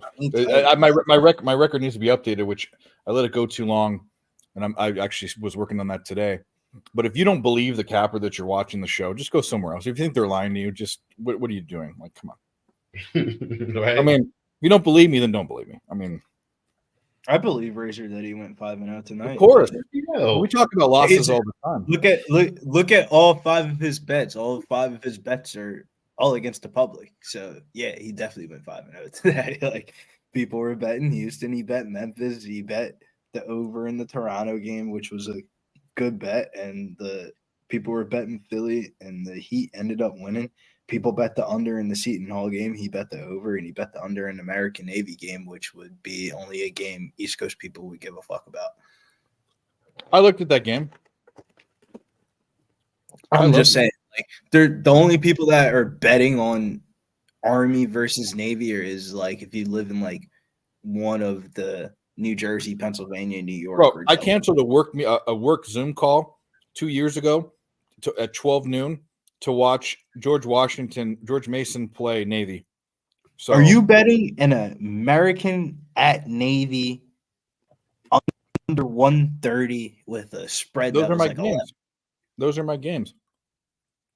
I didn't bet it. But yes, I bet both of those teams more than. I mean, I bet you I know. Let me ask you this: Dabby Cab, college basketball capper, right? Think he's ever bet an American University game in his entire fucking life? I bet he doesn't know what the mascot is for them. Yeah. Is it the Colonials, the Eagles, the Colonials are Nicholls State. The Eagles are American. Yeah, the Eagles. That's what I thought. No, but that my point being is that those are our types of games. There's not a lot of other people's types of games. Yeah. Like I want to be betting the college basketball games where the average person doesn't even know the school, nevertheless know where they're from.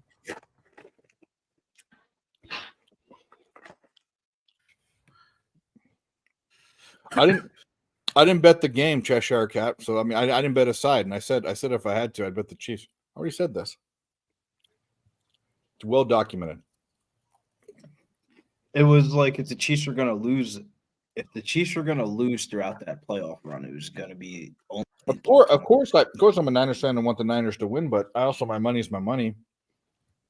I lost on all the rushing props that I took. So I lost. I lost on the nine. I had 2 units on the Niners money line, and then what I did was, in the first legs of and I did this just to have a little extra and have nice plus monies on them. I did two team parlays with the hockey games of that day, with the Blues money line tying it with the Niners, and then the Canucks money line and tying it with the Niners. Both the hockey teams won, so I had a decent amount. Like if the Niners could have pulled that off, I would have won a decent amount of money that night. Instead, it was miserable. We have a guest late in the show, but we're international now. Let's welcome everyone's favorite Aussie. Yeah. Dan. What's up, Dan? That's not a knife.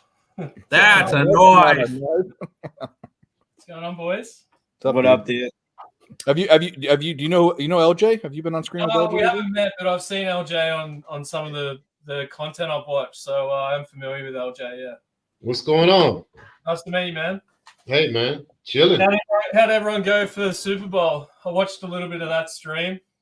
No comment. I'm so glad I saved my money and didn't emptied out the clip like I usually do in the fucking Super Bowl. And I feel like I made more money by noticing the things in the Super Bowl after than the Super Bowl itself. Like one of the biggest things I took away was James Harden at the black party with Michael Rubin, which is like Michael Rubin's celebrity party that he has at every Super Bowl for Fanatics because he owns the jerseys. That throws up white parties where everyone wears white. Yeah. He has the white party and then he has the black party. And then he was so fucked up at the Super Bowl. It was like, how the fuck are the Clippers scheduled for a game tomorrow night against the Timberwolves and they're favored by 4.5 points? It was Timberwolves. That was like my main takeaway. And then all the bookies lost so much money on the Super Bowl that all dogs were hitting Monday and Tuesday. It was crazy. Yeah, did you hit any of those song props? No, man, he did some bullshit. No one chose the first song. Bullshit. The one that he walked down to was like plus 1,500. It was ridiculous. Yeah, it was the one no one expected. What I should have did, LJ, was bet "Yeah" is the last song because I think that was. That's the way to go. I was thinking that actually. Yeah. Yeah, I couldn't get over Usher. Like, I didn't even know he was doing the halftime show until he came on, but I was just like, fuck, this is a bit cringy. Like, but I'll watch it for a little bit, but I just couldn't watch the halftime show at all.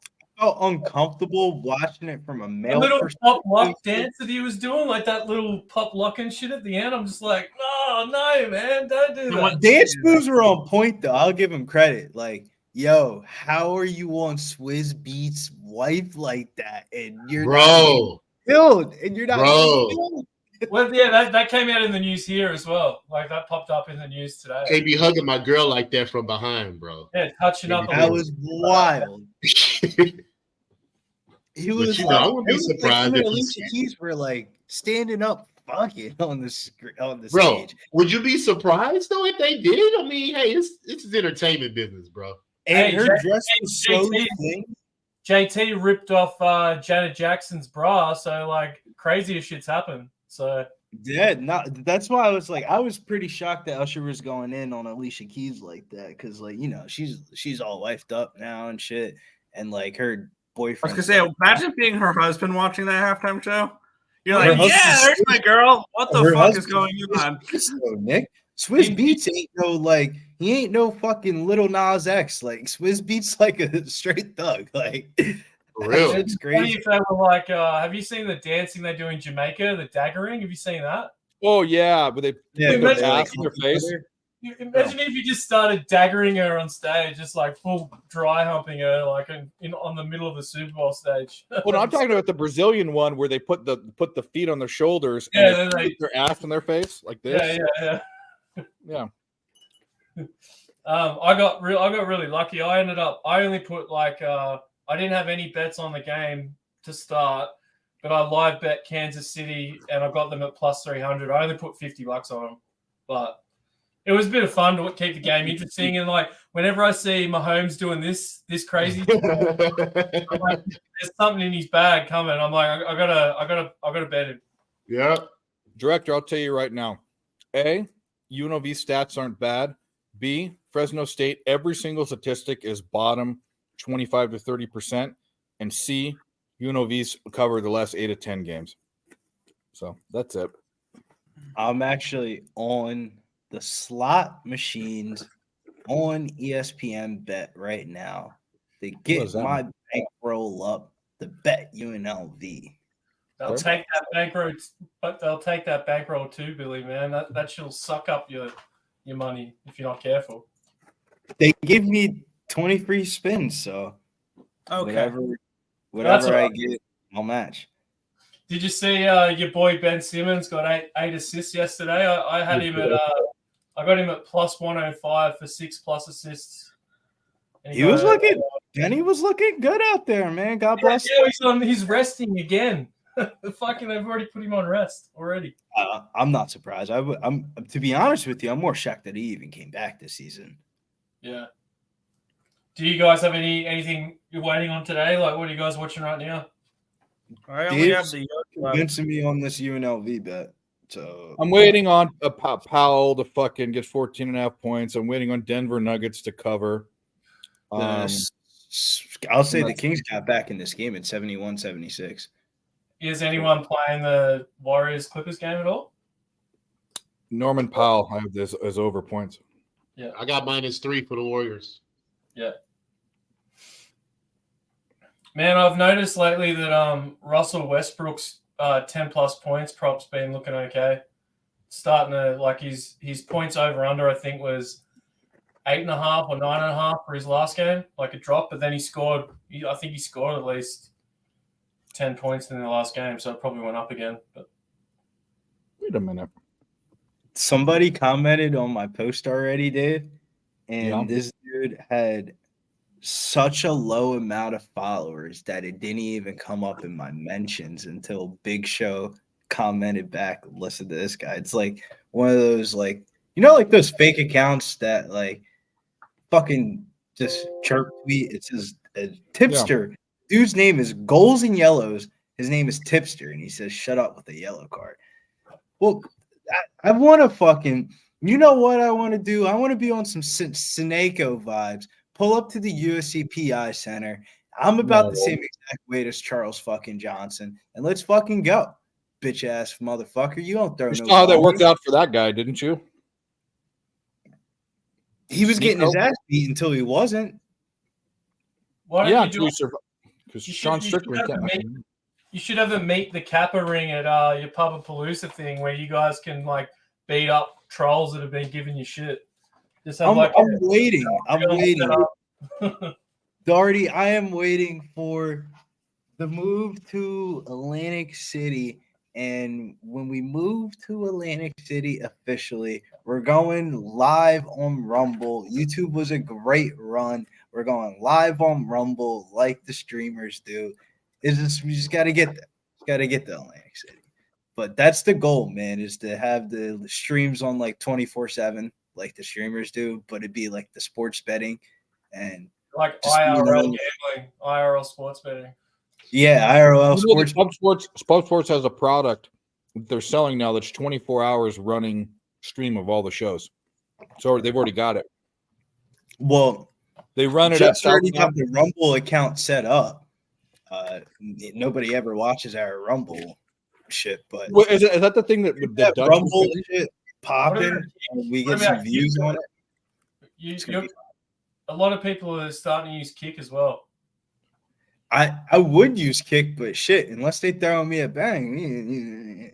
Well, I think they are. If you come onto Kick and you have some people, they give you like a little bit of money if you bring subscribers with you.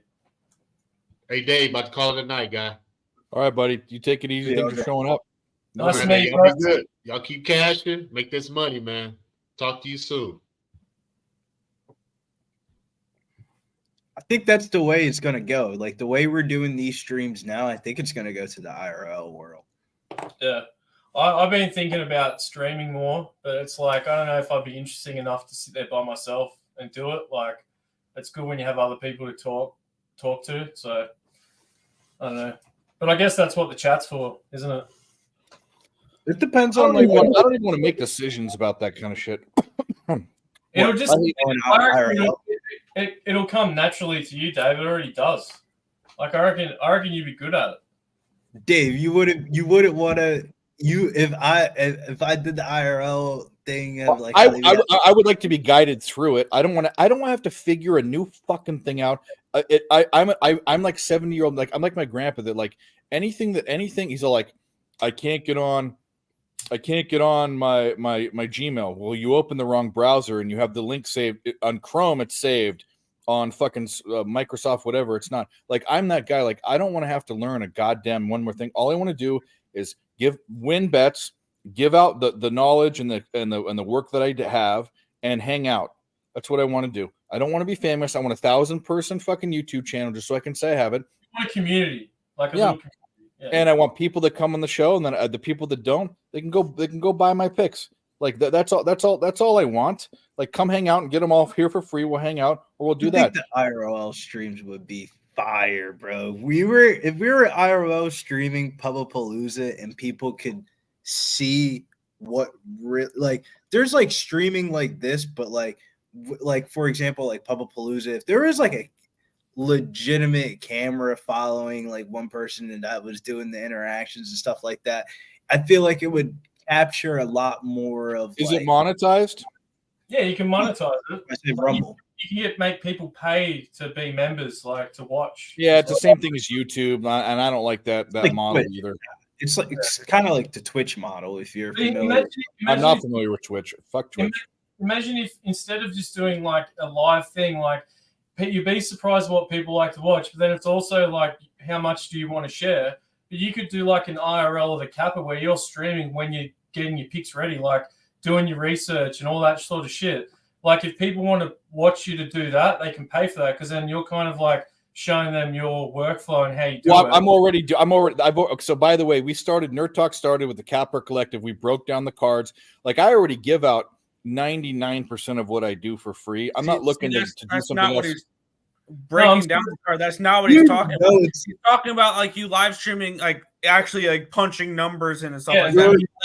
Like, showing how you punch in your numbers into the spreadsheets and things like that. Like you going to the casino, you betting it, you sweating out the bet. Research about your bets, man. Just like anything like that. I do that now. Yeah, that's what I'm saying. But like it'd be like a more in-depth that. There'll be no. I don't show you punching in my numbers, but you see me sit here and break down. Okay, so let's look at the team stats. Let's look at the trends. That's No, what Dave, it's like virtual reality. It makes the people feel like they're in their couch, but they're standing right next to you in the moment. It's like it's an incredible way of how content is being directed towards nowadays. It's like it is what you're doing now, Dave. It's just like a more like monetized, complicated version of it. Like what you're saying, how you just want to keep it simple. This is like you could have a Patreon attached to it. You could have that linked to something else, but it's like they're that obsessed with you. They're going to pay to get the extra content. I'm not that type of personality. It's down to the individual. It's like some people. I'm the same. It's something I can't do. Like I just wouldn't want to do it. I don't want to be making people that follow me pay for shit. But it's like some people, it'll flick in your head at some point, or maybe it won't. And you'll go, yeah, okay, I'll do it now. I'll give it a crack. And then you'll start and you'll just like it. Like I had a friend who was a musician and he was recording on Twitch, and his Twitch streamers started buying him shit, like music equipment. He wasn't even asking for that. It's just they loved getting to know him and what he did, that they did that shit. It was fucking weird, man. Like I didn't understand. I think the IRL is the way to go, man. Like it's really like a more personable stream. Like I feel like these are like very like locked in on like live betting, but like Dave, you had a video stream and you going to casino, in the game, sweating the game, coming back to the house with the fucking dog and shit. People would eat that shit the fuck up on the stream. People would be like, "Oh my god, Dave!" Be what people love watching sometimes. Like they have 3D printers streaming live on Kick. People just watching a 3D printer print. Like that's a kid. That's probably very satisfying to watch. Honestly. Well, yeah, I know, but it's like that's the sort of stuff people do. And there's probably some guy making money from him printing something he's selling. Like he's just streaming something random that he never ever would normally do, but it's garnished a following. Like it's just weird. And they Nick, charge that on YouTube. One of the most popular YouTube streams that are like happening in the last year is like ASMRs of like people eating their food live. I don't understand how people like those. Them videos. eating their food live. Like Dave, you know how I'm always sitting on stream eating. Yeah. It's like people like to watch that. It's They get one like of the these high quality microphones, and they would be like, just like dude, you hear like every single sound. Hey, like that sort of shit. It's like that. It's like that. Like, wait, nothing's like the cooking is also like cooking and people eating food, and then also the like land. What's the thing that they call for like people that go to like the National Geographic parks and they like take videos and pictures of like the scenes and stuff? Oh yeah, like I know a lot of people that just film rain and they'll just it'll be like that video, type or, yeah, like 3D audio videos, random shit like that. But yeah, it's weird what people watch. Like, you know, it's like this is how I found you guys too. You're doing live gambling. It's in real life, you know, gambling. It's live tips. Like you have recorded content as well. But like Dave was saying as well, you know, he got more views from the short form content instead of this. But it's like you're growing this. So, you know, you look at the Barstool thing that Barstool did the other day. They had like 30,000 people on that live stream. But what an idea for a live stream. It's crazy. Like that shit was fire. I actually watched that for a little bit, Darty, the free throw contest thing. I started watching when Pat Bev pulled up. That shit was funny. Pat Bev pulled up. Mantis pulled in. He started shooting the free throws. He got hot. Dave was like, wait, this is the guy that you guys voted as the 95% free throw shooter? I thought I fired this guy last year. Yeah, he was funny, bro. Yeah. But like that's the sort of weird stuff that you know, maybe I don't know what the pub sports guys are planning on doing to get it, but it's like that's a good drive to get people to watch your stuff. Like weird, crazy streams like that. I want to do more Rumble streams because I see a lot more of the famous Twitch people that used to do like live betting streams and stuff like that. They all have gone to Rumble. Like, was Rumble the thing that Dutch was doing his streams on Wednesdays? Was Rumble that? Yeah, Rumble. That platform sucks dick. It's updated a lot. It's updated a lot. For example, one of the dudes, Steve would do it. He did a 24-hour gambling video of him playing high stakes blackjack. And it was crazy. Like the craziest celebrities come in the stream. Dana White was in it for like an hour or two. He was gambling with them. And I feel like those are like the type of streams people want to see.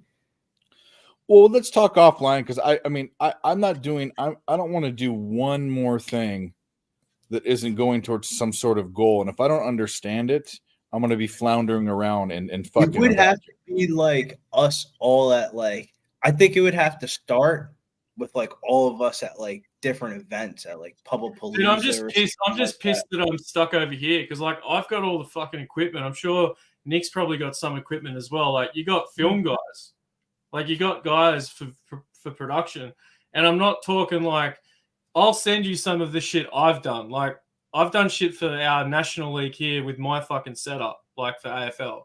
Like, I'm not fucking around. Like, I'm down to do some shit. It's just I need to fucking sort my shit out here before I fucking go anywhere. It's just frustrating. It's fucking annoying.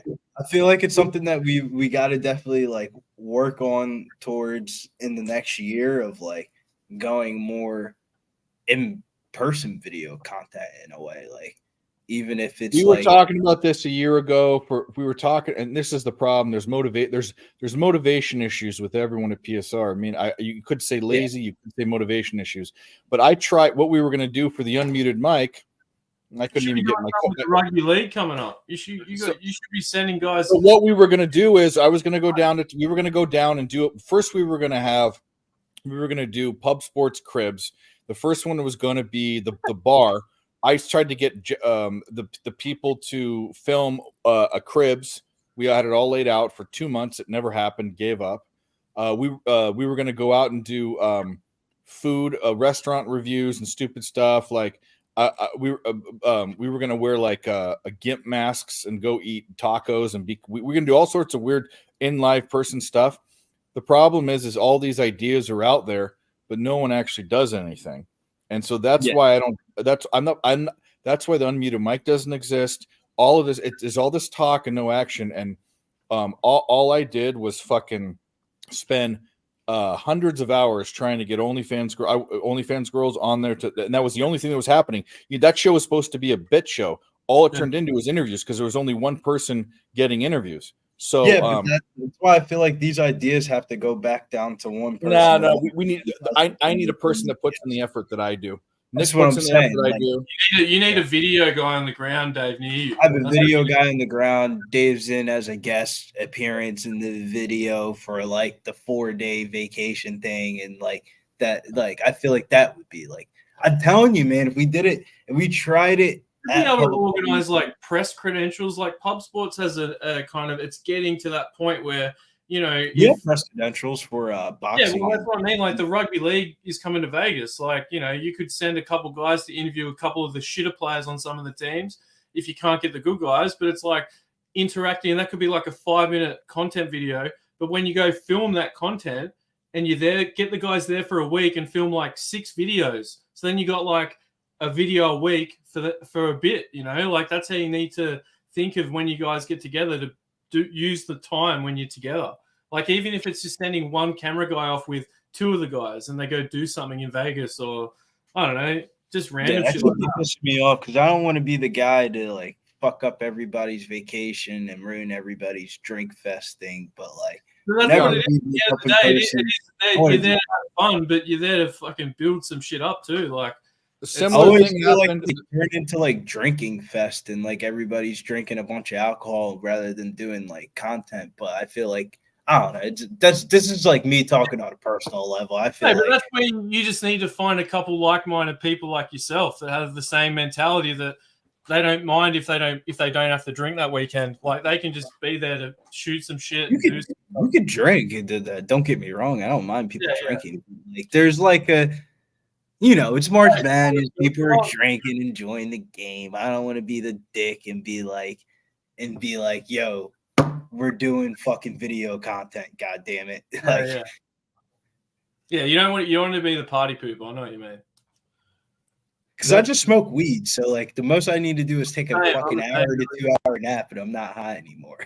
Like I'm right back. There just needs to be people that get things done, and there are very few of those. And I know that's a harsh thing to say.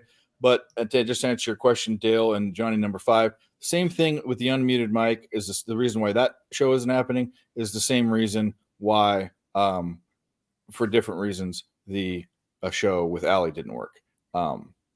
It's just things happen, and it wasn't for lack of effort on my part for either one. I put 110% into both of those. It just you guys can finish that sentence. But the same thing, all these ideas are really, really good. It's just there is never anyone that wants to execute anything and do anything. So I've kind of given up, and I'm just staying in my lane. If I find a person or people that want to do something and have the gumption to do it and don't block it because they have an ego or something, which is another problem, then I'll do it. But there's multiple problems to what you guys are talking about, and you have great ideas, but.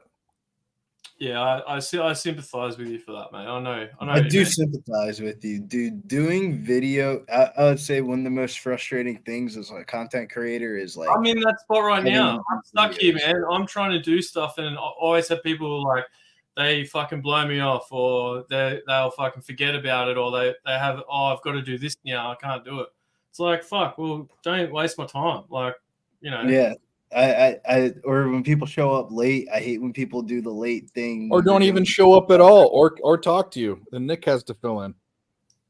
I hate when people do that, man. Like if we're doing a set video, like live streams are different. Or you But get if you're 2 weeks. doing You a get 2 set weeks to accomplish a video- goal to put your fair share in, and 2 weeks before it's supposed to happen, you say it's not happening, and I find out that you've only asked one person to be on the show instead of like 50, like I do. So it's just all I'm saying is that people have lives and other things going on, but people don't put the effort. Like Mike M puts effort in everything. He's that guy. Nick is that guy. I'm that guy. But it's hard to get people around the same thing. And now Mike's doing his show and he's into that. But I would love to do some non-sports stuff like on Sports Radio. Lifestyle stuff. Yeah, we were going to do it. It just never happened because people just don't have the gumption to do it. That's it. We should I actually definitely look at that. I should actually lock something in and come over for like a month or a couple of weeks, and I'll just bring some of my camera gear, and like even if I just bring minimal shit, we can just go do a vox pops of like down the strip or something. Just fucking talk to some people.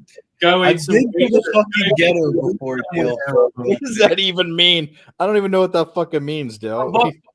I've been to the ghetto before. Trust me. I went to school in Northeast Philadelphia, right over fucking 20 minutes away from Kensington. When we would have to get our weed. Like I remember there was times because I was the sports betting guy. So like whenever I would pull up to the hood, they'd be like, "Oh, Trell, this is your man that does the sports betting, right? What you got tonight?" And then that was like my role. And then if I lost, I would have to stay in the car when we got the weed. And I'm talking about like people rolling dice on the corner type shit. It looked like we don't have that shit over here. What I don't understand is what he says he's going to put you in the ghetto for some food. What the fuck are you talking about? If I'm in the ghetto for some food, I'm going straight to the fucking corner store and I'm getting my fucking sandwich, man. It's like, Go to I've the lived in the bodega. ghetto. Not the ghetto, but I've definitely lived before. I lived with my brother during COVID. He lived a block away from Temple University to the point where if you fucking go outside the wrong way on fucking 4th Street, you might hear some gunshots. Or play video games in the living room, you hear gunshots down the street. You're like, Temple University again. How about them owls? How about them owls? And that was the year that it was the presidential election. So they were actually rioting in the streets of Philadelphia with fireworks and shit. That was absolutely absurd. That was some of the wildest, weirdest times ever. It sounded like the 4th of July every day in Philadelphia for like 7 o'clock on. It was super weird. Now, I just thought of a really funny show you could do. It could be like a Louis Theroux version, but Dave's like the host, and it's like interviewing like OnlyFans girls, but it's like a day in the life. Imagine that. Day in the life. I have some crazy show Did ideas. you Don't see- even get me started. Did you see Unmuted Mike? Did you see any of those? Yeah. I saw that. Yeah. Yeah. I remember at one point I was commenting like I think fart in a jar came up at some point, and then I was just like every time I jump on the Unmuted Mic, I'll be like, "How's the fart in the jars going?" Like just to sort of see if I get a reaction out of you. Yeah. I got hit up by two of them. One said, "Oh, like," because we talked to one about doing a podcast on the other channel, Pub Culture TV. She said, "What's going on with that?" And I had to brush her off because I don't know what's going on. Then another one hit me up and wanted, because I never bought any of their material. I just I came on and if I had to pay for I didn't pay. Most of the ones I had were free subscriptions, but I had to pay $5 to message them or whatever. I would do that. It was just part of the job. I thought we were going to kind of blow up, but this one, she's all like, Dave, why don't you ever want to play in my content? And I'm like, what the fuck? Like, she's just grubbing for. It's like Glenny Balls, the Glenny Balls guy from Barstool. He has his only stands. It's like, and I told her like, hey, look, like, it's, you know, I don't mix business with this. Like, you were on the show, and I can't. If you're on the show, I could never, even if I wanted to, yeah, I couldn't buy your material. Like, that's just not the way it works. But you could like do it like I could do it with another account if I wanted to, and she'd never even know it was me. That's the whole point. But you could have like an OnlyStans version, but it's like your demographic is like, you know, the old, like Glenny Balls is like the younger dudes demo. Like you could do a show tailored to like that middle-aged demo where there's some blokes, some people don't even know, like they might not know how to subscribe to an OnlyFans. You can like show them how to do that as part of your shtick of your show. That's and you're like, I reckon it'd be good. And you could be like a different, you could get the models that can't get on OnlyStans, they can come on your show. Like there's enough of them out there. They're all making bread. They're all making money. Yeah. Like, so what difference is it going to make? Get a show going like that. That'd be sick. I don't know. The point is that I can't do everything alone, and I need at least a partner or two, and it's hard to find those. It takes a lot of time to run one of those shows. Because you want to film it in a like on a location. I reckon you wouldn't want to be doing it over Zoom as well. Yeah, like you want to do it like properly. But that'd be fucking. It's a sick concept. You don't like. There's only other show.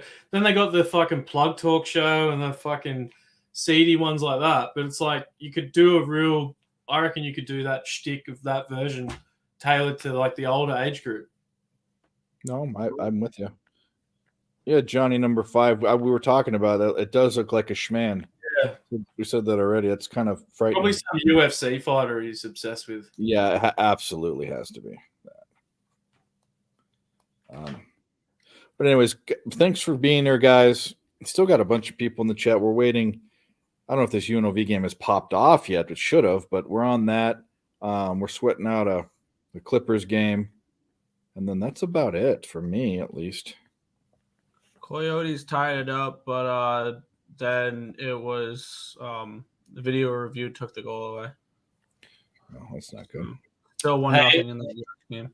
I hit my first ever time I put a first goal scorer bet on in an NHL game, and I hit it the other day for plus 1,000. I think I don't know how you guys do it, but it was paying $11 here. Wow. Yeah. Who was it? Probably some stud at that number. Muscle something. Long name starts with M for Vegas. Oh, Jonathan Martin show. Yeah. And it was a freak goal too. It was like it was against the Wild. You cashed that fucking 22 seconds into the game. Yeah, man. I was like watching it and my phone alert beeped first and it hadn't come through on my feed yet on the game. And I was just like, you fucking beauty. So I'm never betting a first goal scorer again. That's it. That was my first and only first goal scorer. One and done. Yep. I know I've never bet a first goal scorer. I couldn't believe it. I did a little bit of research before I did it, but I was just like, fuck it, I'll just put on the favorite guy. He scored first in a couple of these last games, so fuck it, and got lucky. Gambling. Like it.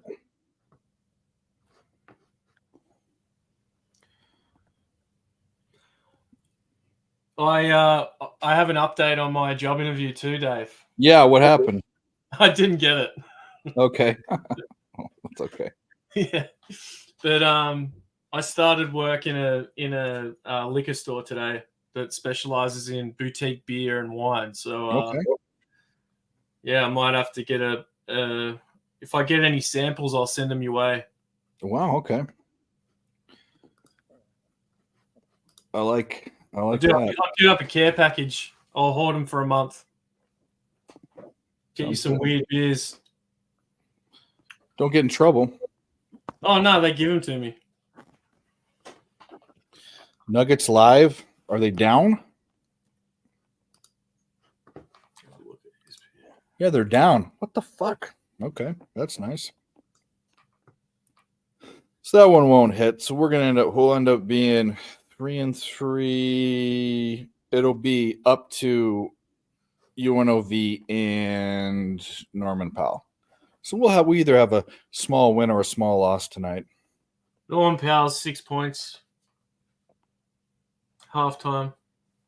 I didn't want to point you out, Big Show, but we've had conversations about this. It just is what it is, and I've acquiesced to the norm. I've stopped fighting, and there's a lot of different things that go into it, but that's why I've distanced myself from a lot of those things and people because. Why does Billy have a white man up as the pick? That's what I'm saying. It looks like a fucking man. Yeah, that's funny. Should we bet can you even get them live? I bet you can get them live for sure. We should be looking at that, shouldn't we? I know they locked it up. How did the fucking Kings lose last night and we had them and the Nuggets lose? How about the Bucks, man? The Bucks were horrible. That was beautiful. I had the plus 280 with the Heat the other night. Oh boy, nice. I think Billy had what's his name? What Jamie? I can't even say it either. Jaime Jaquez for his over in points. He ended up hitting his over. I think it was 13.5. I don't know how many points he scored. Actually, we gave out a plus money bet on that one, so we're gonna, if we do get that, it'll be good. Fucking Denver Nuggets. All right. Well, we just need UNLV to step up. Man, Curry's gonna go off again. I reckon he'll get 40. He's at 15. I reckon he's gonna explode in the second half. I'm watching the game. I'm not watching the box score, so I don't know what he has, but he's looked good. He's made some really deep shots. Yeah. Third quarter slaughter. That's usually what Golden State do. That is true, isn't it? I'll have a look at it. Oh, they're nearly paying plus money.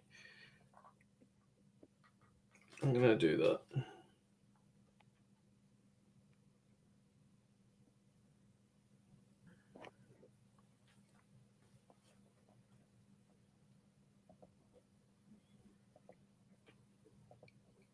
Oh fuck! It's 2-0 Wild. God damn it!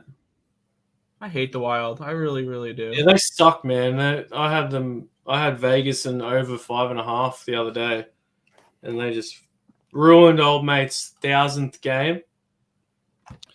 Tried to tell you what's up, Josh and Johnny number 5. I don't know the answer to that. But fuck the Wild. I told you for 2 years. You don't want to listen. 2 seasons, rather.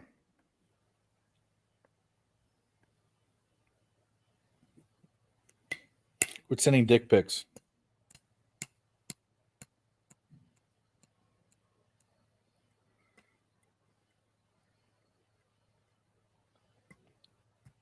Nick. What's up? So stop sending dick pics. I'm not. I'm typing up a recap for the Yotes, marking them a loser. I'm moving on. I'm on that third quarter. Warriors. Yeah. Get it. Yeah, dude. We've said this a million times. I don't know if that's a girl or not. I just don't know. I mean, her arm is bigger than. I mean, what the fuck? Let's do this. Look at this. Oh, yeah. The fuck and fuck. I mean, nothing about that is feminine. The only thing feminine about that is it's in a girl's bathing suit. Like, everything about that is. It says, "I don't say." What is that? What does that say?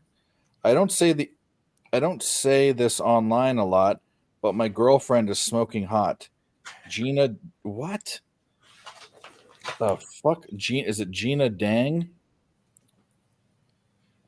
We'll ask him when he gets back. I don't want to investigate. I don't care that much. That's a dude. I know, dude. I'm telling you, dude. That's a dude. Here they come with the fish sandwich commercials. You want to know why, Nick? I bet you don't know that why this time of year why there's fish fillet specials at McDonald's and why Arby's is promoting the fish sandwiches, and you'll see a lot of fish sandwiches. Do you want to know why? Why? Because on Fridays, and today's Ash Wednesday, but there's Lent, which is a Catholic thing. But on Fridays, Catholic during this time, they can only eat fish and non-meat, no chicken, no beef or anything. So in places where it's heavily, especially heavy Hispanic parts of the country, all the fish sandwiches will be on sale on Fridays. Yeah, Dale, it's exactly.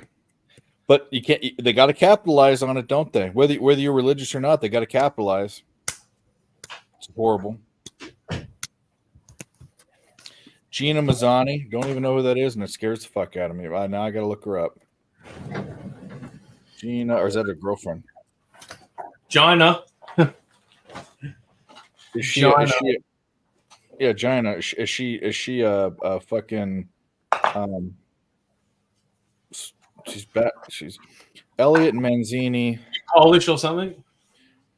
No, she dated a man. That doesn't mean she's not dating a woman, but that's her picture. Is that her? Let's look at her sleeve. Oh, that is her.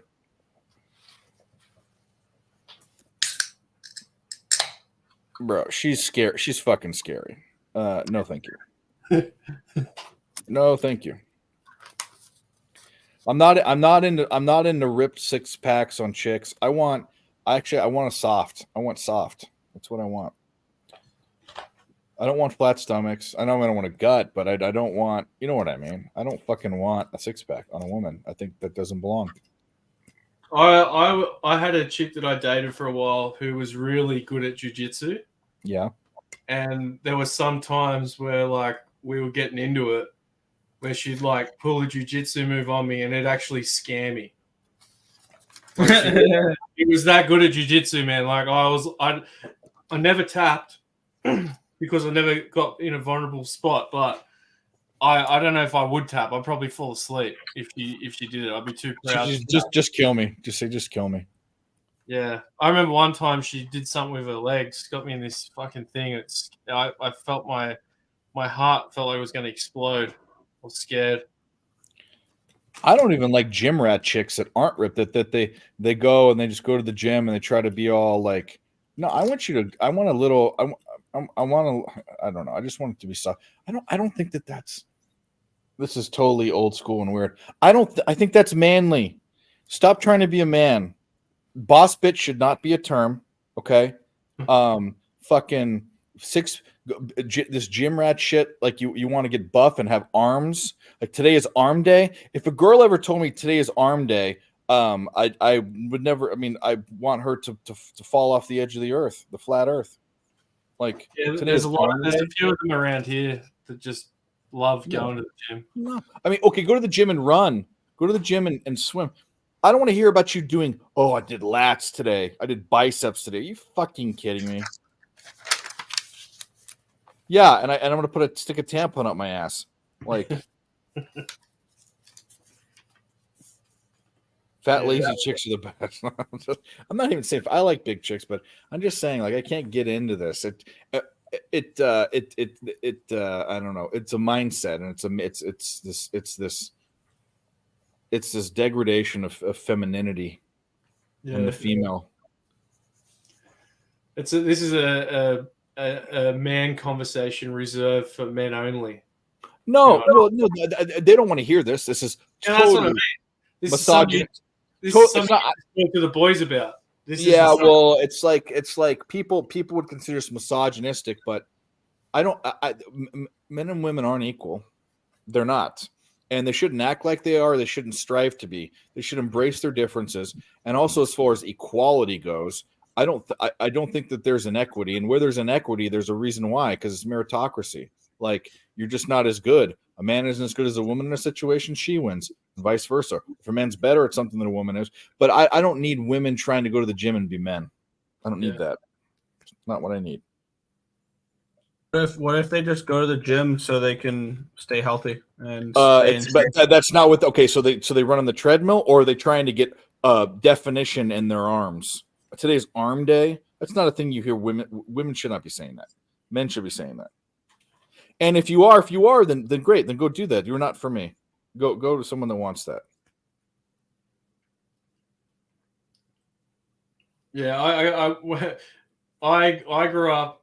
This is like, imagine playing baseball, right? When you're growing up, and there was never co-ed sport. Like, we never had co-ed teams at all. So it was always like we'd have a cricket team and all boys, never girls in the team. And cricket's a sport that isn't that physical. I mean, it's not physically like fucking. It's like baseball. It's a team of individuals, like you were saying, baseball. You know, I'm there's bowlers, batters, and all that. But our team growing up, we were the first team to ever have girls, and I wasn't that good at cricket growing up when I was younger. I was really shit. So I was in the second team, and we got fucking 5 girls are in my cricket team growing up. And your team only has like 11 people in it. So like half of my team was with girls. It was embarrassing kind of when we go and play, because there were no other teams that had girls in them. We were the only one. Yeah. And we get absolutely belted every week. It's I don't know. I guess I shouldn't be talking about it, because we're also talking about like women in the U.S. Now it's all co-ed. Like is it co-ed now? When it's younger, it's co-ed. Yeah. So, and like we have a cricket league they can play in. Like, they have their own professional women's league. They have women's AFL league. They have women's everything pretty much here. Like the Matildas of soccer, that was the 3rd most watched or 4th most watched sporting event, last year in the world. It's crazy. Cricket? Yeah, I mean, they got a paddle, and there's that fucking guy that runs and then throws a ball and tries to hit the like when you're bowling, even though you're young, like the ball, like they could be pretty quick, like, and that's why we get smoked. Like, these girls would go out to get out straight away, and then we'll fuck. Like, we have like 2 people, and the other 2 people were shit too, so we just get smoked every week. Once you hit the ball, do you catch it, or is it like where you hit the ball? Yeah, you have to be when the bowler comes, they have to bowl the ball to you. They can't overstep the crease when they bowl. It'll be a foul. So they bowl it to you. You're in your crease. You can hit it anywhere. If you get caught on the full, you're out. If you hit it out of the ground, it's worth 6 runs. If you hit it and it bounces along and hits the fence, that's 4 runs. And then you run between the wickets for other runs. So usually if you hit the ball, nice shot, you can maybe get 2 runs. Rarely do you see 3. Sometimes you see like a lot of 6s in the short form, like 2020 cricket. It's like all action. It's like 20 Are there bases? Like, do you run to the bases? You run between the wickets. Oh, okay. Yeah. 2020 is probably a good way for you to just watch it once if you want to like watch a game of it to understand it. But I don't really watch much cricket. I find it quite boring. Even though I played it growing up, it's not as interesting. Baseball's more interesting than cricket. So cricket sounds like a over. And Nick, you played over the line, right? Remember over the line where you pitched it and you had guys standing out there, and if you hit it over there was no running, but it was baseball. You had different levels. If you hit it past the first guy, it was a single. If you hit it past the second guy, it was a double. If you hit it over everyone, it was a home run. And if they caught it, it was an out. But there was no actual running, and it was called over the line because you had to hit it over. It was. You never played that in baseball? Mm-hmm. Anyways, it sounds like cricket, but you have to run in cricket. I think Real Deal Prime's got his information mixed up because Australia's number 1, not India. India. I know a lot of Indians play cricket. I know that. Oh, they have the most people playing cricket in the world. Well, they used to play it. Actually, now that I remember, this was over 20 years ago at USC. They'd be in the big lawn and they'd have the thing set up, and all the Indians would play. They have a cricket league in America. I think Major League Cricket. Yep. Yeah. Yeah. There's the Nick got excited all of a sudden. All the people that play there. It's like the Seattle Orcas. I know that's what all the people. I'm not even joking. All the people that play there probably wouldn't be able to play in the league in my town. Probably not. That's how fucking competitive cricket is. The Phoenix bitch tits. Heard of those guys? Yeah, Australian newest champ. I think newest champ means you're the best. So I don't know. Well, cool. Well, cool. It's like America are just the greatest at basketball. There's no one even close to second. Even when they don't win, they're the best. That's what Australia was like for a while. India are okay, but Australia is the best. We're the Australian cricket team is what USA basketball is. Is that your number one? I thought the number one sport down there was Aussie rules. Yeah, Aussie rules, but like in terms of like the skill, because only the best 12 players in this sport can play for our country. Like that's the only spot you make money in it. That's it. Those 12 spots, the rest of them, you make dog shit. It's not even worth playing cricket. But they all play just to have a chance to be in that team. It's really weird. But if you're in India, they're like superstars, bro. They get so much money. The 2020 form of the game, I think an Australian player broke the record. A team bought him for $3.6 million or something, or $4 million. Wow. Yeah, that's an Indian cricket league, but for their super cricket. Yeah, top 1%. I'd even say like top 0.5%. Like if you want to put it in comparison to how many kids play growing up, like, you know, how many people stick with the sport. Because I still have all my gear, but I just don't.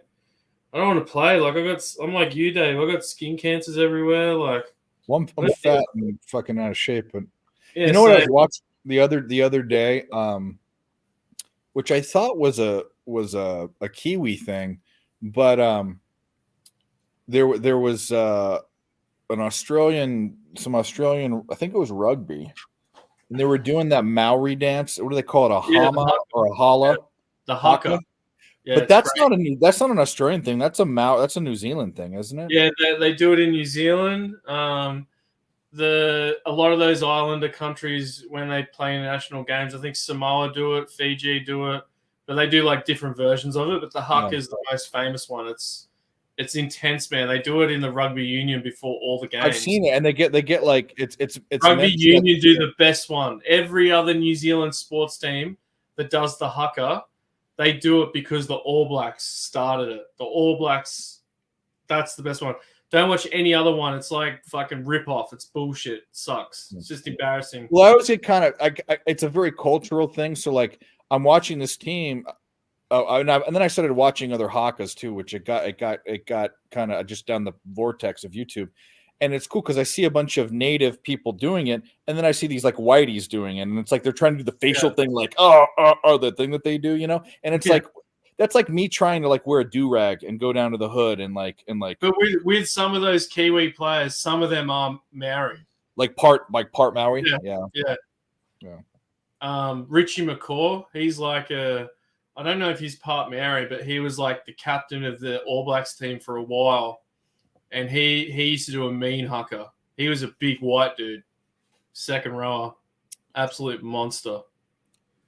All right. So Nick, are you going to be, so there's quite a few games tomorrow. I mean, I'm sweating at this UNLV game, but when are you going to start getting antsy about this index? I'll probably just wake up and bet my stuff tomorrow morning, to be completely honest. Is that okay? Because I mean, I'll get to it, but I'll probably won't. To be honest, I probably won't finish. But if you can wait till 1 o'clock your time, I'll probably start working on it here in the second half. But if you, I don't know what you want to do. I'm just focusing on hockey right now. I can care less. Okay. All right. Then I'll get it done. You can do that way. I'm Markel. I'm just saying what I'm trying to say is that you've got this very cultural thing in a country, and then you got these white boys trying to act like them, and it's kind of like that. I was just trying to make a tie-in that Mark that you'd understand, that us Americans would understand.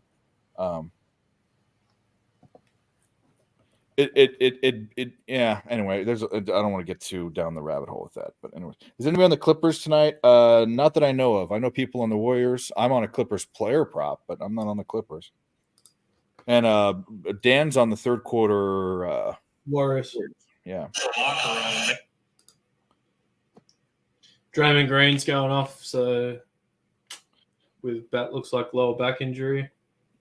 Well, Dale, I don't want to. That's what I don't want to get. This is why I didn't want to say it, but it's just, if you watch this dance, it's very cultural to it's very not ancient, but it's a long time, for thousands of years. It's a Polynesian dance. I guess it'd be Polynesian. It's impressive. If you want to culture yourself, you should watch it. And then I watched, and this is another thing I found out. I just down the vortex. There's a 21-year-old Parliament member, which is like Congress in New Zealand, that did a haka at her original speech. And then I thought to myself, like, there was a lot of people in Parliament, and I was thinking to myself, how many people are there? What's the population in New Zealand, and what's the size? So New Zealand is like the size of about 2/3 the size of the East Coast. It's not big, but it's a big enough portion, and they have less than 6 million population on the island. They have over 100 Parliament members. Why do we don't even have we have 50 senators, and then we have, like, I think 200 or 300 something Congress people, but that means we have less than 400 Parliament members for 300 or 400 million people. It's crazy. And you guys have we have a lot. We have a lot as well. It makes no sense. Why do you need that many? Because there's not as many of you. Because we have independent parties. Like, the way that our government's structured is just way different. So we're a part of a commonwealth as well. Like, we're not our own. He's your king too.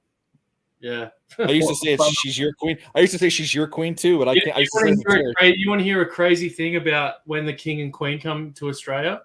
So, in the Vietnam War, my uncle was 16 years old. He was a chef on one of the ships. And when it was in Singapore at port, they were stopping there. And he jumped ship and came back and deserted the military. Since he was a deserter, he was on the run for like a few years. And the rule is, whenever the king or queen visit a country of the Commonwealth, any deserters are absolved of desertion. What a fucking that's kind of a bitch move, I will say, but either so way. he was like the black sheep. He's in like a bikie gang and shit. Was running away from the cops for ages, and then as soon as the king and queen came, he came out of being a deserter, got a bank loan, bought a house, like did all that other stuff. But like, he was on the run for a few years. He was a total badass, my uncle, man. So that's what I'm saying, Delphix. So like they have 100 and something. There's 5 million people. So they basically have one.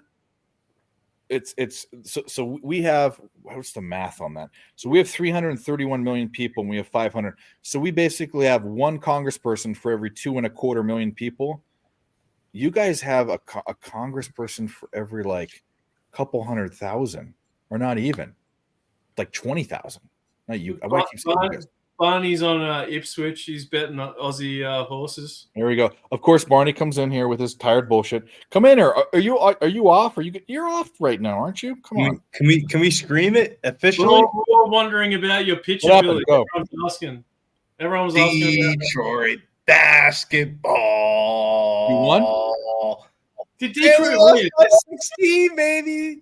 Backdoor covers. Here we go. Point loss. I like it, man. I actually not even like it. I love it. My dick is hard right now. That's how excited I am about this. Every time I see that guy, I just think of Gary V. Just makes me think of Gary V for some reason. There he is. Jesse Show. Number one ATS team in the last fucking 2 weeks. Been making money left and right. If you don't like a pre-flop, bet it out. Steph is shooting lights out right now, by the way. Yeah. 2-0. 6 for 13 from 3, and it's like 5 minutes left in the third quarter. He's already 6 for. Fuck. What's up with My this bit- live line though? Like, I as much as I think the Warriors win the game, I mean, 7.5 is a lot. I can honestly, Billy, after watching a lot of games lately, I can see if they put them away in the next 5 minutes, and then they start the fourth quarter, and the Clippers are just shooting bricks, they'll just cave in, man, and it'll just be secondaries on. The Warriors. I need that to happen because I have Norman Powell. That would be nice. Back tonight, and they play tomorrow night in Utah.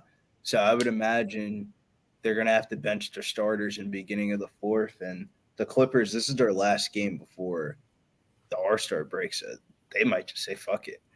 This And is what I don't know, positively or negatively. Third quarter, let's go. 8.5. How is this game at 8.5 points, man? FanDuel's fucking with me with the live line thing. The live It's line. 8.5 on my book, Billy. I'm damn. Like I want to wait to see if I can get double digits, but maybe the double digits just tell me they're gonna lose. Yeah, I reckon 8.5's good. I reckon they're going to get smoked, man. I had a feeling at halftime. I was like, Curry's going to go off for 40 plus. Not that that's a crazy prediction because he's Steph Curry, but Well, you know how the Warriors play basketball. 11-2 run in the last 3 minutes. That's 2 threes and a ham one and a technical free throw, and they fucking went on 11-2 run while the Clippers probably just missed like 2 jump shots. Like it feels like. But maybe I should just let that one go by the wayside and tap in on this UNLV game. UNLV. So they're down. I was just looking at it. They're down by 3, but I'm going to tell you what. Fresno State shooting 50% from the field ain't fucking happening the whole game. So I'm waiting. I'm thinking about taking slamming UNLV right now. I'm taking the second half spread -2.5. Basically for them to win the second half. what is it, 20-minute halves in college, yeah? Yeah, 20. But they have 4 TV timeouts at 16, 12, 8, and 4. So it's like but 20 minutes turns into fucking an hour and a half. Yeah, especially when the games are on, like, for example, this one's on CBS Sports Network. Oh my god, the fucking TV timeouts. CBS SN. In fact, I need to turn this. Well, maybe not. I might slam UNLV at -125 right now. See, I get like the state, like the independent broadcast from the stadium. So like sometimes I'll have the halftime show on instead of ads, and it's always like the fucking chair guy, like the dude that stands on all the chairs and fucking man. There's some dude was doing the rounds. Like I've seen him at like 5 different stadiums doing the balancing chair act, where he's like 80-year-old guy standing on like 50. Or you see that Asian chick that's on the fucking the unicycle, like 20 feet up in the air, balancing. Oh yeah, I think I've seen that one too. Josh Lower, bro, we're rooting. Don't say my Hawaii Rainbow Warriors. We're rooting you on. We ended up betting. Me, Dave, and Barney were watching a game off stream, and we ended up betting. Well, Dave really bet UC San Diego like 3 different times live. Yeah. And then I was like, God damn, Dave's got 400, 500 on this. I at least got to throw fucking 50 and just let this out. And they ended up fucking losing in overtime. That game fucked up my sleep schedule all of last weekend. Yeah, no, that was fucked. It was absolutely that fucked up my whole schedule. They were winning, and then they went to overtime, and then they double with overtime, and I lost by 5. The game ended at 3:45 East Coast time, bro. Yeah. It was wild, bro. I woke up at like noon the next day. My sleep schedule was all fucked up. Yeah, I haven't had one of those noon wake up days in like a while, but it's like it's nice sometimes. I don't mind that, especially if you've been working the night before. They're more gratifying. But yeah, Of recent, what I've been doing is I end up waking up really early at like 5, 6 o'clock in the morning, maybe like sleep like 5, 6 hours. I end up getting like I call it the stale line from the night before the bookies go in and change all the lines. And then I end up back to slate. Like 6 through 9 is like the. So Dave just books don't mind. Check this out. Dave just double We get tapped UNLV. UNLV at minus 125. So now I have way too much money in this game. Why was didn't you go spinning and half spinning. spread? Well, I have 4.5 minus 4.5 pregame, but now I have 2 full units on the game, 1 unit on UNLV to win, 1 unit on minus 4.5. So I only wanted half a unit on it, but whatever. All right, let's get in. I just took it 1 through 10. That line's going up too, minus 168 live line. Yeah, the thing is UNLV's kind of being so here's the tail of the tape. This is you want to do this ILR fucking thing you guys are talking about. Here's where Dave breaks shit down. So UNLV shooting 45 from the field. That's now 47. That's about where they're at. The Bulldogs, Fresno State was over 50%. They're going to go down. They're horrible. They're 3 of 10 from 3. They shoot more threes, but UNLV has not been shooting threes. They're 0-4. They haven't made them or shot them. So that's something else. If they happen to start draining threes, even though they don't shoot enough, it's gonna bring it in. The other thing is a turnover ratio. It's only 5-2, but if you look at three turnovers, if those 3 extra turnovers led to 6 extra points, at least for the other team, or 4 extra points, that's where the difference is. So Fresno State, does Fresno State turn the ball over? I think they do. Yeah, they're horrible. 307th in the country. So there's regression to the mean. Regression to the mean is what we're saying, or progression to the mean if you're on the other side. And I think UNLV wins the game. I don't know if they cover 4.5 now, but I hope they do. We need Norman Powell to get in the game. That's a perfect second half spread spot, though. I like that too. Ooh. Yeah, I had one of those days where I stayed up with Jeff and Barney. Was it Barney or Jeff? Just Jeff. We stayed up until. Yeah, that was a recent one, wasn't it? Oh yeah, you were there and you left. Because I remember I was there for a bit, but I had to bounce, and you guys were talking about playing blackjack, and I'm like, that was the first night we played. Yeah, you tried to get Nick to be dealer, but he's like, "No, I'm bouncing as well." Why? Yeah. You're lucky by the sounds of it. We You would have figured been out. up too late, Nick. No, we were up. They were up till 7 in the morning East Coast time. It was 5 here, and I slept till noon that day, or 11, something like that. Yeah, I think it was like I left at like 5:30. Listen, you'd be surprised. I don't go on because I think I go on and I break down my cap. There's a lot that goes into my cap, and I'll break it all down. I just think people are boring. I think people want to hear a couple points and they want to say take the pick. If we really broke it down, like sometimes I feel like some people we know that just rattle on about this, that, and this, and it's a Tuesday, and he ate spaghetti last night and blah blah blah. Like I don't need to Sprinkles do all on the ice cream. Always remember sprinkles on the ice cream. Yeah, I don't need all The that. most important factor. of the cap. People saying the Bucks lost because Pat Bev was at Barstool for that free throw thing when he shouldn't be prepping for the Miami game. Like Yeah, bullshit it's like that. I just don't. It's not even. I just don't need to try to convince you guys. I give a couple main points, and you don't need to see me do. I was gonna say my free pick videos are like 2 minutes. Like you don't have to. You don't want to see me do it. You want me to. You want to see us do 150 math equations. Like you don't want to see that. Do you want to? I mean, if you do, actually, if that's a thing, I'll put it up as a premium thing.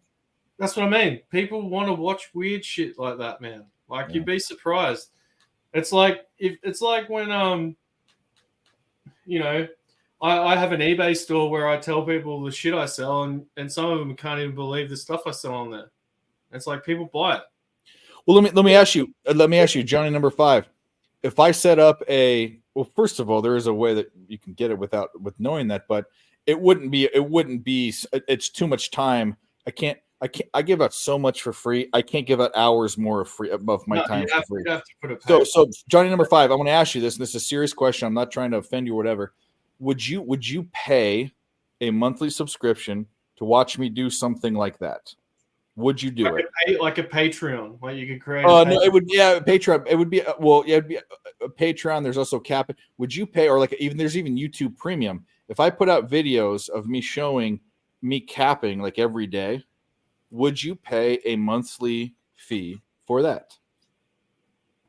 Oh, the answer I think is no, because you're kind of trollish. But I'm just saying, if that's of interest, I will do it. I'm not just going to do that for free. That's hours and hours of work. It's kind of like, would you go at a desk job, sit there and type at a computer for 8 hours and not get paid? You know? It's like well, Dilfic, this is my other thing too. If they produce, I don't know how long you've been. My record is posted. I've got a 7%, right under 7% ROI for 2 years. You can't go get a CD at the bank for that. So producing is a thing. We'll win. We won't win every day.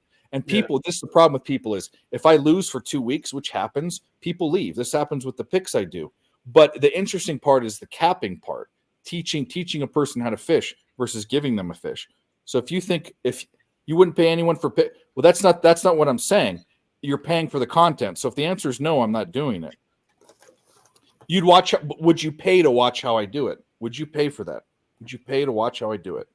Not for the pick. In fact, maybe I don't even give out the pick. Maybe I just cap everything and put numbers. I wouldn't pay anyone for picks. No offense, but it would teach. I would watch how you do it. That's what I'm asking. Would you pay to watch how I do it? Not just how to watch. I mean, because I'd watch a lot of things for free. If they were free. This is free. Yeah, I do this for 20, 30 hours a week. It's free. A lot of time. Yeah, but like if you're showing people how to, like it's a skill. If you're showing them a skill that can help them learn something that it's not something. This is Dan, but Dan, this has been discussed for multiple years with multiple people. People still just want things for free. I'm not saying anything about the chat or anything. No, it's not once. It'd be a monthly thing. Like this is what I'm trying to say. It's the interaction as well. Like that's what, like if you had a Patreon, I don't know what YouTube offers, but with Patreon you could have like a breakdown, a monthly breakdown where this is what people want is I have people buy my picks to take my picks and then they become cappers themselves and sell picks too. So like the whole point is if this isn't a new idea. Like we've all these people have talked about capping tutorials. No one pays for them. They don't care. Yeah, but like it's a new industry for you guys, right? Like here, gambling's been like you can gamble and do it. It's been around, but like states are now legalizing it in a lot of states. So you're going to have a lot of people that are coming in that don't know how to gamble. They don't know how to manage their bankroll. They don't know what the basic stuff that for you is everyday run-of-the-mill shit. You don't even think about it because it's just in your head. You don't need to worry about it. There's three types of people, and you're talking about one type of people, which is 5% or less of the people we deal with. The vast majority of people want to go on shows and just get free picks, which is fine. Yeah. The next small, that's probably 70% of people. Then the next, that might be 80% of the people. Then the next 15% of people don't want to bother with that, want it as an investment, and they pay for picks. Then there's the 5% of people that want to learn how to do it and would pay money to do that. It's not worth the time. So Jesse's right on fucking point. But we have a guy backstage, and we're just going to bring him in here. Blam! What's up? How'd you go, mate? How'd Ipswich go? Yeah. Stupid fucking favorite came up and beat me. Yeah, usually rigged at those Ipswiches up in Brizzy. Probably rigged. I had my three dogs were right there, and the favorites came out of nowhere. So this is a good chart. What would I charge? So I'm basically giving out my secrets, and I'm doing it every day for a month. I wouldn't charge any less than $100 a month. I might even charge more because I'm giving out my secrets. So if you don't think that, I do to you, Dale. Yeah, you wouldn't pay it. My point is, Johnny number 5, you wouldn't pay it. Is my whole point. It's like the other good thing about setting up these Patreons and whatnot is people subscribe to them, and then they're on there for a bit. Like they might not log into their Patreon for a bit, but they're still subscribed to you. Yeah, like, but people that have Patreon, I've also talked to someone that's on Patreon, and Patreon's just like figuring out what to charge for picks too is another thing we all talk about as well. But I know someone that was on Patreon, and she found that when she went and this is a soccer capper. She's the best soccer capper. She caps Indian soccer. She caps Turkish, all the crazy fucking leagues, right? And she wins. She has she might actually be a person that's 60% because I think some of the smaller soccer markets are weak. Oh yeah, 100%. So she's so good at that. We have National Soccer League here, and she lives in Hawaii, so she's kind of on a weird time schedule, so she can kind of get different times in the right. She's just in a perfect situation, and she went from I think $39.99 to $50 a month, and she lost like half her subs, and she's the best in the world. So if you're saying for a 50-month subscription with all the hundreds of hours she puts in a month, people don't want to pay $50. It's kind of like give up and just give it out for free because no one gives a fuck. You know? Yeah, but you can't tell me that there isn't a market like pretty soon, like in the next 5 years at least, the gambling market in America is going to be like crazy. It's going to be opened up everywhere. There's going to be fucking books, different books competing. It's going to be nuts. Everyone's going to be going, oh, I can gamble now. Imagine if you had a starter pack that you could just sell. So it's like a 1 month subscription, and it's not even your expertise. It's just a set of documents that you've given up to help them manage bankroll, do all that stuff. You get a month worth of content that you've already made. That's like a thing. And then they sign up for it, and then it's there. Like you don't, and you might do every month. You might do like a feedback with the group. You might have a Q&A live like this, where it's you're all of these thoughts, and we should have some conversations because you seem driven. Nick, someone I wanted to talk to about this. I talked to Dom Ricci about this last year, and I talked to Billy about this, but it's not going to work with football and basketball because guys that really don't know what they're doing, capping and betting it, think they do. But the one sport people don't know and want to know all the time is baseball. Everyone does. I mean, it's so complicated. It can get the spider whip can be so complicated. And these are sports where Nick and I crush, and Higgs crushes. These people they know what they're doing, and so we want to put out tutorials for it, but we can't not monetize it because it's just too much work. And so if that's of interest to people that want to learn how to cap or just want to see what we do and then take our picks, that's fine too. And I will still give out. I'm going to start doing. I don't know if Barney knows this. Nick knows this. For almost 2 years, I gave out free pick videos every single night. I stopped doing it. I'm going to start doing that again, and I'd break down why I like the teams and all this shit. But if we really want to go into like, hey, Dave, like, how do you do this? That's gonna. I can't just barf that out and give that to everyone. I mean, it's kind of it's silly. But I just think that you could like, if you had that like starter pack for $25 and it's something you've already built out, you could just have it there. So they get a download link, they get all the documents they need to start off, they get a little introduction pack with some videos in it, and then that's a one-off thing. And if you get like, you could. That's exactly what we wanted to do. We were going to set up a university. Like, there's going to be more sports books starting up with all these new states opening. You could partner with a book, and it could be a part of like a package they release with new bettors online or something. I don't know. Like, no, I got to be a little bigger for that. No, this has been thought. I'm telling you, this is you're the fact that you have this mindset is awesome. But what we did was we were going to put together a university, a baseball. We named. There's all sorts of names, and we were going to break down what sites to go to, what to look for. If you don't know anything about capping, here are the first three things to do. This is how you cap pitchers. This is how you cap first fives. This is how you cap totals. This is how you cap on. We were going to do a step-by-step university and basically have pre-recorded videos and sell that. That's what we were going to do. But as I said before, people's motivation, people want to talk about ideas and not do anything. So, yeah. And like, you got enough people that you know where you could pull in an expert to do something. Like if Nick could do one on hockey, you could do your baseball, or vice versa. Like, it's you have enough people with knowledge, and if you can monetize it, you could pay them something at least if they wanted some money for it or whatever. But just ideas. I got heaps of fucking ideas, Dave.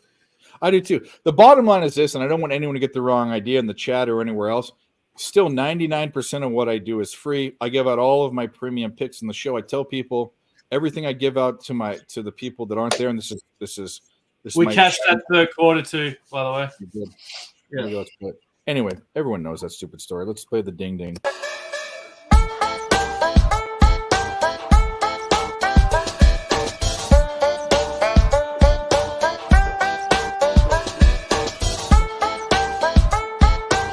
Warnie's love child.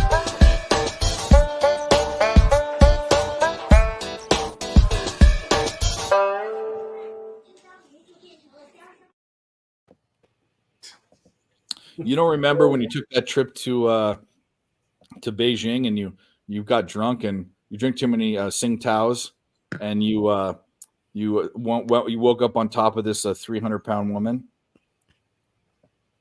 That's what happened. Last weekend. Tell you what, it's been a great fucking day. Has it been? Have you been winning? Fucking, I put my shit in before I had to go to work. I'm 9-1, 7-0 in college basketball. I parlayed all my college basketball plays for a plus 9,000 parlay that hit. What? Shit. Holy fuck! Plus 9,000, so 90-1. Holy fuck! Good job. How many units, Barney? Was it a 1 unit parlay, or did you spruce it up a bit? Oh, it was a half a unit parlay. Yeah. 45 units, so though. No, actually, a quarter unit. Sorry, quarter unit. That's still a big hit. That's awesome. 22.5 units. So UNLV's down 3 points at half. You can't tell me that that's not striking distance to even cover 4.5. I think we're fine. I'm on you. I just took UNLV's money line. Yeah, I think we're okay. I think we're fine. I'm going to jump on that with you boys just to be with it. Hang on, I'll be back. What's the money line at now? It's 133. Yeah. That's good. I got 130. I 125. So I have 4.5. Yeah, we're gonna get. They're gonna cover the spread. I think they're gonna cover it. And in the second period, I took the Yotes to get 1 goal and then 2 goals, minus 190 and then plus 250. We need Norman Powell to actually. He's at 9 points. All we need is 6 points. We can get there. 6 points. Hey, there's a trifecta. I hope you guys tailed that one. Goal burner. You hit it? Yes, sir. You're insane recently. Are you okay? I know you're just pushing like betting all the fucking races, but are you actually winning at the Aussies or what? The last 2 nights, I definitely am. I've that's what I'm saying. I mean,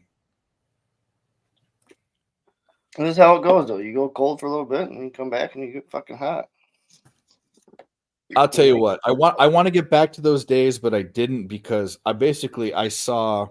It's tough.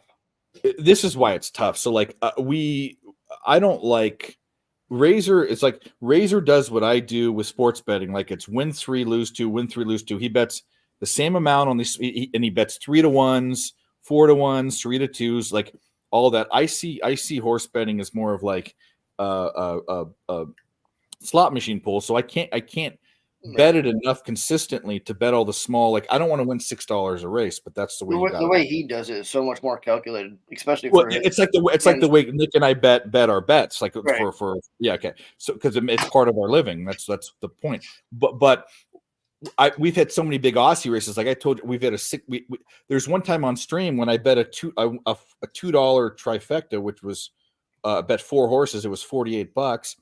And then on Jimmy's stream, I'm refreshing and I have $600 in my account. I've hit $1,600 tries, $3,000 tries. I've hit all these things, but during that month when I keep doing that, none of that money's in there. It's break even. So it's like I can't. I'm wasting my time, and No, you guys got a lot more shit going on than I do. So no. You're doing. I mean, it's for fun, but I wish I could do what Razor does, but he spends so much time. I can't do it. Should I go to one of the Greyhound races one night with like a sign, like picks from Dave, and just you guys can bet at the races that night, and I'll just tell you what course I'm on. Where do you even bet Greyhound races? We can't bet Greyhounds online here. Oh, can't you? I think it's illegal. They tried to ban it here like twice, but it like, and this is real recently. I don't think they have Greyhounds period anymore here. They used to be in Florida, but I don't think I think they're done. I think they're gone. It got omitted in like the 80s. Yeah. Well, it was after that, but it was more recently. There might be some. I don't know. It doesn't matter. I'm sure it's somewhere. Yeah. Well, it's like we call the harness racing the cheats on seats. Like it's all rigged. That's what we call it. Cheats on seats. There you go. The greyhound racing, I like. I had one of my mates come around the other night, and we both just put $25 in our account. We're betting like $2.50 a race, and we both finished with like $300. Like that's what we started with, and we both ended up getting to 300. I could imagine betting greyhounds is like total degenerate because it's like they're bred, but they're not bred like horses and trained like horses. They're fucking dogs. So it's I think they kind of are though. Some Not- of them, not as much as a like, horse. the treatment of them is really bad. Like here, Yeah. there's like, I know of a guy that trains them in a town. I won't say where, but I've heard stories of them coming back from a meet, and if a dog did really bad, he'd take it out to the back and just shoot it, throw it into a hole. And they had like 20, 30 dogs in there already. Like he'd shot. Like it's like not worth him to keep around because it costs money to keep him alive. So they just shoot him. It's pretty brutal. But they've regulated a lot of it now, but there's still bad operators out there. Like you can't get rid of all of them. You know, they're all gonna, you know, fake their shit at some point to get through like an inspector, you know, through an inspection. They fucking fake shit to get through an inspection, and then when they're not around, they just mistreat the animals. But it's the same with horse racing sometimes. Like all the protesters and wokies come out for the big racing meets here. It's pretty bad, but you know, go do it somewhere else. Who gives a fuck? I like that. It's a part of the culture. The wokies. I like that. Yeah.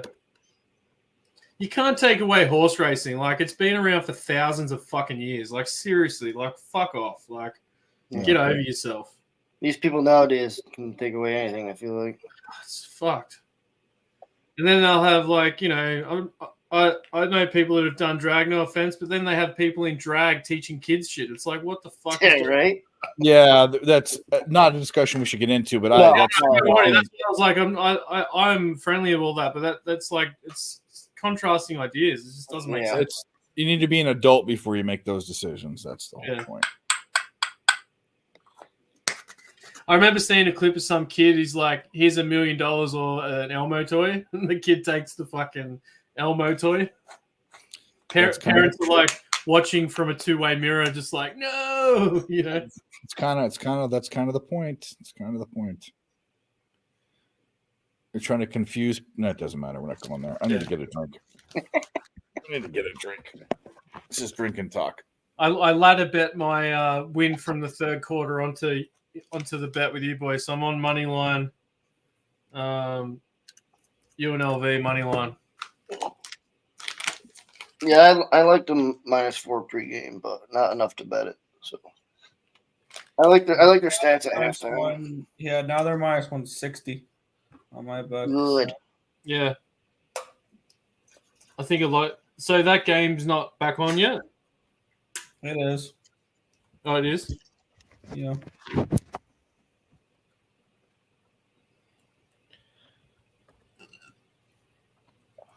I'm going to take a piss. I'll be right back. Unfortunately, I'm going to lose 2 bets on this hockey game, so that'll hurt my record a little bit today, but it's all right. Yeah. Sounds like you've had a good day, mate. Those stupid late ad, the Oats.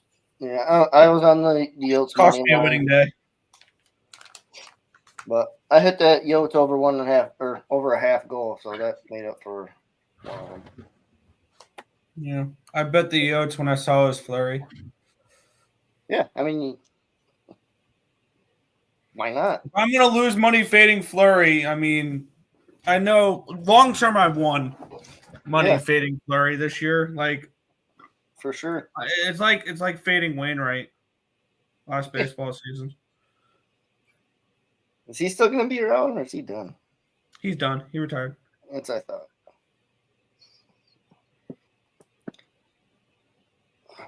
Yeah, he's having a couple decent starts, but he'll go back to being dog shit. Give him a few more games.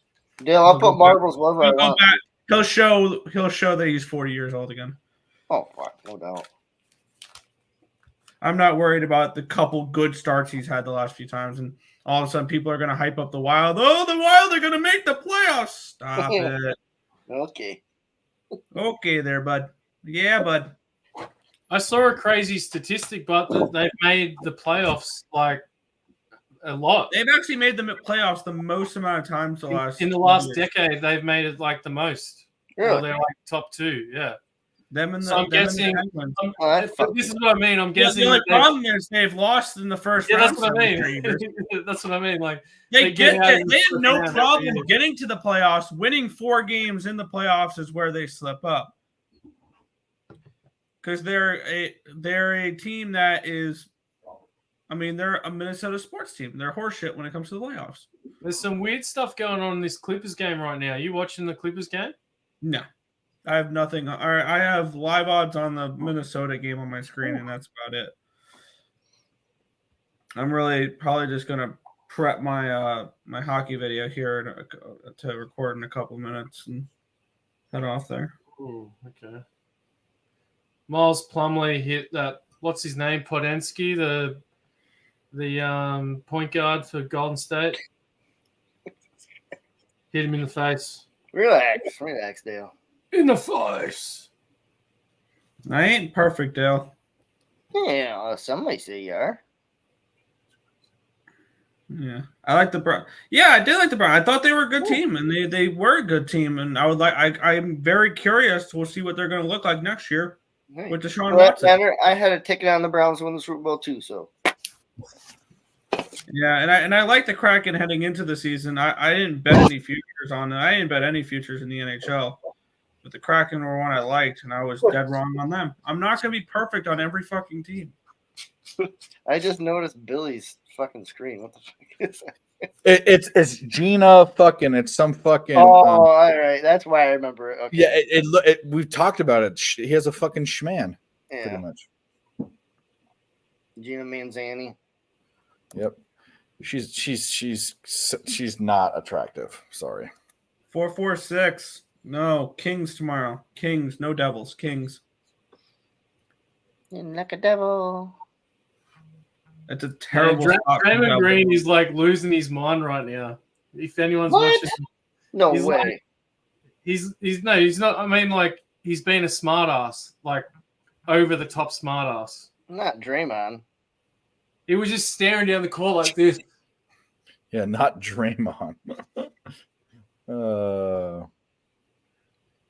I'll tell you what. I have mixed feelings about him. I think. Do you guys think he's a Hall of Famer? I don't think he is. Who? He's getting there. Well, He's on the border. You can't deny him Hall of Fame. Like he was a second He'd round. be in a Hall of very good. Well, it's also the easiest Hall of Fame to get into of all the Hall of Fames is Naismith because there's college, it's everything, basketball, high school basketball coaches, like He'll have to be in the Hall of Fame.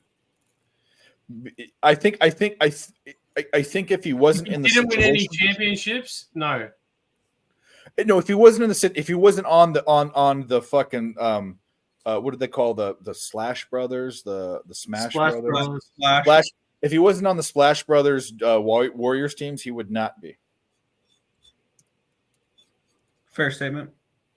But I kind of sometimes I like his attitude, sometimes I don't like it. Like when he punched Jordan Poole in the face, he's a bully, which I don't like. Well, But Jordan I also- Poole's an idiot, man. Well, I know that, but you don't. There's things you just don't do, and if you're in a bit, They've probably been copping that off him for a long time, and Jordan Poole's probably playing into that, knowing that he can't touch him. Like, imagine if someone was doing that to you all the time that you're around. see that's And the problem. You, with you get Steve paid Wallace. millions of dollars a year, and you got to deal with this idiot. Yeah, Draymond's a better Rasheed Wallace, 100%. I think so too. And Rasheed Wallace is in the Hall of Fame, right? Isn't he? Rasheed's a bit more of a physical specimen than what Draymond was. Well, that's also maybe for Draymond for Draymond because he's shorter and he's more dominant as a shorter guy. You know what I mean? Like, I loved the Wallace brothers growing up. I don't. Were they brothers? I don't think. Yeah, I Ben- don't Ben think was- they are. One was a light skinned guy. The other one was dark as night. I don't think they were I don't brothers. think they're brothers. They were brothers. I don't Are think they? so. Well, maybe. Well, ask Billy. Maybe Billy knows. I don't think so. Why? Why would Billy know? No, dummy. He's an NBA expert. You motherfucker. That's not What? even where you are a fucking Why motherfucker. would Billy know? Have you ever seen the Wayne's Brothers show? Yeah. Brothers. If you don't know the intro song, you won't know. I remember the show, and I remember the dad, but I don't remember the intro song. Or Ben Wallace and Rasheed Wallace. What are they, brothers from another mother or something? They're of no relation. Yeah, I thought they weren't related. Yeah, they're not brothers. I never said they were related. Not brothers. I knew they weren't. They're not brothers. I never said they were related. Oh, You're saying they're brothers from another mother. Is that what you're saying, Barney? I'm not saying they're brothers. You need to know the intro. It doesn't matter. It's done. Clippers plus 10.5. Do I do it? Nah. I might just You should have got him. We cashed that third quarter spot, Billy. What, the Clips? The Golden State Warriors third quarter. I call it the third quarter slaughter bet. It's a Golden State spot. Yeah, They always hit. Smash in the third. Well, not always, but most of the time they win the third quarter. That's been a thing. I'm gonna catch something. The only thing that's really appealing to me is I want to catch something like live at plus money, but the UNLV Fresno game is the only. I'm just gonna have to sit that one out. Like I'm. Did you get the money line? I got UNLV minus 2.5 for the second half. Oh, that's right. And UNLV to win by 1 through 10 win margin at plus 125. Those are the two bets that I ended up taking on the UNLV game.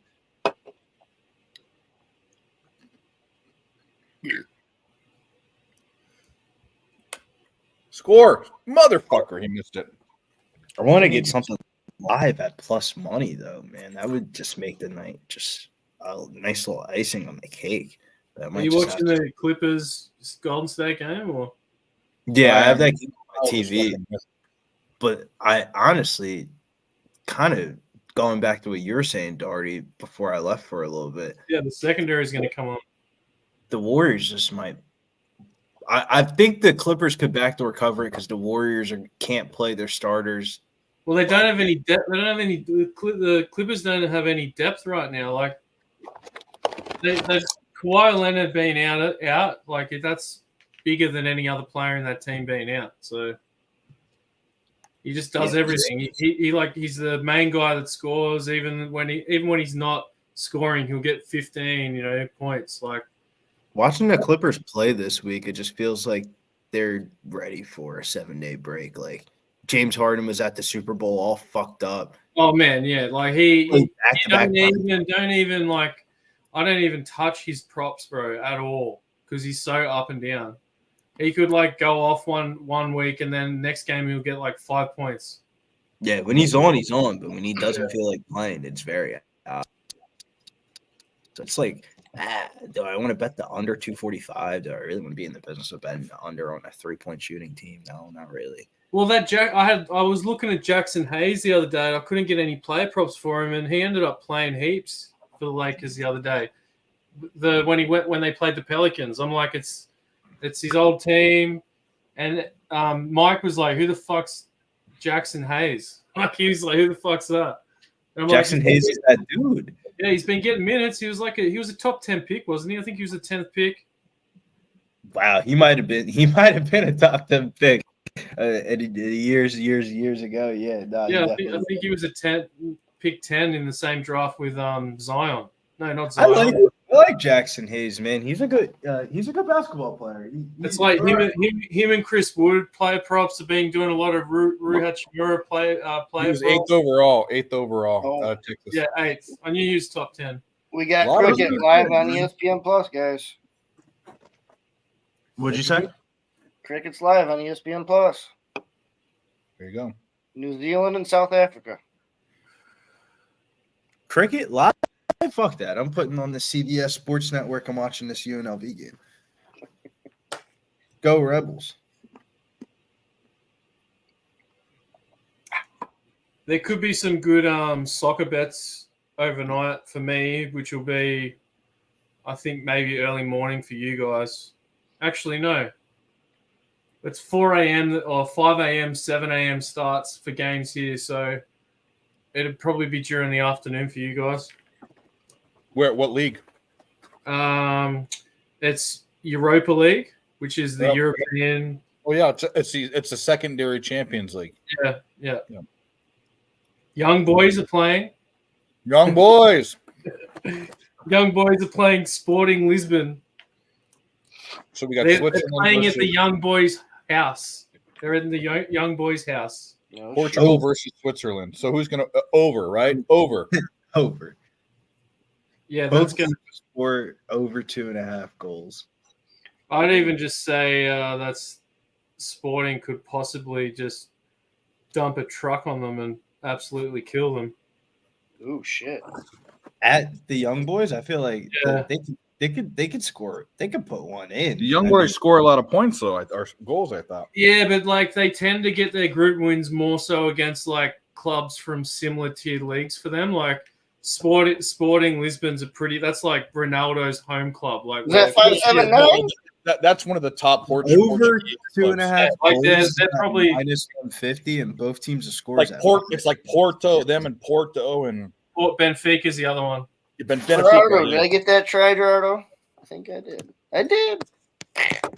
Play that, man. Both teams have scores minus 166. Like that's Get that 18-1 in there. 50. All Barney does is win. Here he is. Look at this beautiful face. Look at this guy. Look at that guy. Winning all these fucking Aussie races. What the fuck? And I think the young boy down a leg or something like that because it says that Sporting Lisbon's minus 420 to qualify for the next round. I'll tell you this. Billy has fucking these fucking gender questionable UFC fighters as his avatar. You know what I'm gonna put talking about Swiss soccer players. I'm gonna put Alicia Lehman as my fucking. Oh, she's a boner. Look at the cheeks. She is a walking boner. That looks like my ass like 15 years ago. Yeah, that is bad. Gita Bazzetti cheeks. That's bad, dude. She's holding in. She's tucked underneath, and she's holding it in. That's where fucking. Dude, I thought that was what's his nuts in that fucking movie.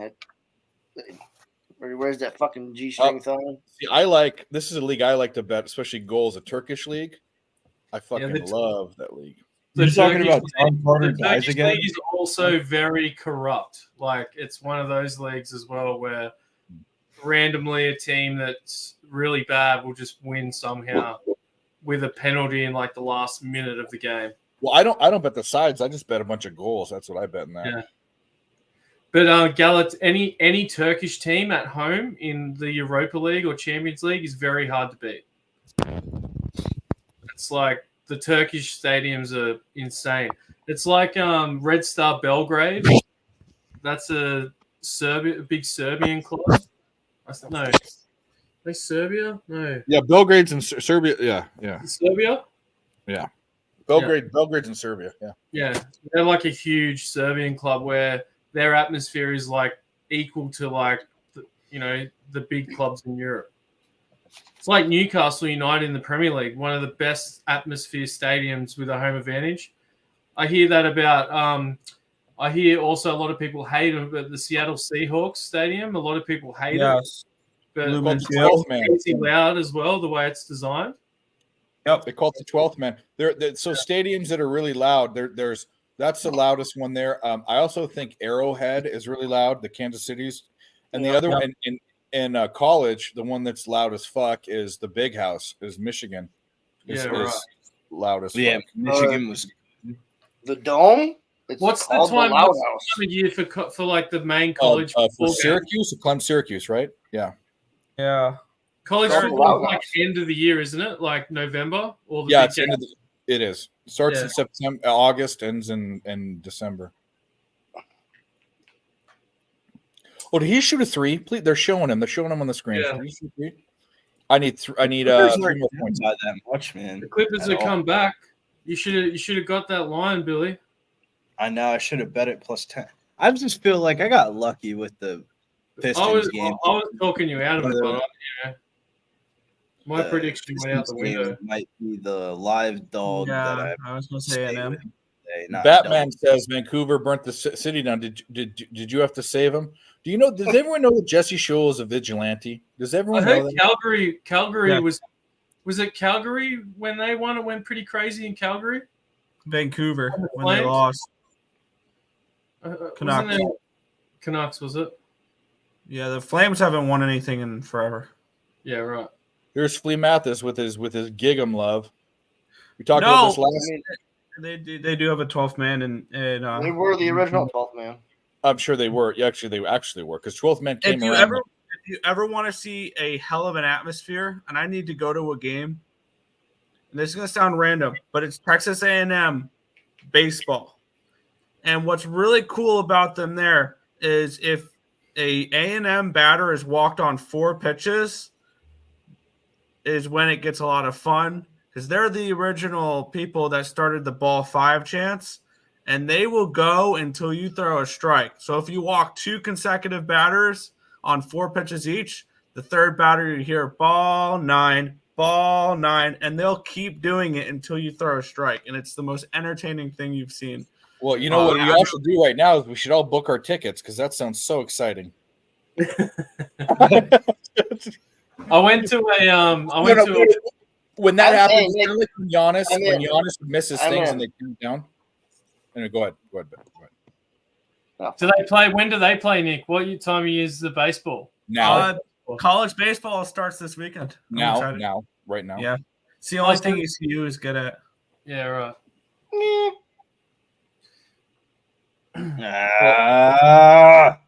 Barnold, what do you want to say, Barnold? Nothing. I was just telling Nick I'm in. Fuck you guys. I'm in. Hell yeah. Right, you're looking I wanna more go and to more like a College book. You Station, look at him Texas. with he's got his pen You and can his do hat other things. ready to go. You got a notepad? You got a notepad stuffed down your pants there, Barney? I've got a notepad I'm starting to write notes on right now. No, he's got a banana stuffed down his pants. That's what he's I got. wish. Jesus Christ. You The know, whole- Barney's he's got the whole sock drawer stuffed down his pants. Takes Dave 2 hours to unpeel a fucking banana and eat it. Put your fingers up on how many And bananas that you could be, eat that live could be on a stream. live. That could be a live stream. Barney trying to peel a banana for 2 hours. Why me? I eat bananas on stream. That's Dave. That's I did it on the unmuted mic and I started it and now I'm doing it still. I had a mate that used to walk into bars with a banana and he'd go up to like the hottest chick behind the bar and he'd walk up to her and he'd be like, you know what they said to me? And she'd be like, what? And he'd go, they said I was no good. You know what I said to them? You better take a look at yourself, mate. And then he'd pull the banana out and just eat the banana. And they'd be like, what? What? Fucking psycho. Yeah, and it'd be like we'd be in a nightclub and he would have had the banana in his pants like for 4 or 5 hours, man. Like all bruised and shit. I was like, where'd you get that banana from? He's like, I've been planning on doing this all night. I'm like, you're a fucking weirdo, mate. It's a little different. Yeah, he's a fucking rare individual, I can tell you that. A rare individual. I like that. So that Nicky brought up Strip. This reminds me. I think we should set up. I don't know how close you are, Dave, to the Waste Management Open. We should set up a trip for that. I'm about shit. 4. I could go. I'm about 4.5. I'm as close to Southern California as I am to Phoenix, but I could go. I would go. That is one thing I want to go to before I get too old. I've been invited. My buddies used to go to ASU, so I was invited to it every year they went to school. I never went, but they cut off alcohol sales this year. I saw that. Yeah. It got wild. I got a hook up at Tennessee that works on the like promotions team there. She said to me if I ever go over there and want tickets to games, she told me to hit her up. Does that get pretty crazy at their stadium? Tennis, the Volunteers, yeah, it's a big school. He said, did Jesse asked, did it get him laid? The banana trick. Make it, yeah, bitches. Was that it? What? I'm just checking. Yeah, he got it over 14.5. There you go. Foul. There we go. We won't I'm even still play. trying We to won't even figure play a out big video. We'll just play this because it makes me happy. I do not understand. he had Norman Powell points over. Norman Powell over 14.5 points. Yeah, 15. Three Yeah, just- 3-pointers too. He needed a 3-pointer for it. Yeah. And they've been playing him. They're playing him like they play Al Horford. He just sits down in the corner and they pass it to him. It's like he's been playing passively. Like a Brook Lopez 3-point prop. Yeah. Or like a PJ Tucker. They sit him down and he sneaks in under the basket, down at the post. Rudy Gobert's blocks props were Piss, Mario. I wish I would up. have had the plus 10, man. Fuck. God damn it. I want to get back in on this game live. I really want to go smoke, but I gotta wait. I gotta wait a little bit. I think we might be able to squeeze one more live bet today, and it might be in this Clippers game. It's just you gotta wait a little bit here. You reckon it might go to overtime, Billy? You think that goes to overtime? Could. Poison. I I'm don't just waiting know if the, that'd be plus money. You could put like a quarter unit on it.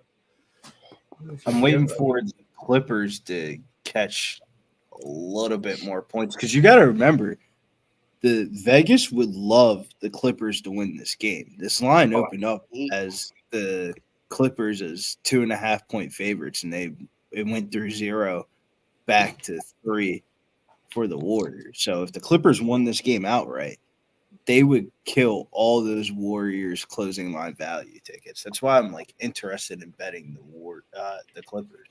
And then the Warriors play the Jazz tomorrow, so maybe this is a double whammy spot where we. It's this the Steph. Steph Curry's playing. Like that's. He's playing like the way he's playing. Then I feel like the Clippers. That's what I mean. Like it's only it's down by scary, 2. That's the scary thing. Like it's Steph. Like anything can happen when Steph's playing.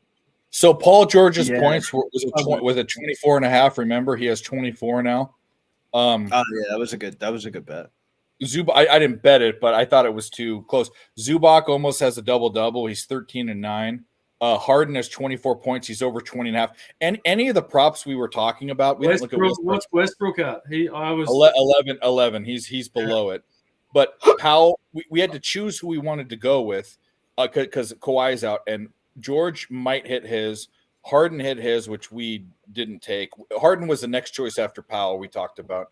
Powell was the one. The other one was taking Man.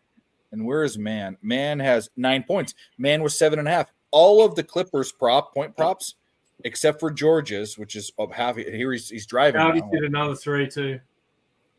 There, yeah. They're Nailed up now. it. Clippers are up 1. All of the Clippers point props, except for Westbrook and George. 22-9 run in the last 5 minutes. Billy, that's why Billy's the man. Billy goes, this is going to be a place to look for props, even though I don't think he bet any of them. He just said, this is going to be a place to look for props. Kawhi is out, and any of the ones you would have chosen would have hit. Any of them. Honestly, I don't know why it didn't.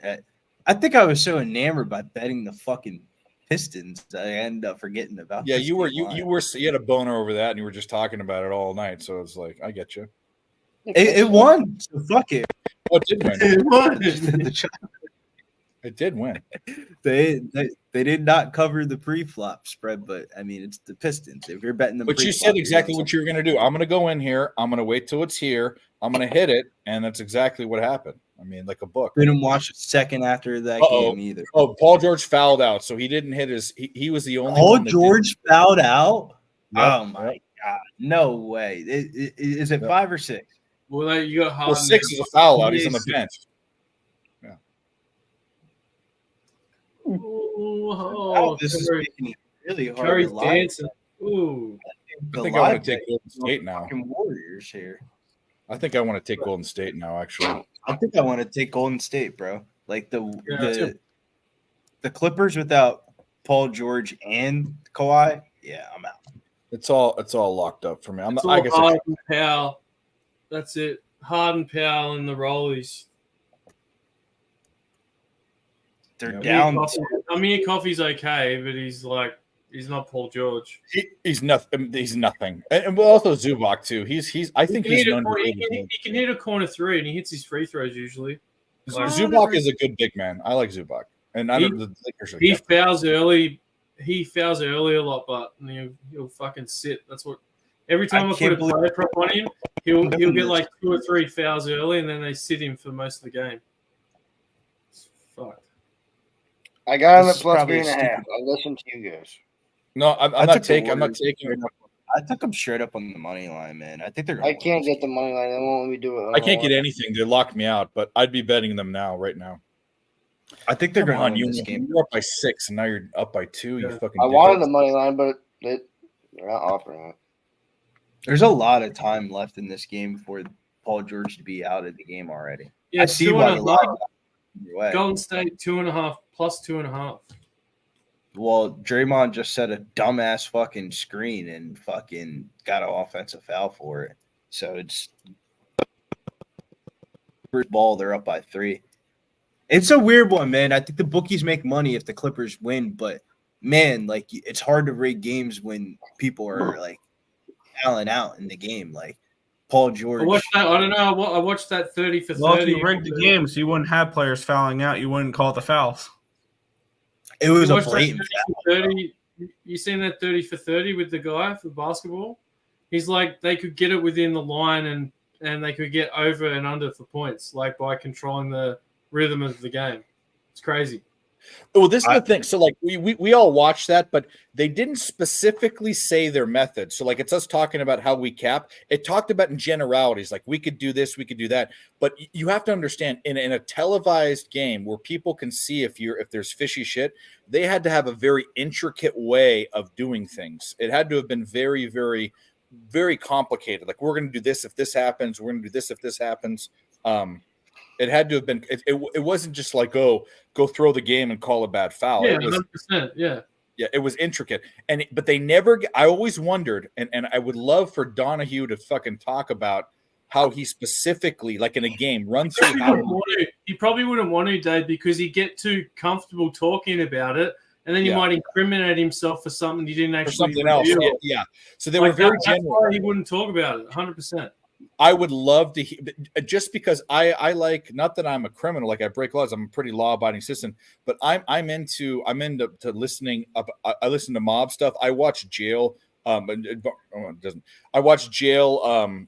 People that have been to jail and stuff, how they've operated. Like I think it's very fascinating how criminality is, but it doesn't mean that I'm that way. But I would like to hear, just out of curiosity, how they rigged games, because the games are televised nationally. Millions of people are watching it. Like they would catch these things. You know? Have you watched the points betting in tennis? Have you watched that? So there's a guy in the UK. They run their own betting rings where they travel around the European tennis circuits, and they have guys go to games where they have earpieces in, and because they find out who the slow referees are to register the points. So when they find out who the slow guys are, they'll sit on their games and they'll bet points. So the live guy's there watching the point happen. He'll be on the phone to his guy. He'll be like, bet this person to win the point. And then they'll bet it. And then about 10 seconds later, the person hits the points button at the game. So they find the slow people and they'll just ladder bet all their bets. So they put £1,000 in their account and they'll end up with £10,000 in their account in about 30 minutes.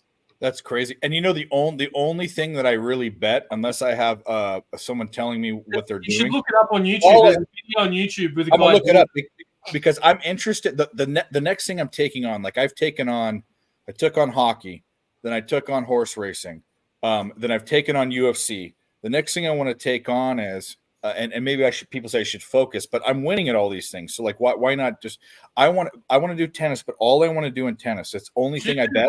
League. If you apply your analytics to rugby league in Australia, you could find a niche. That's one I'm doing too. We need to talk, but the thing that I want to do is the only thing I do, and Barney's seen it happen multiple times backstage. I only take points. I take points over or under. I only bet the points in a tennis match. That's all I bet. Yeah. Last night I threw a bet late night on 1-1. You guys all know Sammy Lawson. Like he's pretty good with tennis. You know Sam. Sammy Comer. Sam Comer. Yeah. Comer. Like Sam's a legend. Like I've him. And there's a guy that isn't on Twitter anymore because he got shut down, but he's really good. He's a friend of mine. He actually has been on Nerd Talk one time. I don't know if Nick remembers Parlay Key, KHI. Yeah, he came on. And there's another guy I know. I'll just give him a little bit of a shout out too. John. I'll find his handle, but he's a Canadian guy. He's real good with tennis. All Parlay Keys on Instagram now, but he came on. We used to we trade retweets and stuff, and we became friends. And him and Sam are the two best tennis cappers I've ever been around. And yeah, Sam's sharp, bro. Yeah, Sam is fucking very sharp. sharp. JR tweets tennis. John. I'll look him up. Yeah, he's a good dude. Him and Sam run it back and forth a fair bit, like in a group chat I'm in. Isn't Sam a Canadian? I think he's a Canadian. Yeah, I thought he's really good dude, bro. He's good at other. He's I think soccer and we talk soccer. Yeah, Sammy's good. He's a multi-sport capper, but everyone knows Sammy Comer as a fucking tennis capper. It's so funny how like we all came up in different ways, completely different ways. It's such a small community, and like we've interfaced with them. Like Nick is in a hockey chat that I was in with Sam. I was gonna say I'm in a group chat with Sam. I was talking to him earlier tonight. I didn't get kicked out, but I left that chat. People didn't like me saying cock as much in the chat. You should ask Nick. You should hit Sam up and be like, "Do you know fucking Doherty?" And we've had fucking Zoom calls for hours, man. Like he'd be on the piss, and I'll just be talking shit with him. He's been on Nerd Talk. Sam's been on Nerd Talk, and he's also been on PSR streams too. We've been on stream together. Yeah. Yeah, he's a good dude. God damn, man. UNLV, get a fucking offensive rebound, dude. Here we go. Here comes Westbrook to the free throw line. That was a new sound I've never heard. That's like a real Barney sound, like the purple. No, Barney's usually the Budweiser frog, Budweiser, but he just that was like a chick burp. I liked it, kind of. Like what's the Duff? Is it Duff beer from The Simpsons? Yeah. That was the sound of a 40-1 coming and beating my horse. Oh. You've won so much, maybe you should quit. Yeah, I agree. Like I just could never get into horse racing as much because I just see it as more of a gamble. Like we just were talking about that when you were gone. Yeah. I could listen. I was listening still. Yeah, like I've got friends that are right into it. Like my stepdad loves betting on the ponies. Like he makes it. He doesn't bet much, but he does it all day Saturday. He'll just bet on the races all day. So the great thing about Aussie races is you have bigger odds. There's bigger fields and bigger odds. The problem is I think it's and this is why it's more wide open. Is I think it's less regulated. I think it's kind of like more of a crapshoot. I would say that it's just because, like, we're our own. Like, Australia's very isolated. If you want to race in international here, like if, say, for instance, it's a Japan horse or it's even an American horse, they've got to go through like pretty strict like protocols to get the horse in. So it's like we have our own field, if that makes sense. Like we don't get a lot of outside horses racing here. There are a lot of good trainers here, but like one of my mates just married the daughter of probably one of the best race. Like his brother-in-law won the Melbourne Cup, which is our Kentucky Derby. Like they just won the Melbourne Cup. He knows everything about fucking horses. But it's like I also heard that the doping laws in because it's pretty regulated, man. Like our government has their fingers in it because all the sports betting companies make so much money from it. It's like when our government finds out something's making lots of money, it's like any government. They're like fucking full on regulating it. So it's like, you know, they have to all the traditional things like they weigh the jockeys and all that sort of stuff. They drug test jockeys and everything. Like it's horses too. Like it's pretty crazy, man. Like it's very, very, very serious business over here in Australia, especially breeding horses. Like the way that it's corrupt is that people that are obviously laundering money, they might have a horse stud they use to launder their money through. Like that's where it can get dirty in terms of corruption in the sport. but in terms of racing and stuff, like it's next level. So Norman Powell ended up getting 21 points, blew past it. New name in the chat that I don't recognize, but shout out to you. Hit the like button, please, and subscribe if you haven't. Congratulations, Dylan Brooks, one of my least favorite players in the NBA. Maybe that's Cheshire Cat. It's like a pseudonym of his. CC. It could be. He definitely has burner accounts, but I also Cheshire isn't betting NBA like that. I know his bets. He wouldn't be that. That's not a Cheshire Cat bet. No. Well, Clippers win.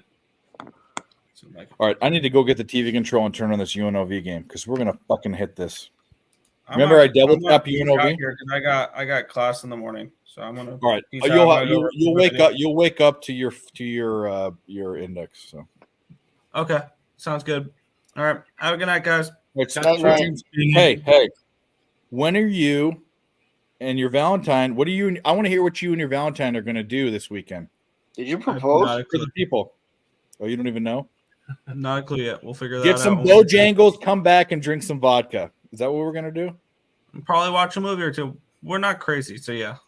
Keep your underpants on, Nick. Well, I've been boo. Boo, damn, boo. I'm trying to create content. What the fuck? No. I'll send you some Siemens. All right, have a good night. That's enough. Nick can only take a couple sentences of razzing. He has to go. Bye. I'll send you some. Have a good night, guys. See ya. You Nick. If you didn't know, and he'd know this, all the time we would give him. They go to games. We tell him to go get a co-ed. Go get a co-ed. Then Nick secretly gets a girlfriend. Doesn't say anything, and then one time shows up on stream. This is his way of like showing that like he got it, and she's like on the side, like doing whatever. And like we've been so respectful of him, but we could be horrible scoundrels about this. We could be so bad. It just makes me think of Borat. You know, it's like one day he get this, like you'll never get this. He did, but we could totally embarrass because we respect him so much. We don't, but. For a year, we were bugging him and he found his girl, and that's awesome. That's actually why I don't bug him, because I feel like it's a good thing, and she's a really cool chick too. So that's a whole other deal. You know what? So all I'm gonna say is the razzing worked. It did. We beat it. We submitted him. He got his co-ed. The time arrives. We got 3 games for tomorrow's slate that I want to talk. Go ahead. I'm gonna go get go now. Bring it. No. Remind me, because I'm about to go outside myself and go get stoned real quick. But before I get high, I want to write down these 3 games and have a circle for tomorrow. Because I feel like that's the best way to cap college basketball is have the games that you want to bet on for tomorrow, sleep on it, wake up the next day, see if it went up or down. Or you can bet it now. I want to definitely have these 3 games circled for tomorrow, and let me write a couple of notes. The reason why I looked at them real quick. Oh, dude, I'm not interrupting you, but I beat the favorite. Come on, give me the prize. No, you can interrupt me. This isn't a right now conversation. This is more of like last 2 minutes left in this UNLV game type conversation. Tell me that's what I wanted to write. The other day, the boys were talking Moorhead State. Moorhead. Like young boys. You know, Dave loved the young boys, Moorhead State. Trust me, I love Moorhead more than young boys. Moorhead State's actually like an OG team. They used to be really fucking good back in the day. All right, UNLV. I'm trying to think of the player who they had recently. I know there's someone. Yeah, Kenneth Fareed. That was when Moorhead that's it. State. Yeah. Hamilton. He kind of just faded into obscurity, didn't he? Kenneth Fareed, he went from being a double machine for fantasy to like, where did he go? He disappeared. He's actually playing for He's in China? No, he's playing for the G League has a Mexico team now. Oh, yeah, he's been in that for a while, hasn't he? Yeah, but he's playing for the Mexico team in G League, so it's like whose affiliate are they? The has to be the Lakers. no right? affiliate. It's from the Mexico League. What The are they? Mexico Lobos League or bought a something? team. The Mexico League bought a team for the G League, and it's like a reincarnated like NBA. Like the starting point guard's Marco Carter Williams, for example. Okay. Do you Is he reckon the- that Mexico will ever have an NBA team? There's no reason to. For a million reasons. For a million reasons. One is Mexican travel. team. Number two is corruption. Yeah. Number think three they is can why have would you ever want to play? I mean, not that you don't want to live in Mexico, but why would if you're by the way, if you're a professional athlete in Mexico, you have millions of dollars. What do you think they're going to do? There'd be hostage crises all over the place. Yeah, true.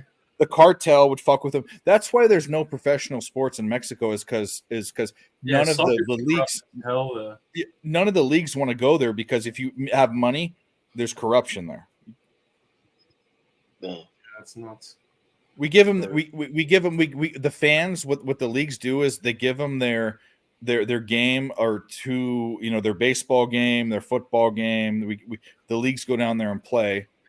But UNLV's fucking shit in the bed right now. Huh? They were up 6 points, now they're up 2. Just gave it up. Anyway, Super weird, right? just don't get crazy. Just slow it down. You're better than they are. Was that traveling or was that a foul? And then I also got to write this.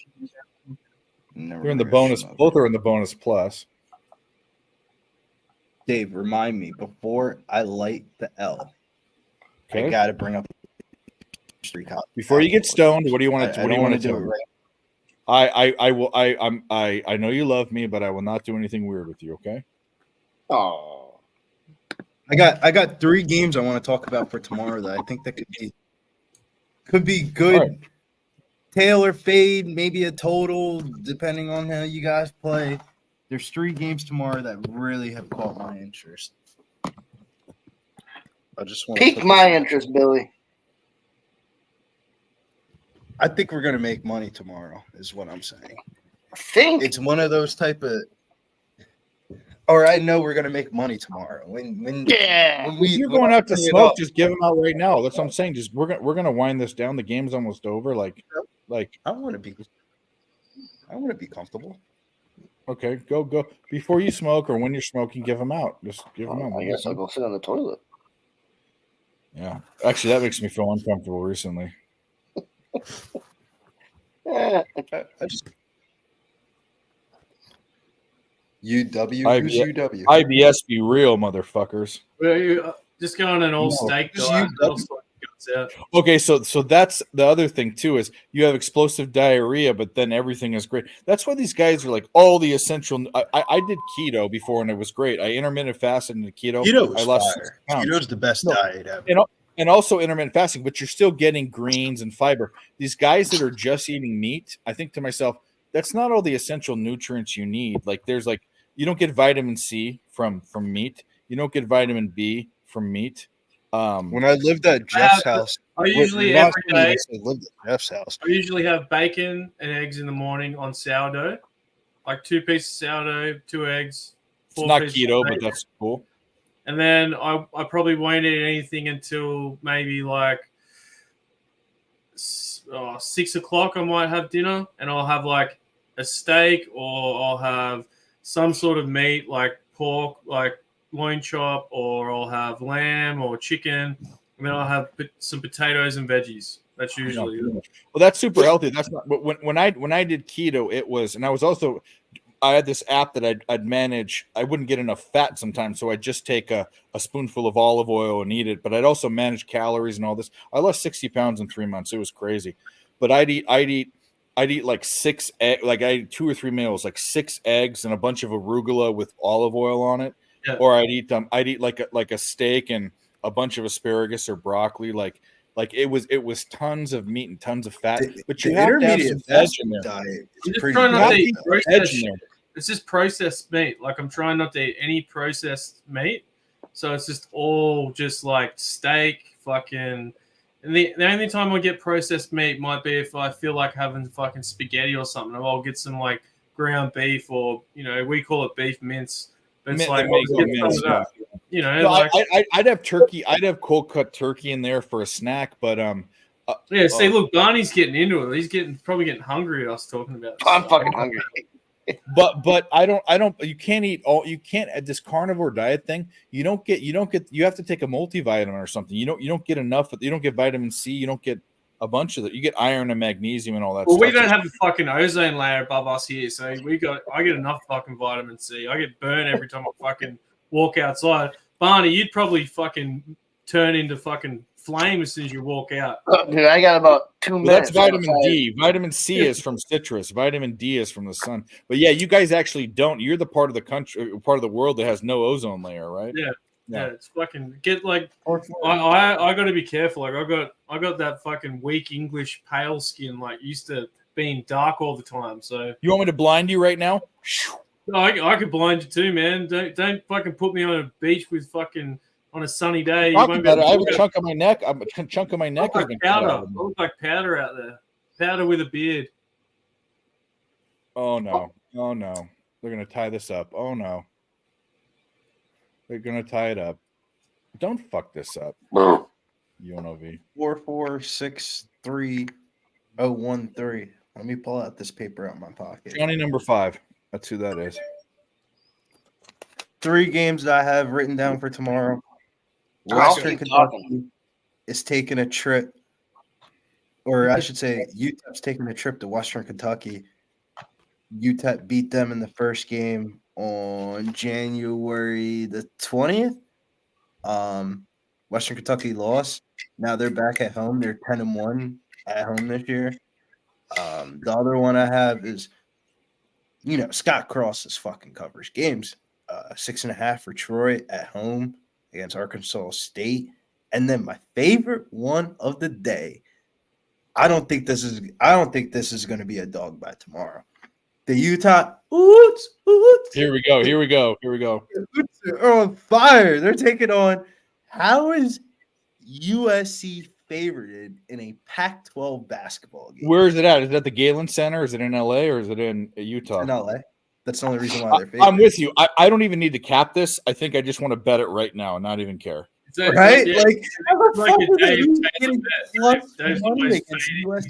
USC. Is Collier coming back?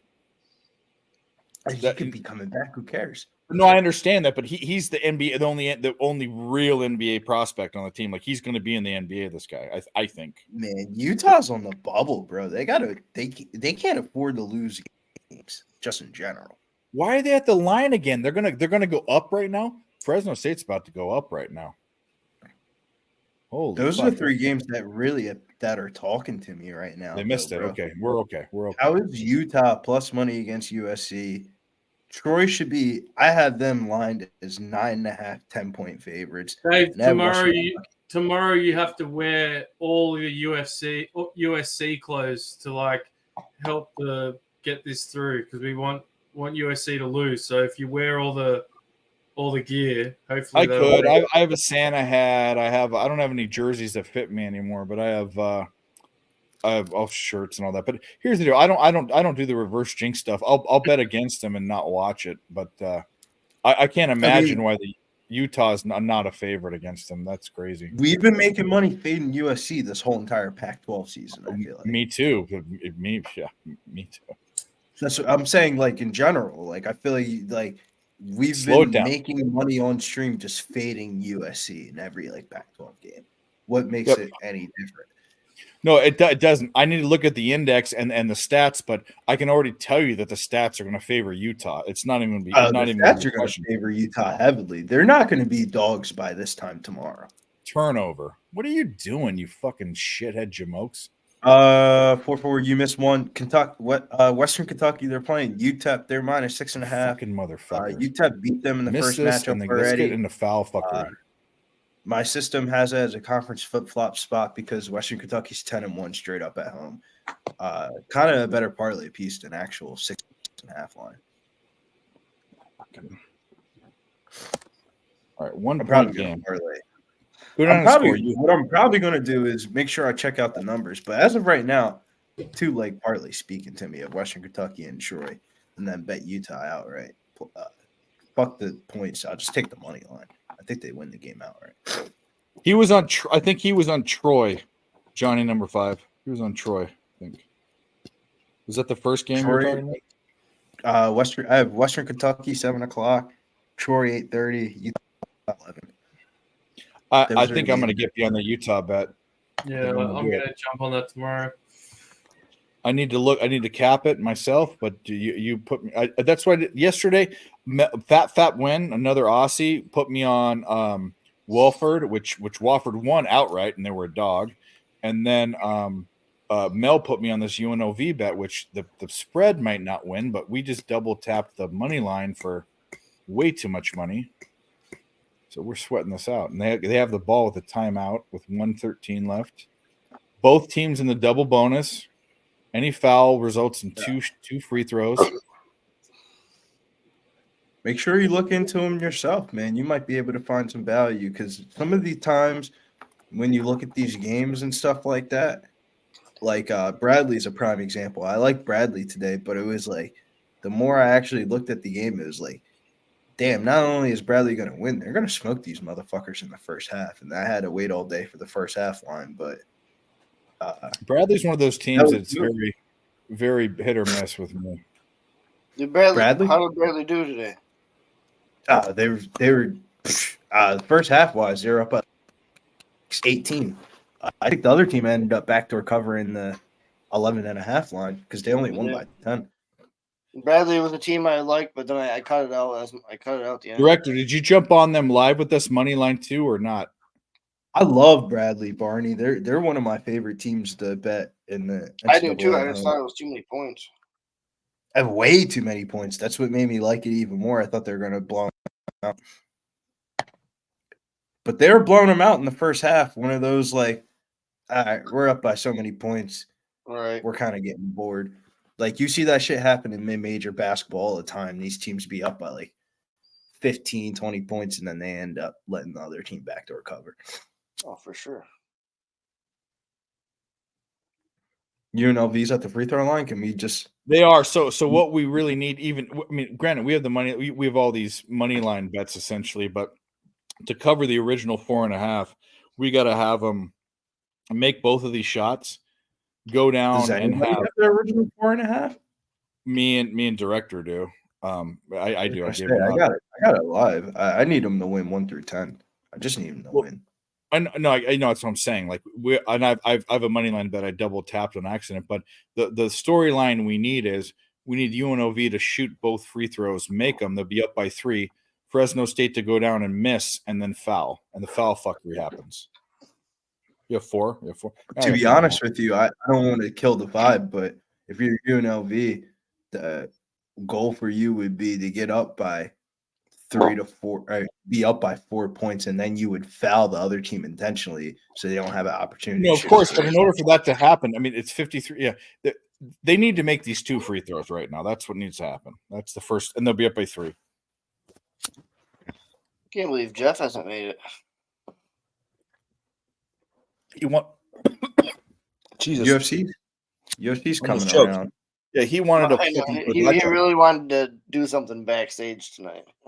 Yeah, and I think he might have stayed up a little too late by himself. Probably, but you know what? He's running like God. Like if he was at a regular blackjack, I'm just playing. When you playing blackjack against a dealer isn't like playing against. I'm bound by rules, you know this. So like, I have to do something. So he's running like God. He's also doing things like splitting tens and doing all this crazy. You know, he's doing crazy shit. So it'll catch up to him. I'm just waiting.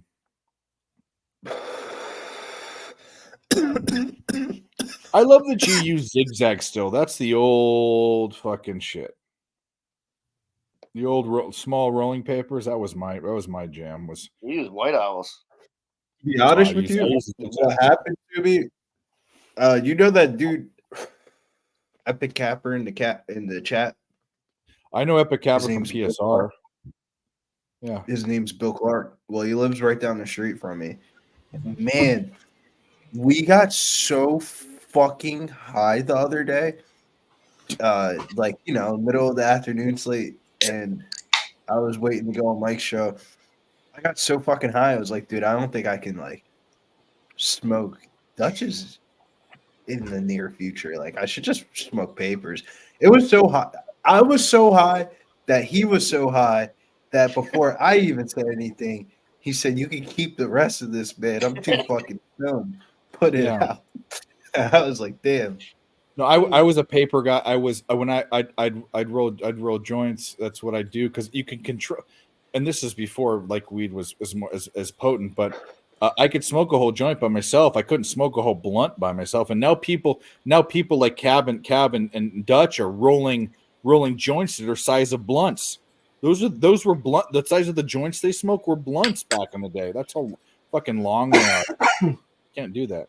I also got to the point in life where I feel like I've smoked so much that, like, depending on how you smoke, like, damn, man, I'm smoking this to the face. How big does it have to be? Yeah. Well, Billy, funny you say that because this is the first week I've got my big ones, and this is the first week. The Raws, yeah. I bought a small pack. Well, the big ones, those are it. blunt. To me, the big ones aren't people still consider them joints. Those are blunt wraps to me. They're so big. They're fucking ridiculous. My it's thing like is the tips in the small ones. The tips are so big. By the time you put the tip in, it's like you could smoke a fucking pinner and be fucking stoned. Like So, I just like, I just roll a little greenie with those. The little grannies get you fucking stoned. Like when you roll a big one, it's just like in reality, bro. It's like you're kind of overdoing it. Like how high are you really getting? They put crutches. Oh, they missed the first free throw. They put crutches in with the papers now. Yeah, here we go. They didn't do that back in the day. There were no you had to make your own crutch out of paper or cardboard. Yeah, they put crutches in. Okay, yeah. You get like they come with. We made our own crutches back in the day. We used to rip up this part of the pack of this. Yeah, exactly. The top of the pack. Yeah, it's exactly what. Yeah, that's old school. I don't like the crutches. Neither do I. I had a friend of mine, right? They rolled the joint small enough. He'd get the rolls. He'd buy the rolls, and he was a sous chef, like real fucking fancy chef. So he's real delicate, but he'd rest the joint on his arm, and he'd roll a joint the size of his arm with like 3 papers. And there'd be 8 of us smoking it, and it'd take an hour to smoke it. That's how big this fucking joint was. It's crazy. I feel like that shit's got to start resin by then, though. Like that gooey shit. Do you guys still use? Do people still use alligator clips anymore? No, you don't see too many people. You know what an alligator? It's like a poor man's thing. Like when right now Billy's at the end of his shit, you put it on an alligator clip. You guys don't even know that it's a little cinch clip. You can use a hair pin, like a bobby pin or something. Yeah, to do it. Well, but we call the bottom end of the rope like a joint, the Sting and Roger. The stinger. It stings your lips. Yeah. So that's what you do is we used to put we had a little metal rod on the end of an alligator clip, and you didn't put your mouth in the joint. You put it right before it. You went like this. You just got the end. You get the end of the fucking. That's a poor man's deal, you know. That's just a roach clip. It's a roach clip's an alligator clip. Yeah, it's a roach clip. That's what we call it, Barney. I think in the year 2024, this called a roach clip. Well, alligator clip is because it. We did back when I was in high school. Yo, what's up with UNLV, bro? Who the fuck throws the ball? They turn the ball over. Trapper spot. Who would throw the ball into the trapper spot? That's something they teach you in elementary school. What they needed to do is they needed to get fouled, and they didn't get fouled. So now bro, maybe we need overtime for them to get punished. Into the trapper spot. The first thing they tell you in elementary school basketball is when a team is running a 1-2-2 press or a 2-2-2-1 press, don't pass the ball towards the fucking sideline in the middle of the court because you can't go anywhere. Like, it's everybody that plays basketball, anybody that's played basketball fucking knows that. Like, what the fuck is he doing, man? Don't trap yourself in a corner. Don't go to the half. No, so there's like 3 spots in a trap that you're not supposed to go. The baseline corner, the middle of the court, side to side, and they're fucking opposite corner.